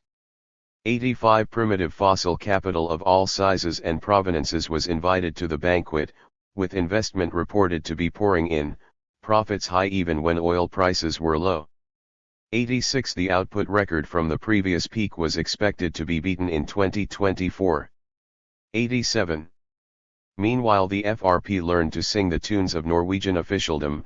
Insofar as there is a climate problem, our oil and gas help to solve it, emissions can be compensated for elsewhere, the operations on the shelf will be electrified. 88 The cornucopia of that shelf offers some of the greatest potentials for wind and wave power in the world, but the FRP entreated the country to hold off large-scale implementation of such technologies until they are demonstrably robust and profitable, and indeed, the extraordinarily intense accumulation of primitive fossil capital crowded out investment in renewable energy, the development of which remained behind both Sweden and Denmark. 89 On immigration and Islam, the tone was for a while more low-key after the peak around Breivik, but matched by hands-on achievements in the tightening up of migration policies and the deportation of unsuccessful asylum seekers. 90. Forces within the party continued to demand that it stay the course and stop flinching. In May 2019, while the school strikes for climate spread through Norway, Christian Tybring-Gjedde began his speech to the FRP Congress by declaring himself skeptical of Muslim immigration. The word skeptical here had a somewhat atypical meaning, and the same applied to the central part of the speech, in which Tybring-Gjedde donned a disarming honesty. I am a climate skeptic because I don't think we should relinquish a success. Oil and gas are a success in Norway, and it's a blessing for the world that we have this energy that we can sell. The CO2 hysteria is exaggerated. I just don't believe in it. It's the new idol of the left to believe in this, and we should not be a part of it. It's a big lie. We shouldn't speak with a forked tongue. Be clear, be climate skeptics, because that's what the people are. I don't trust the experts. 91. The party with the Norwegian shelf in its hand interrupted those lines several times for laughter and thunderous applause. This same unapologetic wing took more direct control of the Ministry of Petroleum and Energy later in 2019, when Sylvi Listhaug became the fourth FRP politician to run it. As the Minister of Agriculture, 2013-15, she had invented a gambit combining anti-Muslim with anti-climate politics, demanding more pork on the menus in Norwegian prisons. As the Minister of Immigration, 2015-17, she not only managed to cut the number of asylum seekers in Norway to a 19-year low, but also launched an attack on the goodness tyranny supposedly emanating from the Norwegian Church, arguing that Jesus would have assisted refugees where they are, i.e. he would not have let them come to Norway.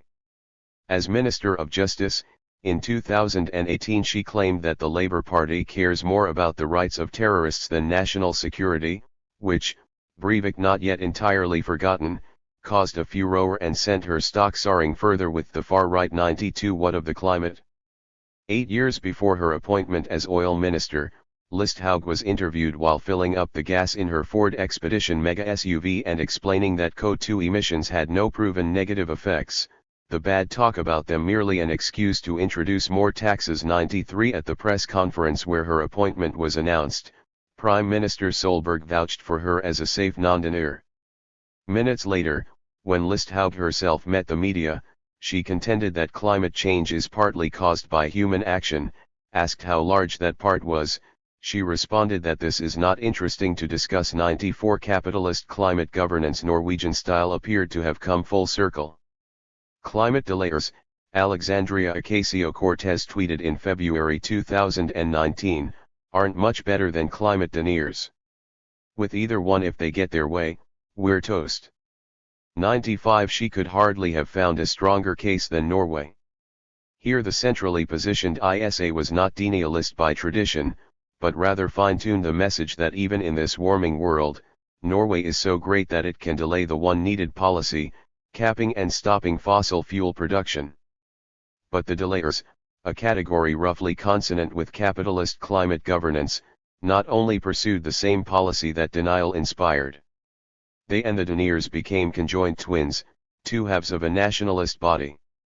For the former, Norwegian oil and gas were the best, handled by the most virtuous state in a cruel world. For the latter, the whole climate issue was an offense against the same Norwegian interests. Both took for granted that if Norwegians were to cut back their production, someone else would make the money they could have made. Both strove for maximum profit from the energy wealth of the nation. Denialism might then seem redundant for primitive fossil capital, its interests were already covered by infinite delay. And yet the whole formation seems to have tilted towards a far right that went for the jugular and put the interests of the nation, identical to those of said class fraction, above reality itself. This apparatus had an existence of its own in the party. It valued denial as a political currency,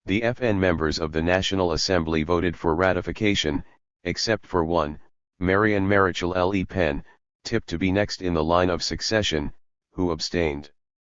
Marine Le Pen later called the Paris Agreement wobbly and unworkable, but decried the US withdrawal as regrettable, because it sends a negative signal on the necessary action for the environment. 8 other party statements upheld the old anti-unfuck line, for a return to sovereignty, and suggested that the Paris Agreement was flawed because it disregarded demographic issues. 9 Similar oscillation could, as we have seen, be found in energy policies: no to wind, no to fracking, but yes to intelligent protectionism that would incubate solar, biogas, wood and a hydrogen energy infrastructure, and best of all nuclear power.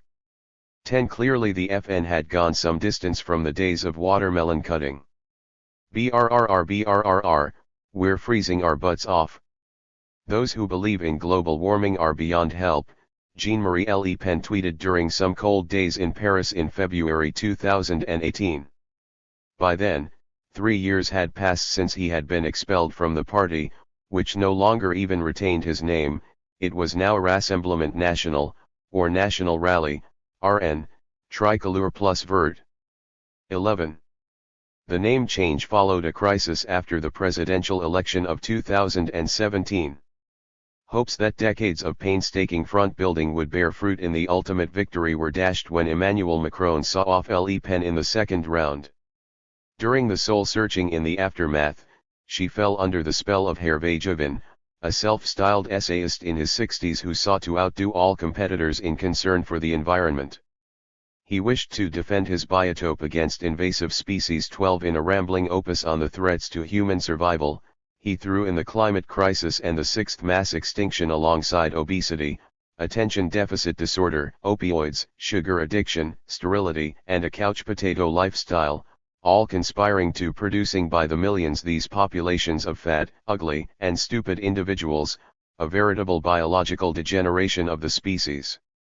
The main driving force of this epical shitstorm was globalization, defined as the end of any links between human life and a territory of its own, human life here synonymous with nation or race.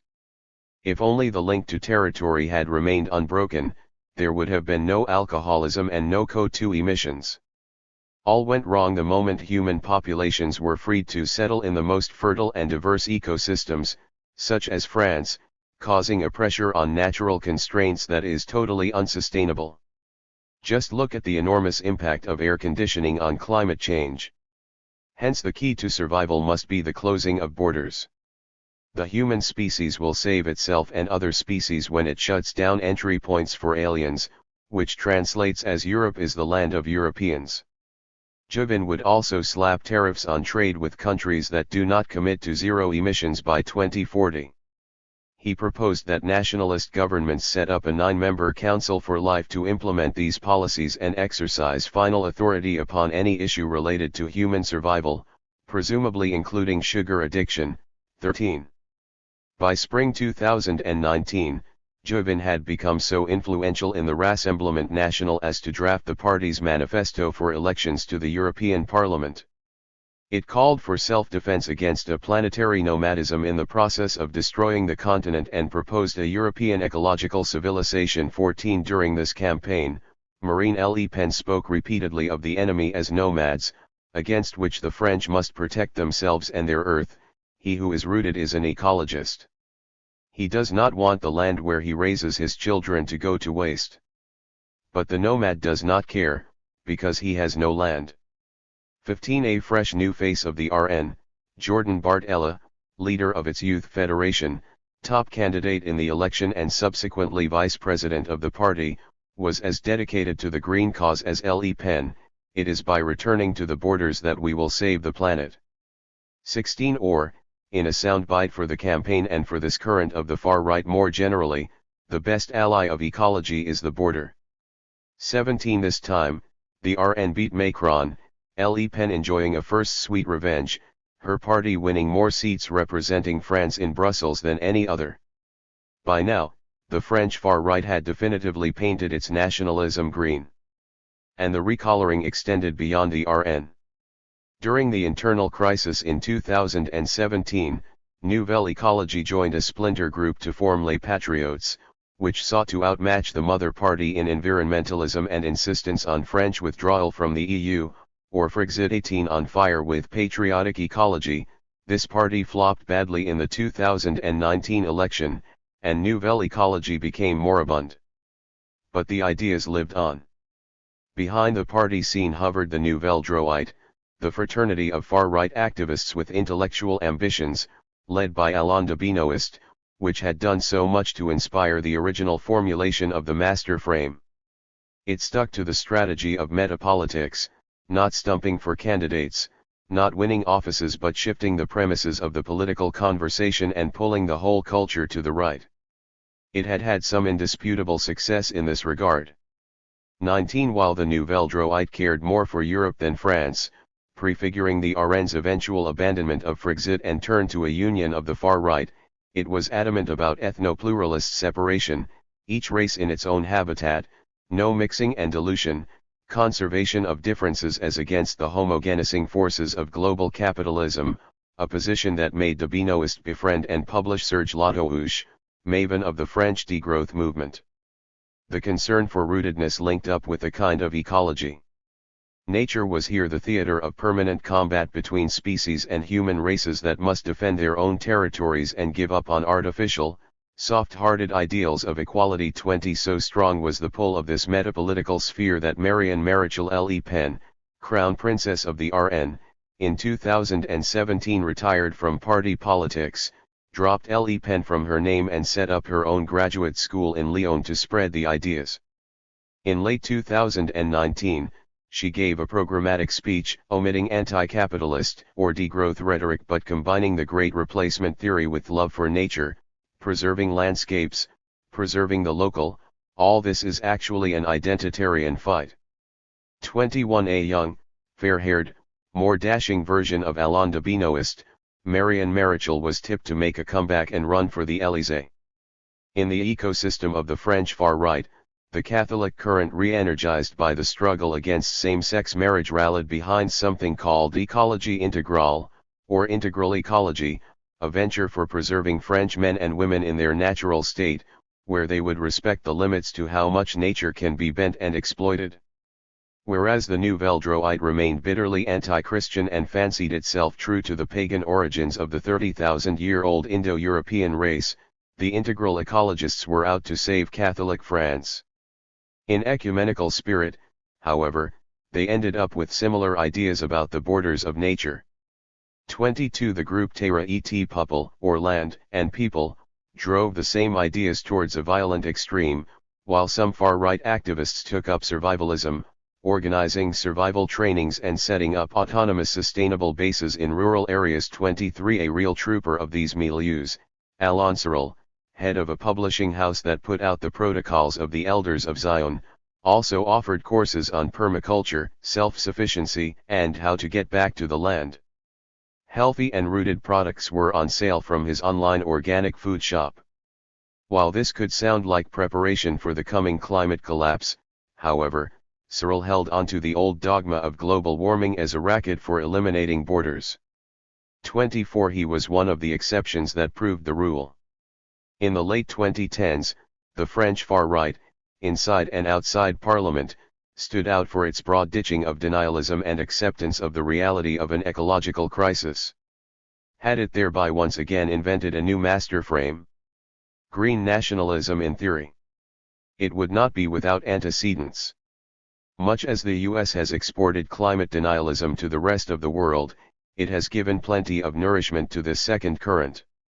In Border Walls Gone Green, Nature and Anti-Immigrant Politics in America, John Hultgren charts a venerable tradition of environmentalists demanding that immigration should be curtailed so as to heal abused nature. Ideals of patriotic ecology are as old as American conservationism itself. The main argument is that more immigrants mean more people who weigh down our ecosystems and resources. They are also said to have a throwaway mentality and scant regard for the value of nature. Here nature is bound up with nation, the one kept clean only if the other is, both risk contamination from foreign sources. Nature serves as a sign for the original order, before the fall into the sump of substances and bodies that do not belong. In this embittered nostalgia, Hultgren observes, simpler times is a thinly veiled code for whiter times. 25. Using the term favored by many of its adherents, we may call this green nationalism. One source of inspiration for green nationalism is, of course, good old-fashioned Malthusianism, which locates the source of ills in a surplus of human numbers. That surplus tends to be produced by others, be they, as in the days of Reverend Malthus, the working poor, or Muslims or some other group of non-whites. In the Malthusian moment, global population growth and the birth of American environmentalism, Thomas Robertson has showed how modern environmentalism was tied to Malthusianism by an umbilical cord, when it emerged in the U.S., most spectacularly on Earth Day in 1970, one of the largest demonstrations the country has ever seen. It came out to fight overpopulation. Spokesman of the nascent movement would pin all the world's crises on this bane. One of the most prominent was Paul Ehrlich, author of the now discredited bestseller The Population Bomb from 1968, ahead of the curve. Like the American Petroleum Institute, he had received the news of climate change. He considered it even more important than other environmental problems. All sprang from the same womb. Too many cars, too many factories, too much detergent, too much pesticide, multiplying contrails, inadequate sewage treatment plants, too little water, too much carbon dioxide, all can be traced easily to too many people. 26. In the year when the API received its second report on fossil fuels and climate, another explanatory model was thus proposed. To his right, Ehrlich had Garrett Hardin. In The Tragedy of the Commons, probably the most cited text ever written on environmental degradation, nearly 40,000 citations on Google Scholar, compared to 3,000 for Crutzen's original Anthropocene paper and 16,000 for Carson's Silent Spring, this professor of human ecology invented an idyllic pasture, onto which herders rush with cattle that devour the grass. Since its publication in Science in 1968, the overgrazed common has become an archetypal image. Hardin did not hide the source of his anguish. How shall we deal with the family, the religion, the race, or the class, or indeed any distinguishable and cohesive group, that adopts overbreeding as a policy to secure its own aggrandizement? To couple the concept of the freedom to breed with the belief that everyone born has an equal right to the commons is to lock the world into a tragic course of action. 27. The cause of the tragedy? People of a certain religion, race, or class have made the collective decision to bring out enough babies to take over society and trample down its material foundations in the process. In a second paper, Hardin tackled the issue of immigration head-on. Here he imagined the space of the green nation not as a pasture, but as a lifeboat. It floats on the open sea with a given capacity to carry people. If too many get on board, the boat sinks. Americans sit on a boat decked with all the amenities one could dream of, but this attracts poor people who have scraped the bottom of their barrels and thrown themselves into the ocean, and so should we extend our hand to them? Can we? Writing in the midst of the oil crisis, Hardin accepted that fossil fuels must soon be a thing of the past. With a shrinking energy base, he argued, the carrying capacity of the American lifeboat will be reduced, leaving even less room for more passengers. Meanwhile, the waters are filling up with people who have left the overcrowded territories of Morocco and Pakistan and Venezuela and the Philippines, where fertility rates have broken all bounds. It tends to be someone else who sires too many children. Hardin himself had 4, and he opposed efforts to convince white Americans to bear fewer. 28. Sure, one might apply the ethics of Marxism and Christianity, to each according to his needs, a principle on which Hardin vented his spleen, and save the poorest souls from drowning, which would guarantee that everyone drowns. Complete justice, complete catastrophe. Food could possibly be produced for everyone, but what about clean beaches, unspoiled forests, and solitude? To treat the lifeboat as a common open for all would be to invite tragedy. much like the owner of a pasture who neglects his duty and permits weeds to take over 29 lest we commit idealistic suicide.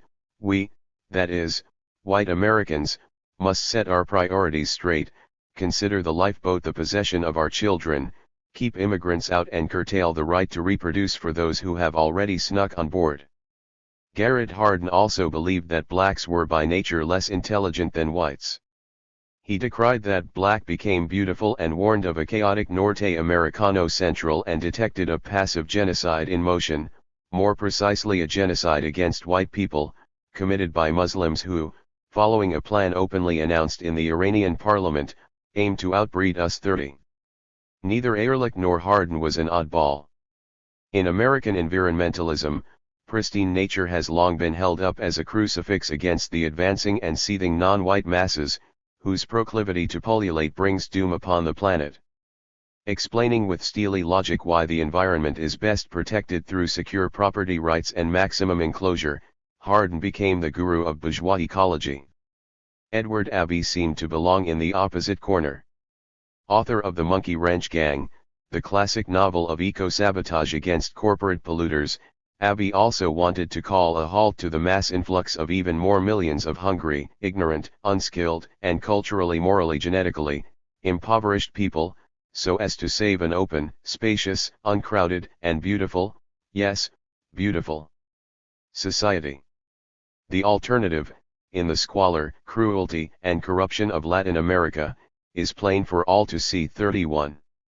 Abbey penned those words in 1988, the year before his death. Around that time, the environmental movement in the US and the rest of the global North was in the midst of a sharp turn to the left. It was set on that course by African Americans. If the Stonewall riots in 1969 have become legendary in the LGBT community, a similar status has accrued to the events that took place in 1982 in Warren County, a rural area with a predominantly black and poor population, in the former belt of cotton and tobacco plantations in North Carolina. In 1978, a group of businessmen rid themselves of thousands of gallons of PCBs, a family of highly toxic compounds, the production of which Congress would ban the following year, along North Carolinian highways. The state quickly decided that the waste could not be left on the roadsides but had to be collected and stored somewhere. It settled on Warren County. This was considered a suitable place for a toxic landfill not because the soil was particularly impermeable or the groundwater out of harm's way, scientists declared the contrary, but because of the kind of people who lived there. Those people put up a struggle against the blatant injustice. 32 When the trucks arrived in the fall of 1982, carrying soil mixed up with the PCBs, protesters blocked their path. A film clip shows an African American man leading the crowd, raising his fist and yelling in the faces of the white policemen, "We will not allow Warren County to become a dump site." 33 In scenes reminiscent of the heyday of civil rights, the leaders were arrested, scuffles broke out, cops pulled out their batons and demonstrators sat down or jumped in front of the trucks while singing "Ain't No Stoppin' Us Now" and explaining to journalists their worries about birth defects and diseases, risks the state saw fit to dump on them simply because of who they were. It became known as the moment of birth for the environmental justice movement. 34. Complete justice, complete catastrophe, was Hardin's axiom. In the 1980s and 1990s, modern environmentalism learned to invert it. Warren County was an all too typical case. Some people cause the destruction of ecosystems and others bear the brunt of the impacts. If resources were distributed fairly, the harm done to disadvantaged groups would be stopped and the general drivers of degradation shut down. Businessmen can dump toxins only as long as there are oppressed people on which to offload them. Once the latter rise up, the cycles of material throughput will have to be plugged up. Justice, then, is not the negation but the essence of sustainability.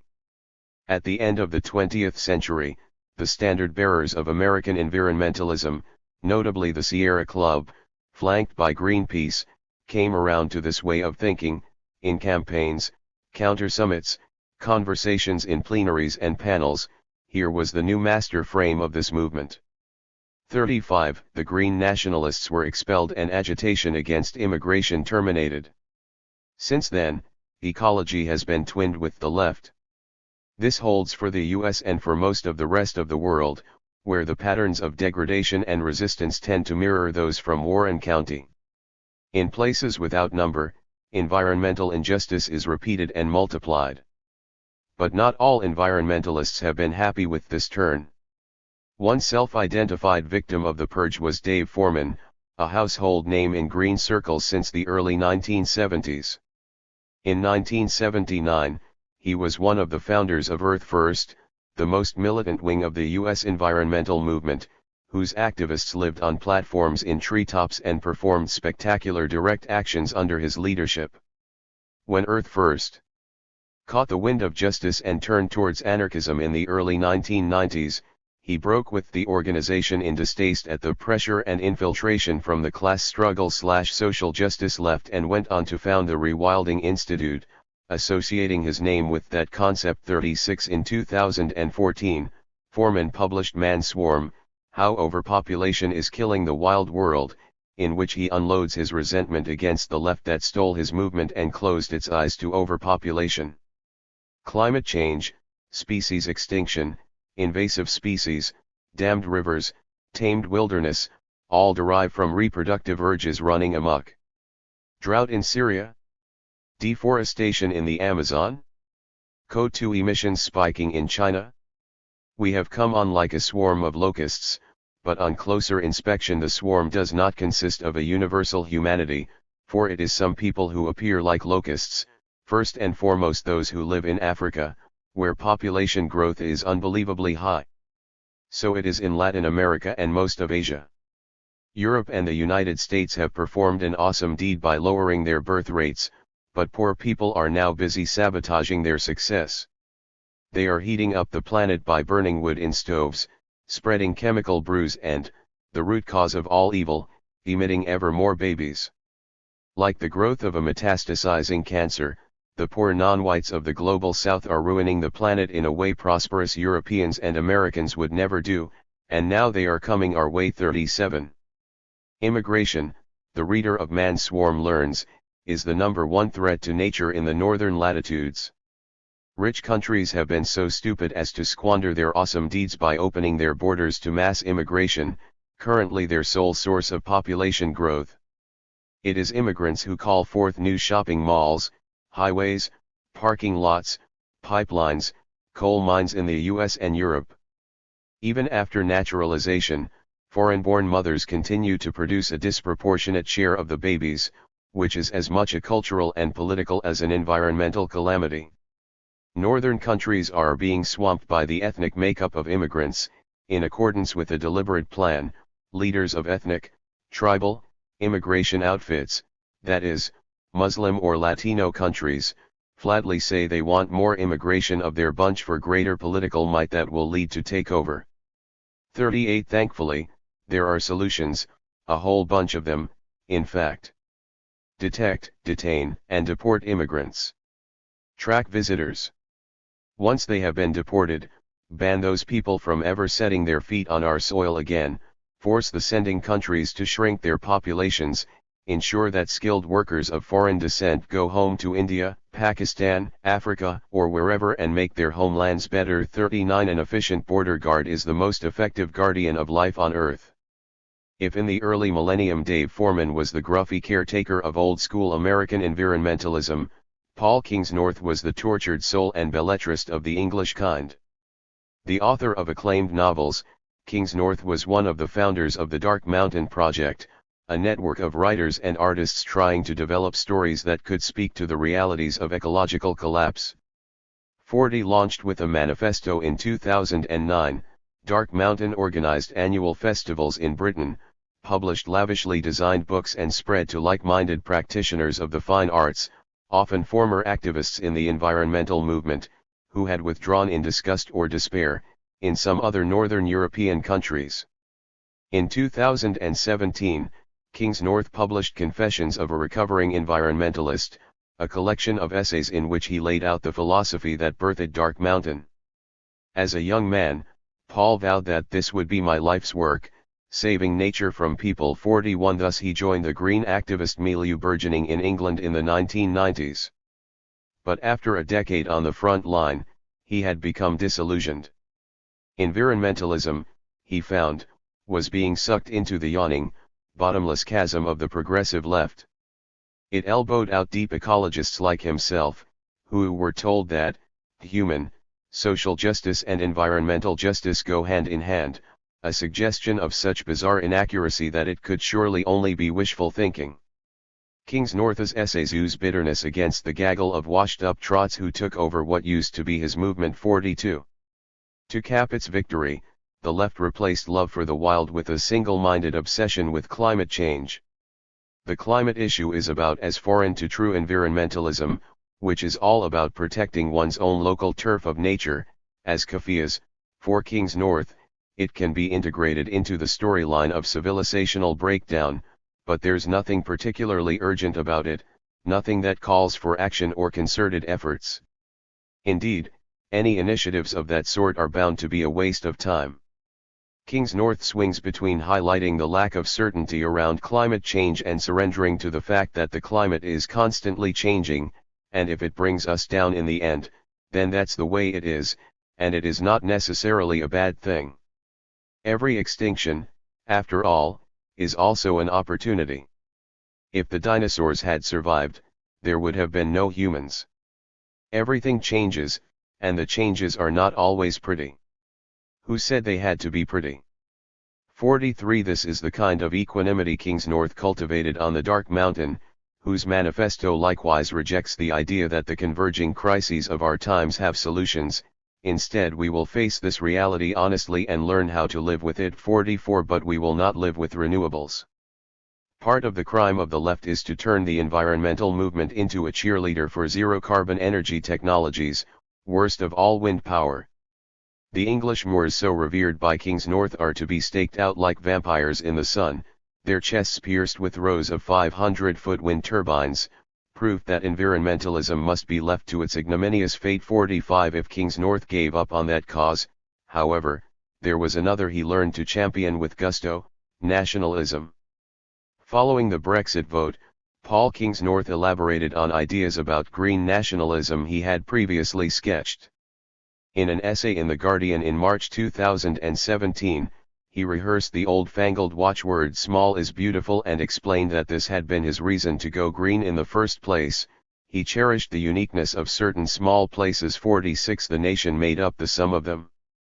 England, runs the definition in Confessions, is the still pool under the willows where nobody will find you all day.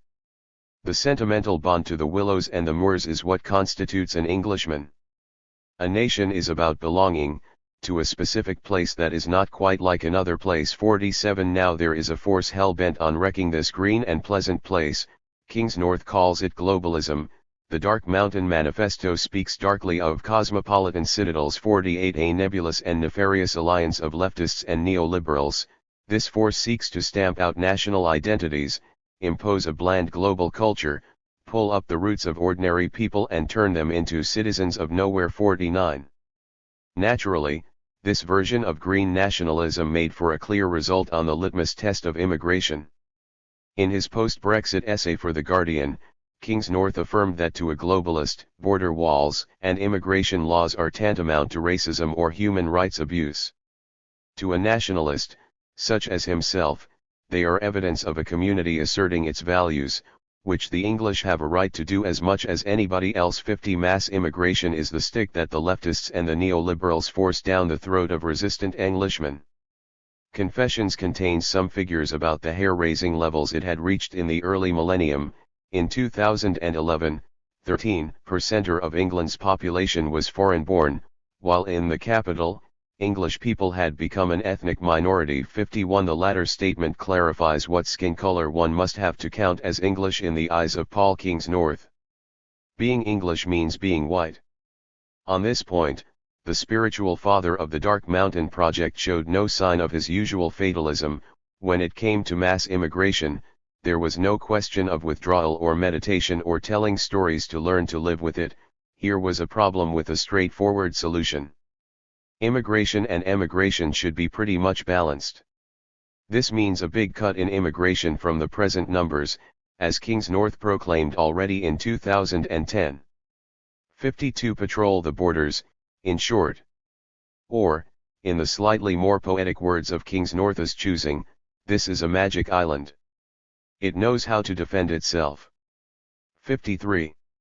It speaks to some real achievements of the left that this view of the world was formulated in explicit opposition to the environmental movement.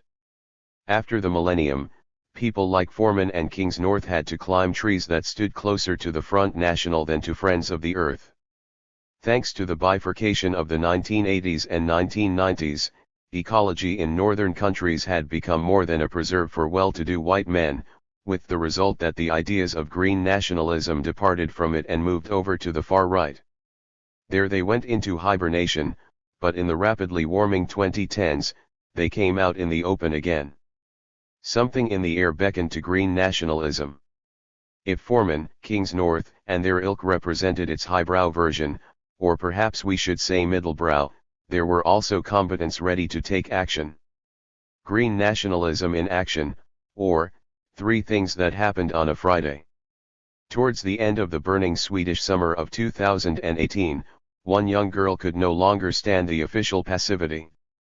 15-year-old Greta Thunberg sat down in front of the Riksdagen building and declared that she would not attend school anymore before the elections.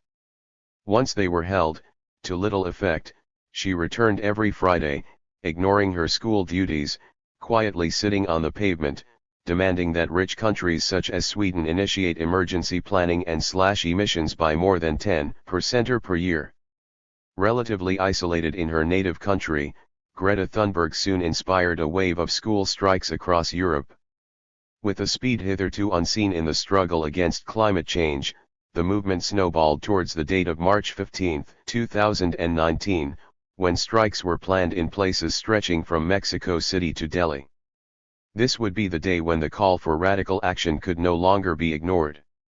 On the very same day, while children in the town were gathering for the strike, Brenton Tarrant, a 28-year-old Australian gym trainer, loaded his car with semi-automatic rifles and shotguns and drove to the Al Noor Mosque in Christchurch, New Zealand. He walked up to the building and was greeted with a "Hello, brother" from one worshipper at the entrance. The man who uttered these words was among the first to be shot. 54 Tarrant then moved into the mosque, where some 500 Muslims had assembled for Friday prayers, and walked from room to room with his guns pumping bullets into the mass of humanity. His own film of the attack, live-streamed on Facebook, showed bodies dropping down to his left and right as in a video game. After 6 minutes, Tarrant returned to his car and drove to another mosque where he resumed his action before being chased away by a worshipper, who wielded only a credit card reader. When the police arrested Tarrant, he had killed 51 Muslims, aged between 3 and 77.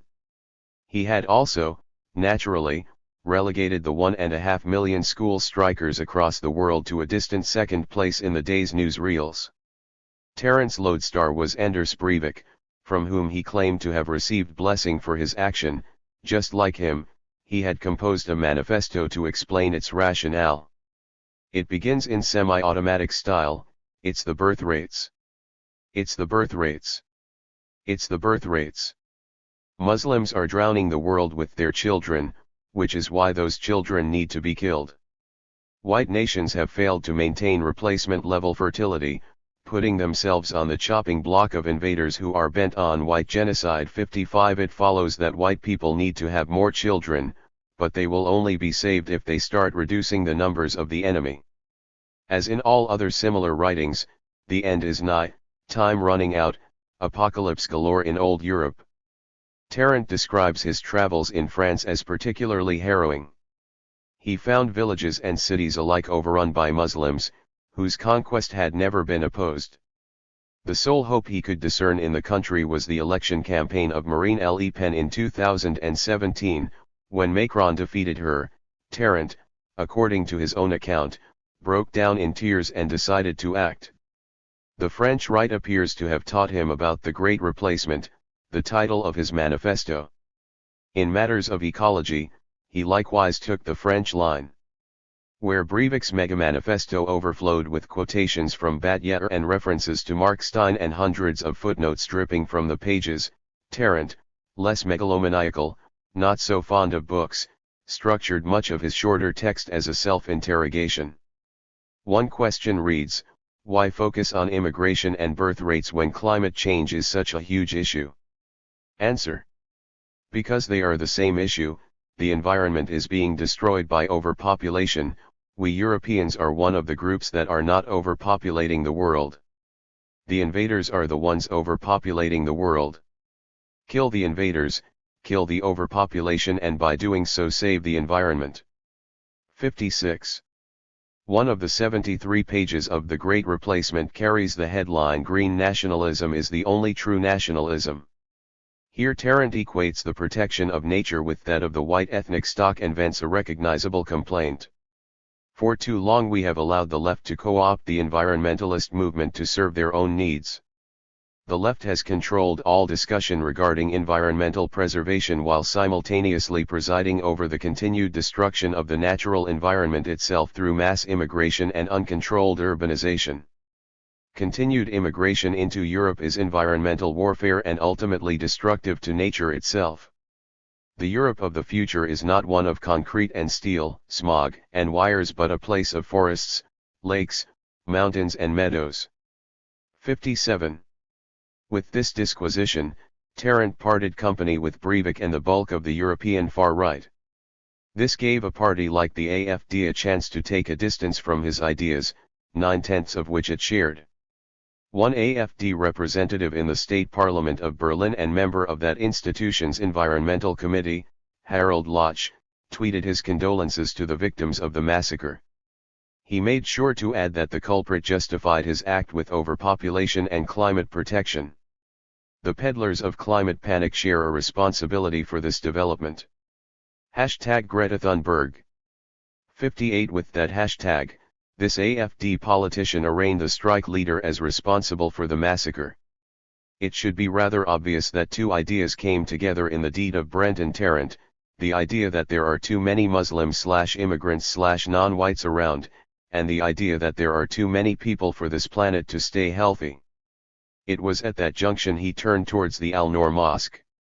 Some have suggested that he cared not one iota for any actual lake or mountain or meadow, merely using environmental concerns as a mendacious embellishment of his bloodbath. 59. His passion for the climate might well have been weaker than the AfD's for coal. But it would require interrogation of Brenton Tarrant's soul to settle that question, and he placed himself in a current that exerted a real pull on some people who, to all appearances, loved nature. 60. The actual impact of the massacre is not in doubt. When night fell on March 15, 2019, 51 people with no particular role in stoking the fires of climate breakdown had been murdered in Christchurch. To the school strikes, the action had done nothing but damage. Thus the day seemed to bring home a lesson of much wider applicability: green nationalism is a script for mass atrocity, and the greatest miss any version of environmental politics could possibly come up with. On that very same day, Cyclone Idai made landfall in Mozambique. The worst ever weather event to strike the southern hemisphere. In the rapid assessment of the UN, it drowned swathes of Mozambique and neighboring countries in a deluge of water, chewed up beaches, flushed away villages, killed more than 1,000 people, made hundreds of thousands homeless, dumped malaria and cholera on the region, and obliterated years of hard work by those former European colonies to lift themselves out of poverty. Images from the disaster zone showed black people standing on the roofs of their submerged houses, clinging to treetops, queuing for aid, walking in columns with bundles on their heads, wading in water, stepping around debris, staring into the spaces of washed-out bridges, finding safety in the last moment and crying when burying their dead. Images of black and brown people doing such things had by then become a commonplace of the era, a nearly constant stream in the background of a typical global day. In the following weeks, it was Iran's turn to stand underwater. In late April, yet another cyclone devastated another part of Mozambique. In June, hundreds of Indian villages were deserted after a combined heat wave and drought made them unlivable, and so on. 61. Like all contemporary cyclones, they had its guns loaded by the surplus of heat in the Earth system. Raised sea levels send higher storm surges onto land, warmer air holds more water vapor. To make matters worse, the floods rolled over plains racked by drought. 62. Mozambique had done virtually nothing to bring such conditions about. In one calculation, 0.2% of the global temperature rise caused by emissions up to 2012 could be attributed to this country, compared with, for instance, 20% for the US, 4 for Germany and 3.5 for the UK. 63. In another, the CO2 emissions of one US citizen equaled that of 270 Mozambicans. Already in the last 2 decades of the 20th century, more people were killed in climate-related disasters in Mozambique than in any other country, relatively speaking, 5.5 per 1,000 inhabitants, compared with, for instance, 0.03 in the US. 64. When they struck, Mozambique ranked 180 out of 189 countries in the Human Development Index, distilled by the UN as a measure of wealth. 65. Awareness of these inequities had, of course, percolated through the country. In the words of Annabella Lemos, a leading activist in Justica Ambiental, or JA, meaning now, people in Mozambique know this is climate chaos. They know what's going on. They are going to come and challenge everyone in northern countries and ask, why are you continuing to do this to us? 66. Many things can be said about the relation between the events in New Zealand and those in Mozambique on March 15, 2019. One is that there were 2 ways in which droves of non-white people were killed on that Friday. Another is that green nationalism blames innocents and victims, to the extent that, in its most vicious form, it wants more of them to go out of existence. A provisional definition of green nationalism. How shall green nationalism be defined? The core of it seems to be a belief in protection of the white nation as protection of nature. Here the ecological crisis is not denied but enlisted as a reason to fortify borders and keep aliens out. Applied to the climate, this would imply a break with denial and a rebranding of various nationalist policies as the remedy. Some might be of an economic kind, such as protectionism, now sold for its green virtues. But above all other themes, there still looms, as much as ever, the one motif of stopping and reversing immigration. Ecology is the border. We can epitomize the central tenet, abbreviating Jordan Bartella.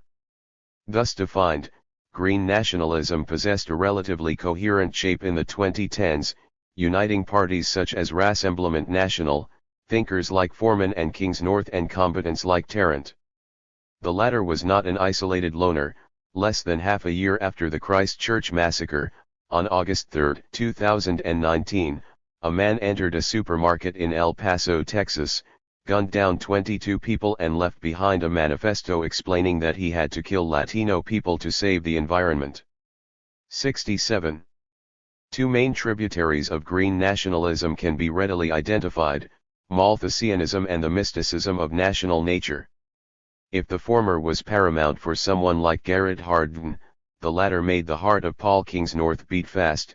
Less interested in the arithmetics, he sighed for the mysterious, indeed magic communion with the soil, a condition or quality hard to capture in words, because it can only be felt, and only by people with roots in the natural nation. 68. To work up this feeling, green nationalists did not have to look to American sources. There were vintage European bottles to grasp for. But the fear of overpopulation and love for the land flowed easily together, and they tended to come with the idea that the left has established an illegitimate monopoly on environmentalism, which the right must now break up. On this definition, some far-right posturing in nature would not qualify as green nationalism. SD activists professed a fervid fondness for cats and dogs. 69. Nigel Farage cultivated an image of himself as a man at home among the hedgerows and hills of rural England, son of a fanatical lepidopterist who would only leave his butterflies for a pint at the village pub or a hunting party. 70. Vox likewise certified its authentic bonds to Spain through hunting. A group of hunters showed their support for the party by posing over some 70 killed rabbits, laid out on the ground so that they formed the letters V, O, X.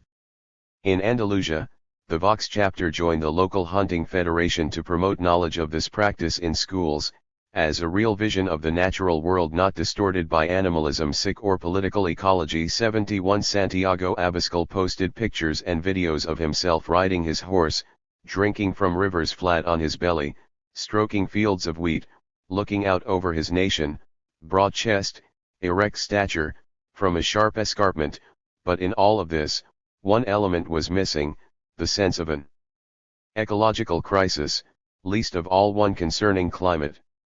72 That would have to be present for green nationalism to come about. As soon as we have proposed this definition, however, we must point out that it is highly provisional, for green nationalism is an exceedingly fluid current. It leaks into its supposed opposite, as we can see in the case of one party that adopted it in the late 2010s, the Finns. Sever the extra hands. In 2015, the PS joined the Finnish government and renounced its denial of climate science. 2 years later, the party caused a convulsion in domestic politics, when a leadership stiffer in its hostility to immigration took the reins. The new chairman, Jussi Halla-aho, had frequently expounded on genetic and IQ differences between ethnic groups, suggested that loitering and looting are special genetic features of Somalis, a statement earning him a fine in the Supreme Court, and defended himself as a critic of multiculturalism who simply dared to talk about the problems swept under the rug in the name of political correctness. 73 He was also a friend of animal rights, an eager biker, a supporter of public transport, and a PhD holder, having penned a dissertation on Old Church Slavonic.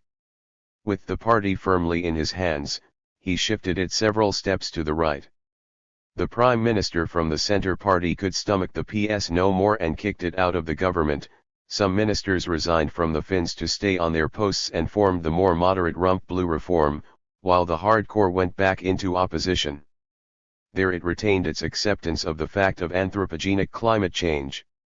The party of Halla-aho swore to awareness of the problem, which did not, however, imply any revisions regarding peat, Paris, or domestic mitigation.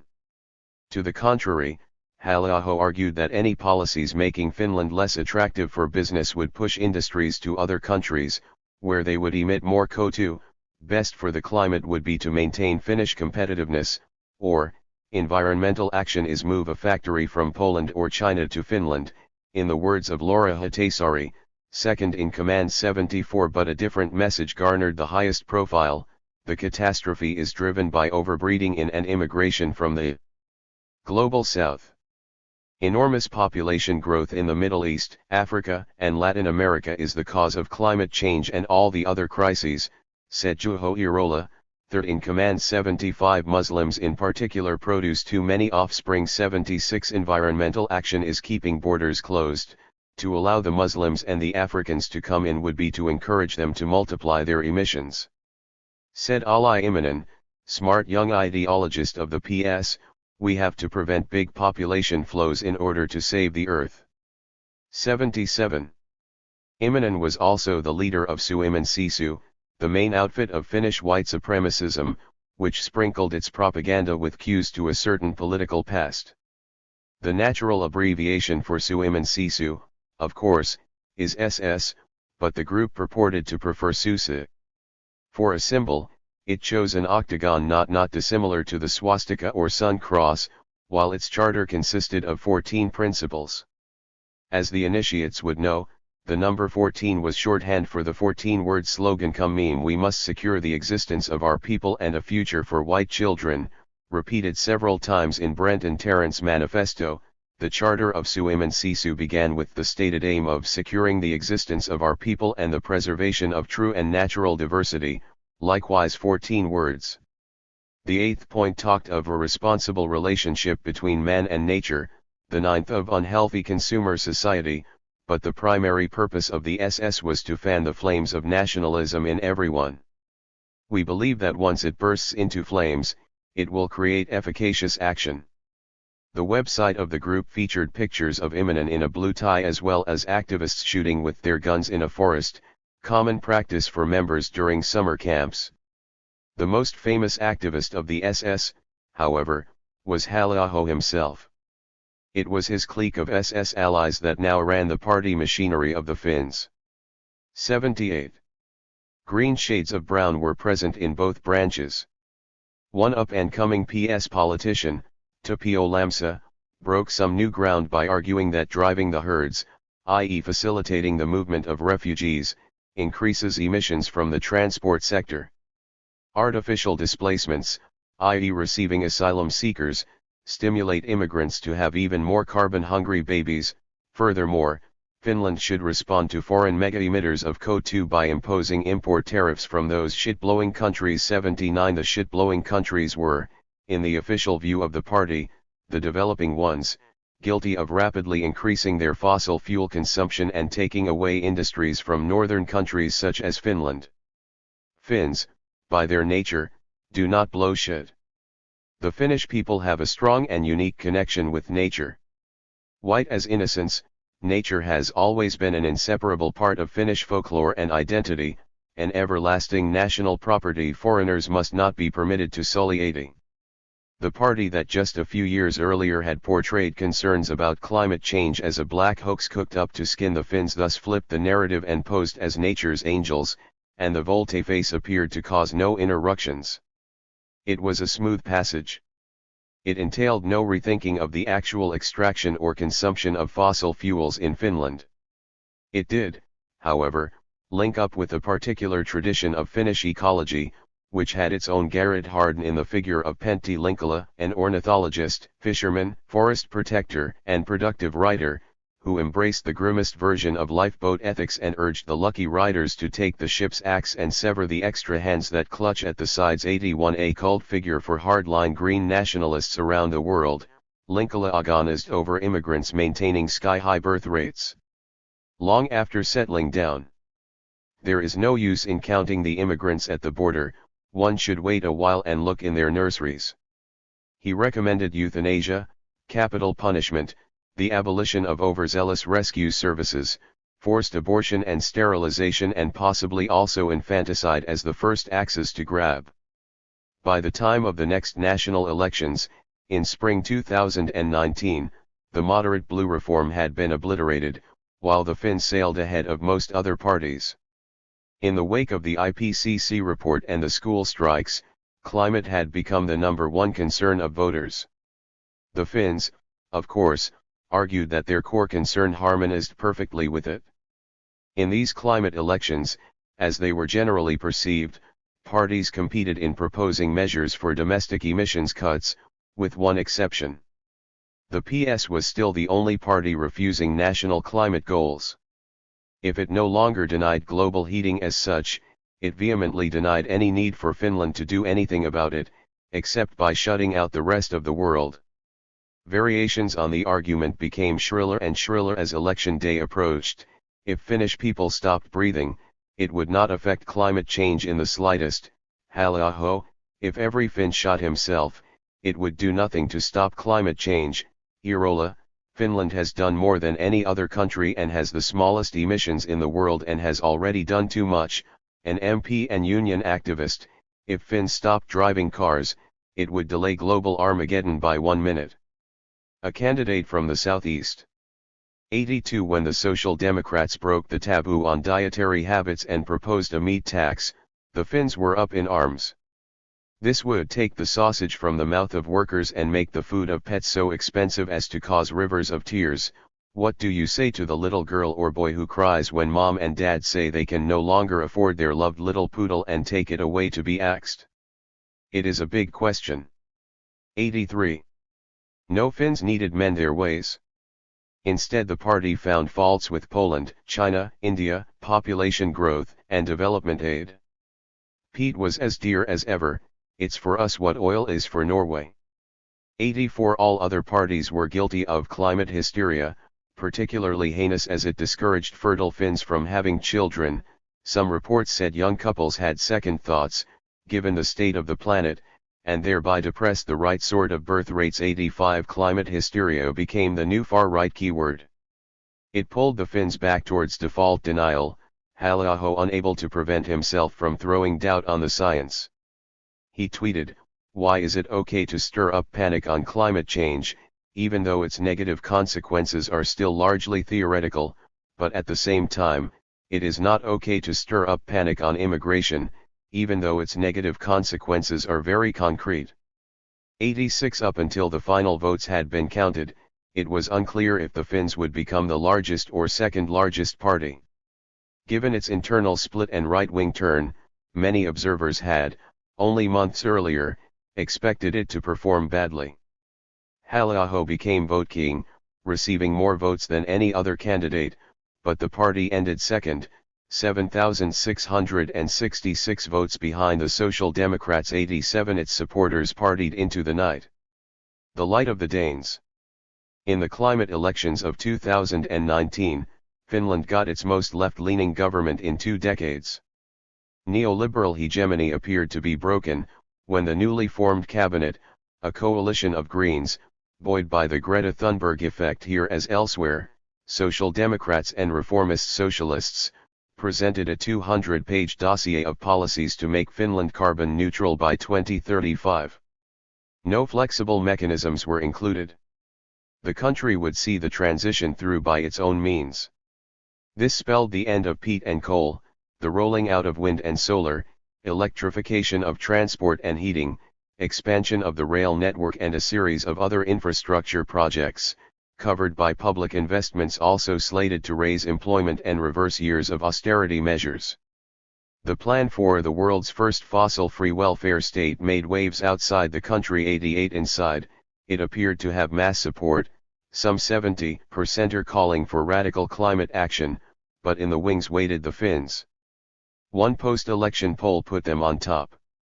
Finland thereby instantiated a novel pattern in European politics in the late 2010s, ecology edging itself into the center, fierce competition between climate and immigration as top concerns, an ever starker choice of apocalypse, the far right holding firm in its resistance against mitigation even when it adopted green nationalism. But sometimes the battle lines were more fluid. In Denmark, the DF had utterly dominated politics for 2 decades.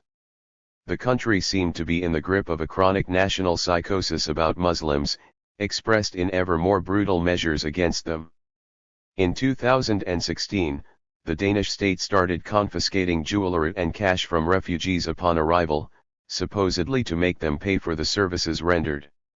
89 Then it designated 25 predominantly low-income Muslim neighborhoods as ghettos, whose inhabitants were subjected to a series of special laws, including harsher punishments for crimes and mandatory separation of children from their parents for a period every week, although the DF failed to convince the government to put all ghetto children under curfew from 8 p.m. by fitting them with electronic bracelets. 90 Any parents who took their kids on extended visits to their countries of origin would be sentenced to prison. The Danish state proceeded to isolate asylum seekers convicted of crimes on a tiny island previously used for researching contagious animal diseases, ferry them to their new abodes in a ship called Virus and proclaim that the time had come to give up on integrating refugees in Danish society. They should henceforth be kept apart from the autochthonous population until they could be sent packing. This was referred to as a paradigm shift in immigration policy, as the overarching goal would henceforth be repatriation. 91. What did the Social Democrats, the main opposition party, coming out of the Second International and the decades of the Scandinavian welfare state, say about these measures? Not only did they endorse them, but they resolved to beat the far right in its own game. In 2018, the Social Democrats put forth a document called Just and Realist, an immigration policy that unites Denmark. It began by outlining the enormous burden imposed on the nation. Our population has changed rapidly in a short time. In 1980, 1% of the Danish people had non-Western origins. Today, it is 8%, a challenge of origins, continuing in the offspring of Somali and Vietnamese and Lebanese immigrants and causing no end to the trials and tribulations for the Danes. 92 How would a social democratic government deal with it? The right to apply for asylum in Denmark would be fully terminated. Any non-Westerner making it to the border should be transferred to facilities in North Africa or the Middle East. But the Social Democrats also had plans for those already on Danish soil, a cap on people of non-Western origins in urban neighborhoods, a special labor duty of 37 hours per week, shutdown of Muslim schools and, most importantly, accelerated repatriation.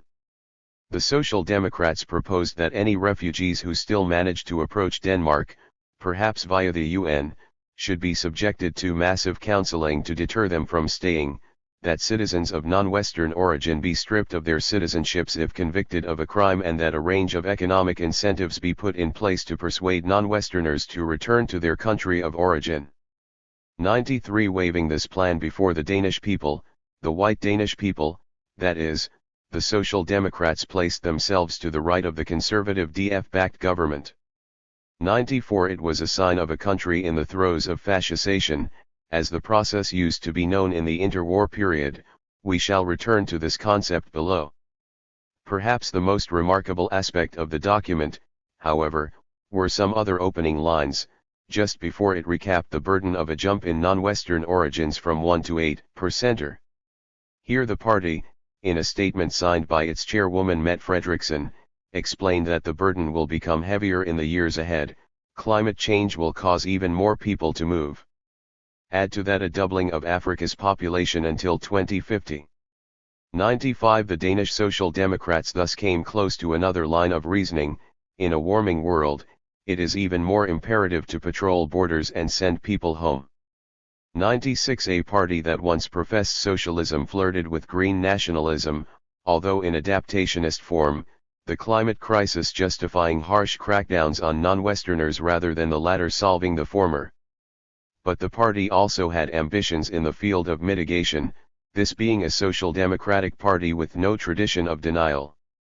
It went into another Scandinavian climate election in June 2019, in circumstances similar to those in Finland and Sweden, fresh memories of the hot summer of 2018, school strikes and mass demonstrations, right-left polarization over the issue. Like the AFD, the DF had doubled down on denial. 97. It suffered the most disastrous result in its history, the voter support more than halved. Some observers attributed it to the denialism, for which the DF was apparently punished. Pia Kjærsgaard herself blamed it on klimatosser or climate fools, thereby coining a slur many picked up as a badge of honor. 98. Some hailed a fresh era in Danish politics when the far right would no longer set the tone. After all, a social democrat, Mette Frederiksen, would now be prime minister. 99. While the DF lost out to the Social Democrats, the denialists to the left Green nationalists, if you will, the far right extruded two new creations. Nye Borgerlige, or the New Bourgeois, was more neoliberal and even more radically Islamophobic than the DF.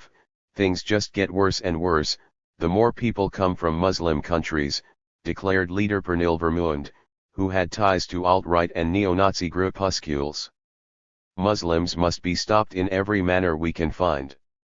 On climate, the New Bourgeois oscillated between denying the science, attacking climate hysteria, trusting that markets and technology would solve the problem, and denying that Denmark had any reason to cut its own emissions 100. Further to the right was Stram Kurs, or Hard Line. This was the one-man show of Rasmus Paludan, a lawyer and YouTuber who had given himself the title Soldier of Freedom, Protector of the Weak, Guardian of Society, Light of the Danes, and party leader for Hard Line. The bee in his bonnet was Islam. He made a thing of walking into the officially designated Muslim ghettos and burning the Quran or playing football with it.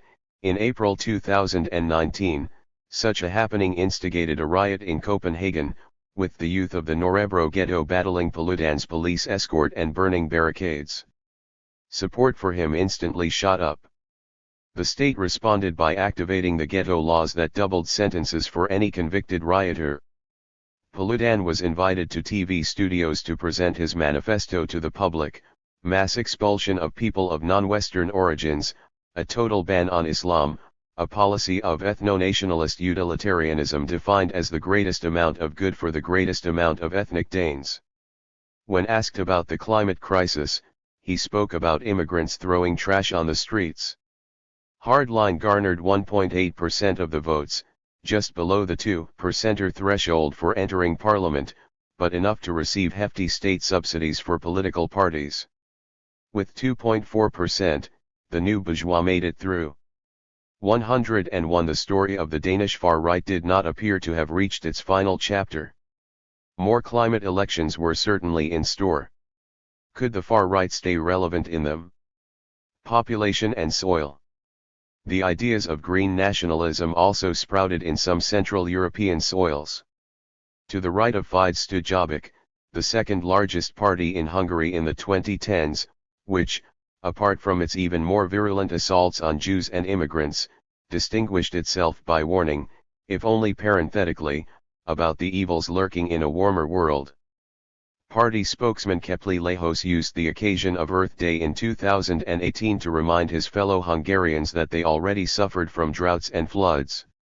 Hence the government should rebuild the Environmental Protection Agency, dissolved by Fidesz, and work to safeguard the natural jewels of the nation, that rare argument on the far right. 102 The party set up its own green answer, sending activists to hand out flowers to Hungarians, inspect sewage treatment facilities and pick up the incredible amount of waste supposedly thrown around by migrants passing through. We cannot put our heads in the sand, Lehos urged in the midst of the so-called refugee crisis in 2015, global warming will cause many more millions to move towards Europe, and for this we must be prepared. 103 Jobbik did not propose any particular action against fossil fuels in Hungary or elsewhere. In fact, it was most steadfast in promoting what remained of Hungarian coal. 104 The climate crisis was rather a reason to look forward to a darker future, in which the defenders of the patria would have to become even tougher.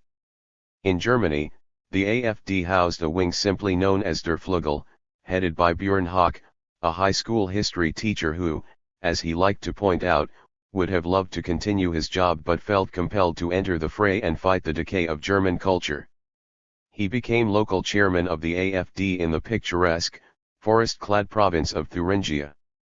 Furthest to the right within the party, by 2017 his Flügel had gathered support from an estimated one-third of its members, possibly reaching half in 2019.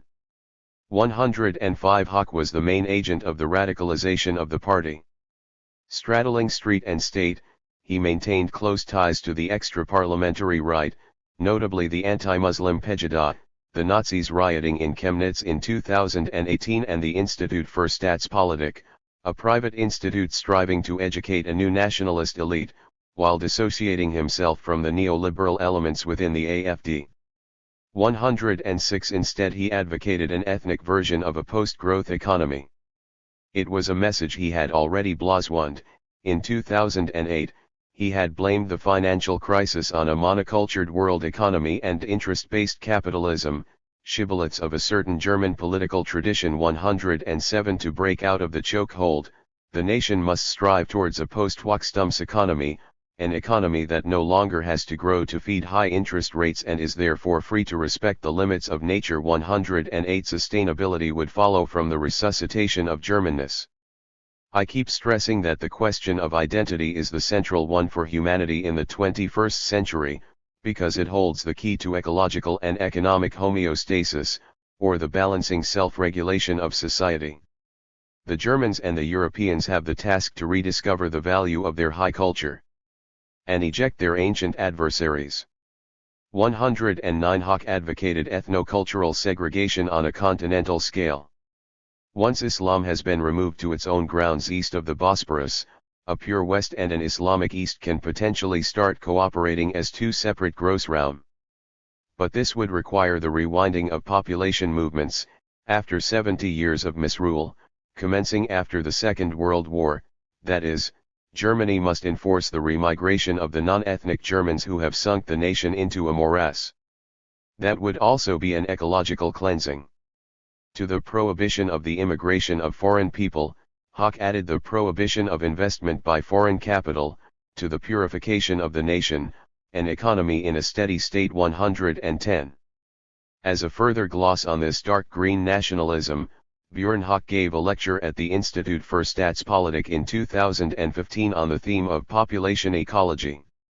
Africa has a population surplus of 30 million human beings per year. As long as Europe absorbs that surplus, presumably by letting in those tens of millions of Africans, overpopulation will keep on galloping. Hence the Africans, here Höck raised his voice, need the German border, they need the European border to find an ecologically sustainable population policy.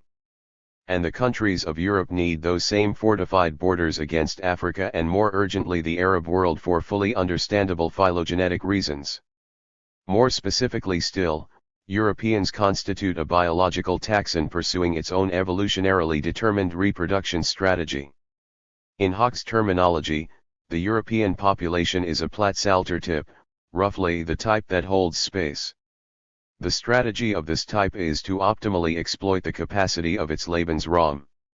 Against it stands the African type, which pursues the antithetical, congenital strategy of the highest possible growth rate. Because of the decadent zeitgeist that has a firm grip on Europe, the Platzhalter type isn't resolute enough in its defense against the Africans and the Arabs, a disaster from which derives the political mission of Höck and his friends. 111. He did not mention global heating. But when he led the AfD to the second place in the Thuringian state election in 2019, Höck denied attribution and promised to adapt his province to any troubling trend, first and foremost by stopping the construction of wind turbines. 112. He also came up with his own definition of anthropogenic climate change. As an instantiation of the process, Höck brought up the tragic incident of a mentally ill man of Eritrean origin pushing a mother and her 8-year-old boy onto railway tracks in Frankfurt, instantly killing the child. Since refugees had been allowed to enter Germany, the climate in the country had changed, as evidenced by the pandemic of sexual assaults and murders and other crimes perpetrated by these foreign populations. The solution to the climate problem, thus redefined by Höck, spelled deportations. 113. Apart from this sleight of hand, the AfD in Thuringia raged against climate action as much as the rest of the RUK, demanding that funding of renewable energy be cut and speed limits on cars lifted. 114. Leaders of Der Flügel included lignite lovers from Lusatia, who likewise recast environmentalism as the conservation of landscapes free of immigrants and wind turbines. No dissonance between this green nationalism and fossil fuels could be registered. Indeed, the former spilled into the most classical climate denial. In the spring of 2019, however, rare signs of internal strife over the issue appeared within the AfD. After a poor showing among young voters in the European elections, some of the leaders of the party's youth wing in Berlin rebelled against the official line. In an open letter, they demanded a change of course, lest the AfD lose touch with younger generations. The realities of the climate crisis should be acknowledged and addressed within the existing thematic framework, for example, by making German development aid conditional on a one-child policy to confront one of the biggest climate problems, overpopulation. But it was a non-starter. Denialism easily beat it back and the Berlin youth wing fell apart over the letter. 115. Green nationalism in the AfD only involved the most abstract acknowledgement of an ecological situation, with no pretensions to deal with the climate crisis in the shared sense of the term. Instead, the party drifted further and further away from the hitherto common language. A preliminary balance sheet of green nationalism. Why would someone on the far right take up green nationalism? It might seem, at first glance, that this was simply the position favored by the actors farthest to the right, Pentti Linkola standing to the right of blue reform, Jobbik to Fides, Höck to the rest of the AfD leadership. But the positioning was slightly more complicated. The Finns were not certifiably more extreme than, say, the SD or the FVD, nor was the RN more so than the AfD, or Tarrant than Breivik. To the right of Pies stood Ruch Narodowy, or the National Movement, even more fanatical about the black gold, a guarantee for the coming 200 years of sovereignty. 116. To the right of Höck, a milieu of journals and groupuscules honored and radicalized the notion of climate as conspiracy. 117 One of the most hardcore of the European parties, the Golden Dawn of Greece, gave no hint at recognizing the climate crisis, but insisted on full-throttle exploitation of national oil and gas reserves. 118. The picture becomes yet more complicated when we consider how green nationalism spilled into flat denial. Indeed, even the RN could not hold its tongue. In early 2019, one of its representatives in the European Parliament attributed global warming to natural climate cycles and railed against the idea that humans are responsible for everything. 119 Some denialist parties, conversely, mixed morsels of green nationalism into their rhetoric. UKIP alleged that the most significant threat to English nature is unsustainable population growth, which is predominantly fueled by uncontrolled mass immigration. The FPO avidly championed conservation in the Austrian Parliament. 120 At this point one might question if green nationalism, as we have defined it, had a discrete existence. It is perhaps most accurate to think of it as one tactic in a diversity of tactics analogous to that previously developed by fossil capital. Like the latter, the far right departed from denial, but to stay au courant with the rapidly warming world, some of its actors resolved to protect the core business, not profit, but hatred of non-whites, by dragging climate through the usual funnel. Much like a chunk of capital presented itself as the solution, so the far right dressed up the white nation. In both cases, the costume swaps were of little consequence and could be reversed every so often. For the far right of the 2010s, denial remained the preponderant position. In Europe, no other party family was so indifferent to questions of climate and environment, and green nationalism a subsidiary. Neither inspired mobilization against the causes of climate breakdown. 121 If we grant that it can acquire stable form, might green nationalism ever do such a thing? It is capable of producing two explanatory models for the destabilization of the climate system. One says that population growth in the global south drives the process, an intelligible hypothesis, which has been disproven over and over again. It was not a baby boom in Africa that ignited large-scale fossil fuel combustion in the early 19th century, nor did a multitude of Muslim babies cause the fires to spread in the 20th, and when Chinese emissions exploded around the turn of the millennium, it was not because families in that country suddenly had 3 or 4 children. 122 In the early 21st century, fertility rates did remain high in parts of Asia and sub-Saharan Africa, Mozambique, for example, around 5 births per woman, in a geographical pattern inverting that of CO2 emissions. The people who gave birth to the most children were the ones who consumed the least fossil fuels, and the people who consumed the most fossil fuels were the ones who had stopped having large families, and where correlation is negative, there can be no causation. 123 Historical responsibility for cumulative CO2 emissions did not map onto human numbers. Moreover, practically every country in the global south that had moved into the spiral of self-sustaining economic growth predicated on fossil fuels had first experienced a decline in fertility rates. 124 The fires rose to the sky where demography had lost importance. They burned through the accumulation of capital, not procreation. That does not mean that there can be no relation between high numbers of people and high temperatures. But it will pertain to effects rather than causes. If many people inhabit a slowly sinking delta or fetch their water from a river drying out, the hardships can potentially be compounded. If there are only a few scattered families around, they might eke out a decent living. 125 In the former situation, the fires lit and fueled and refueled in distant places might push some people to move.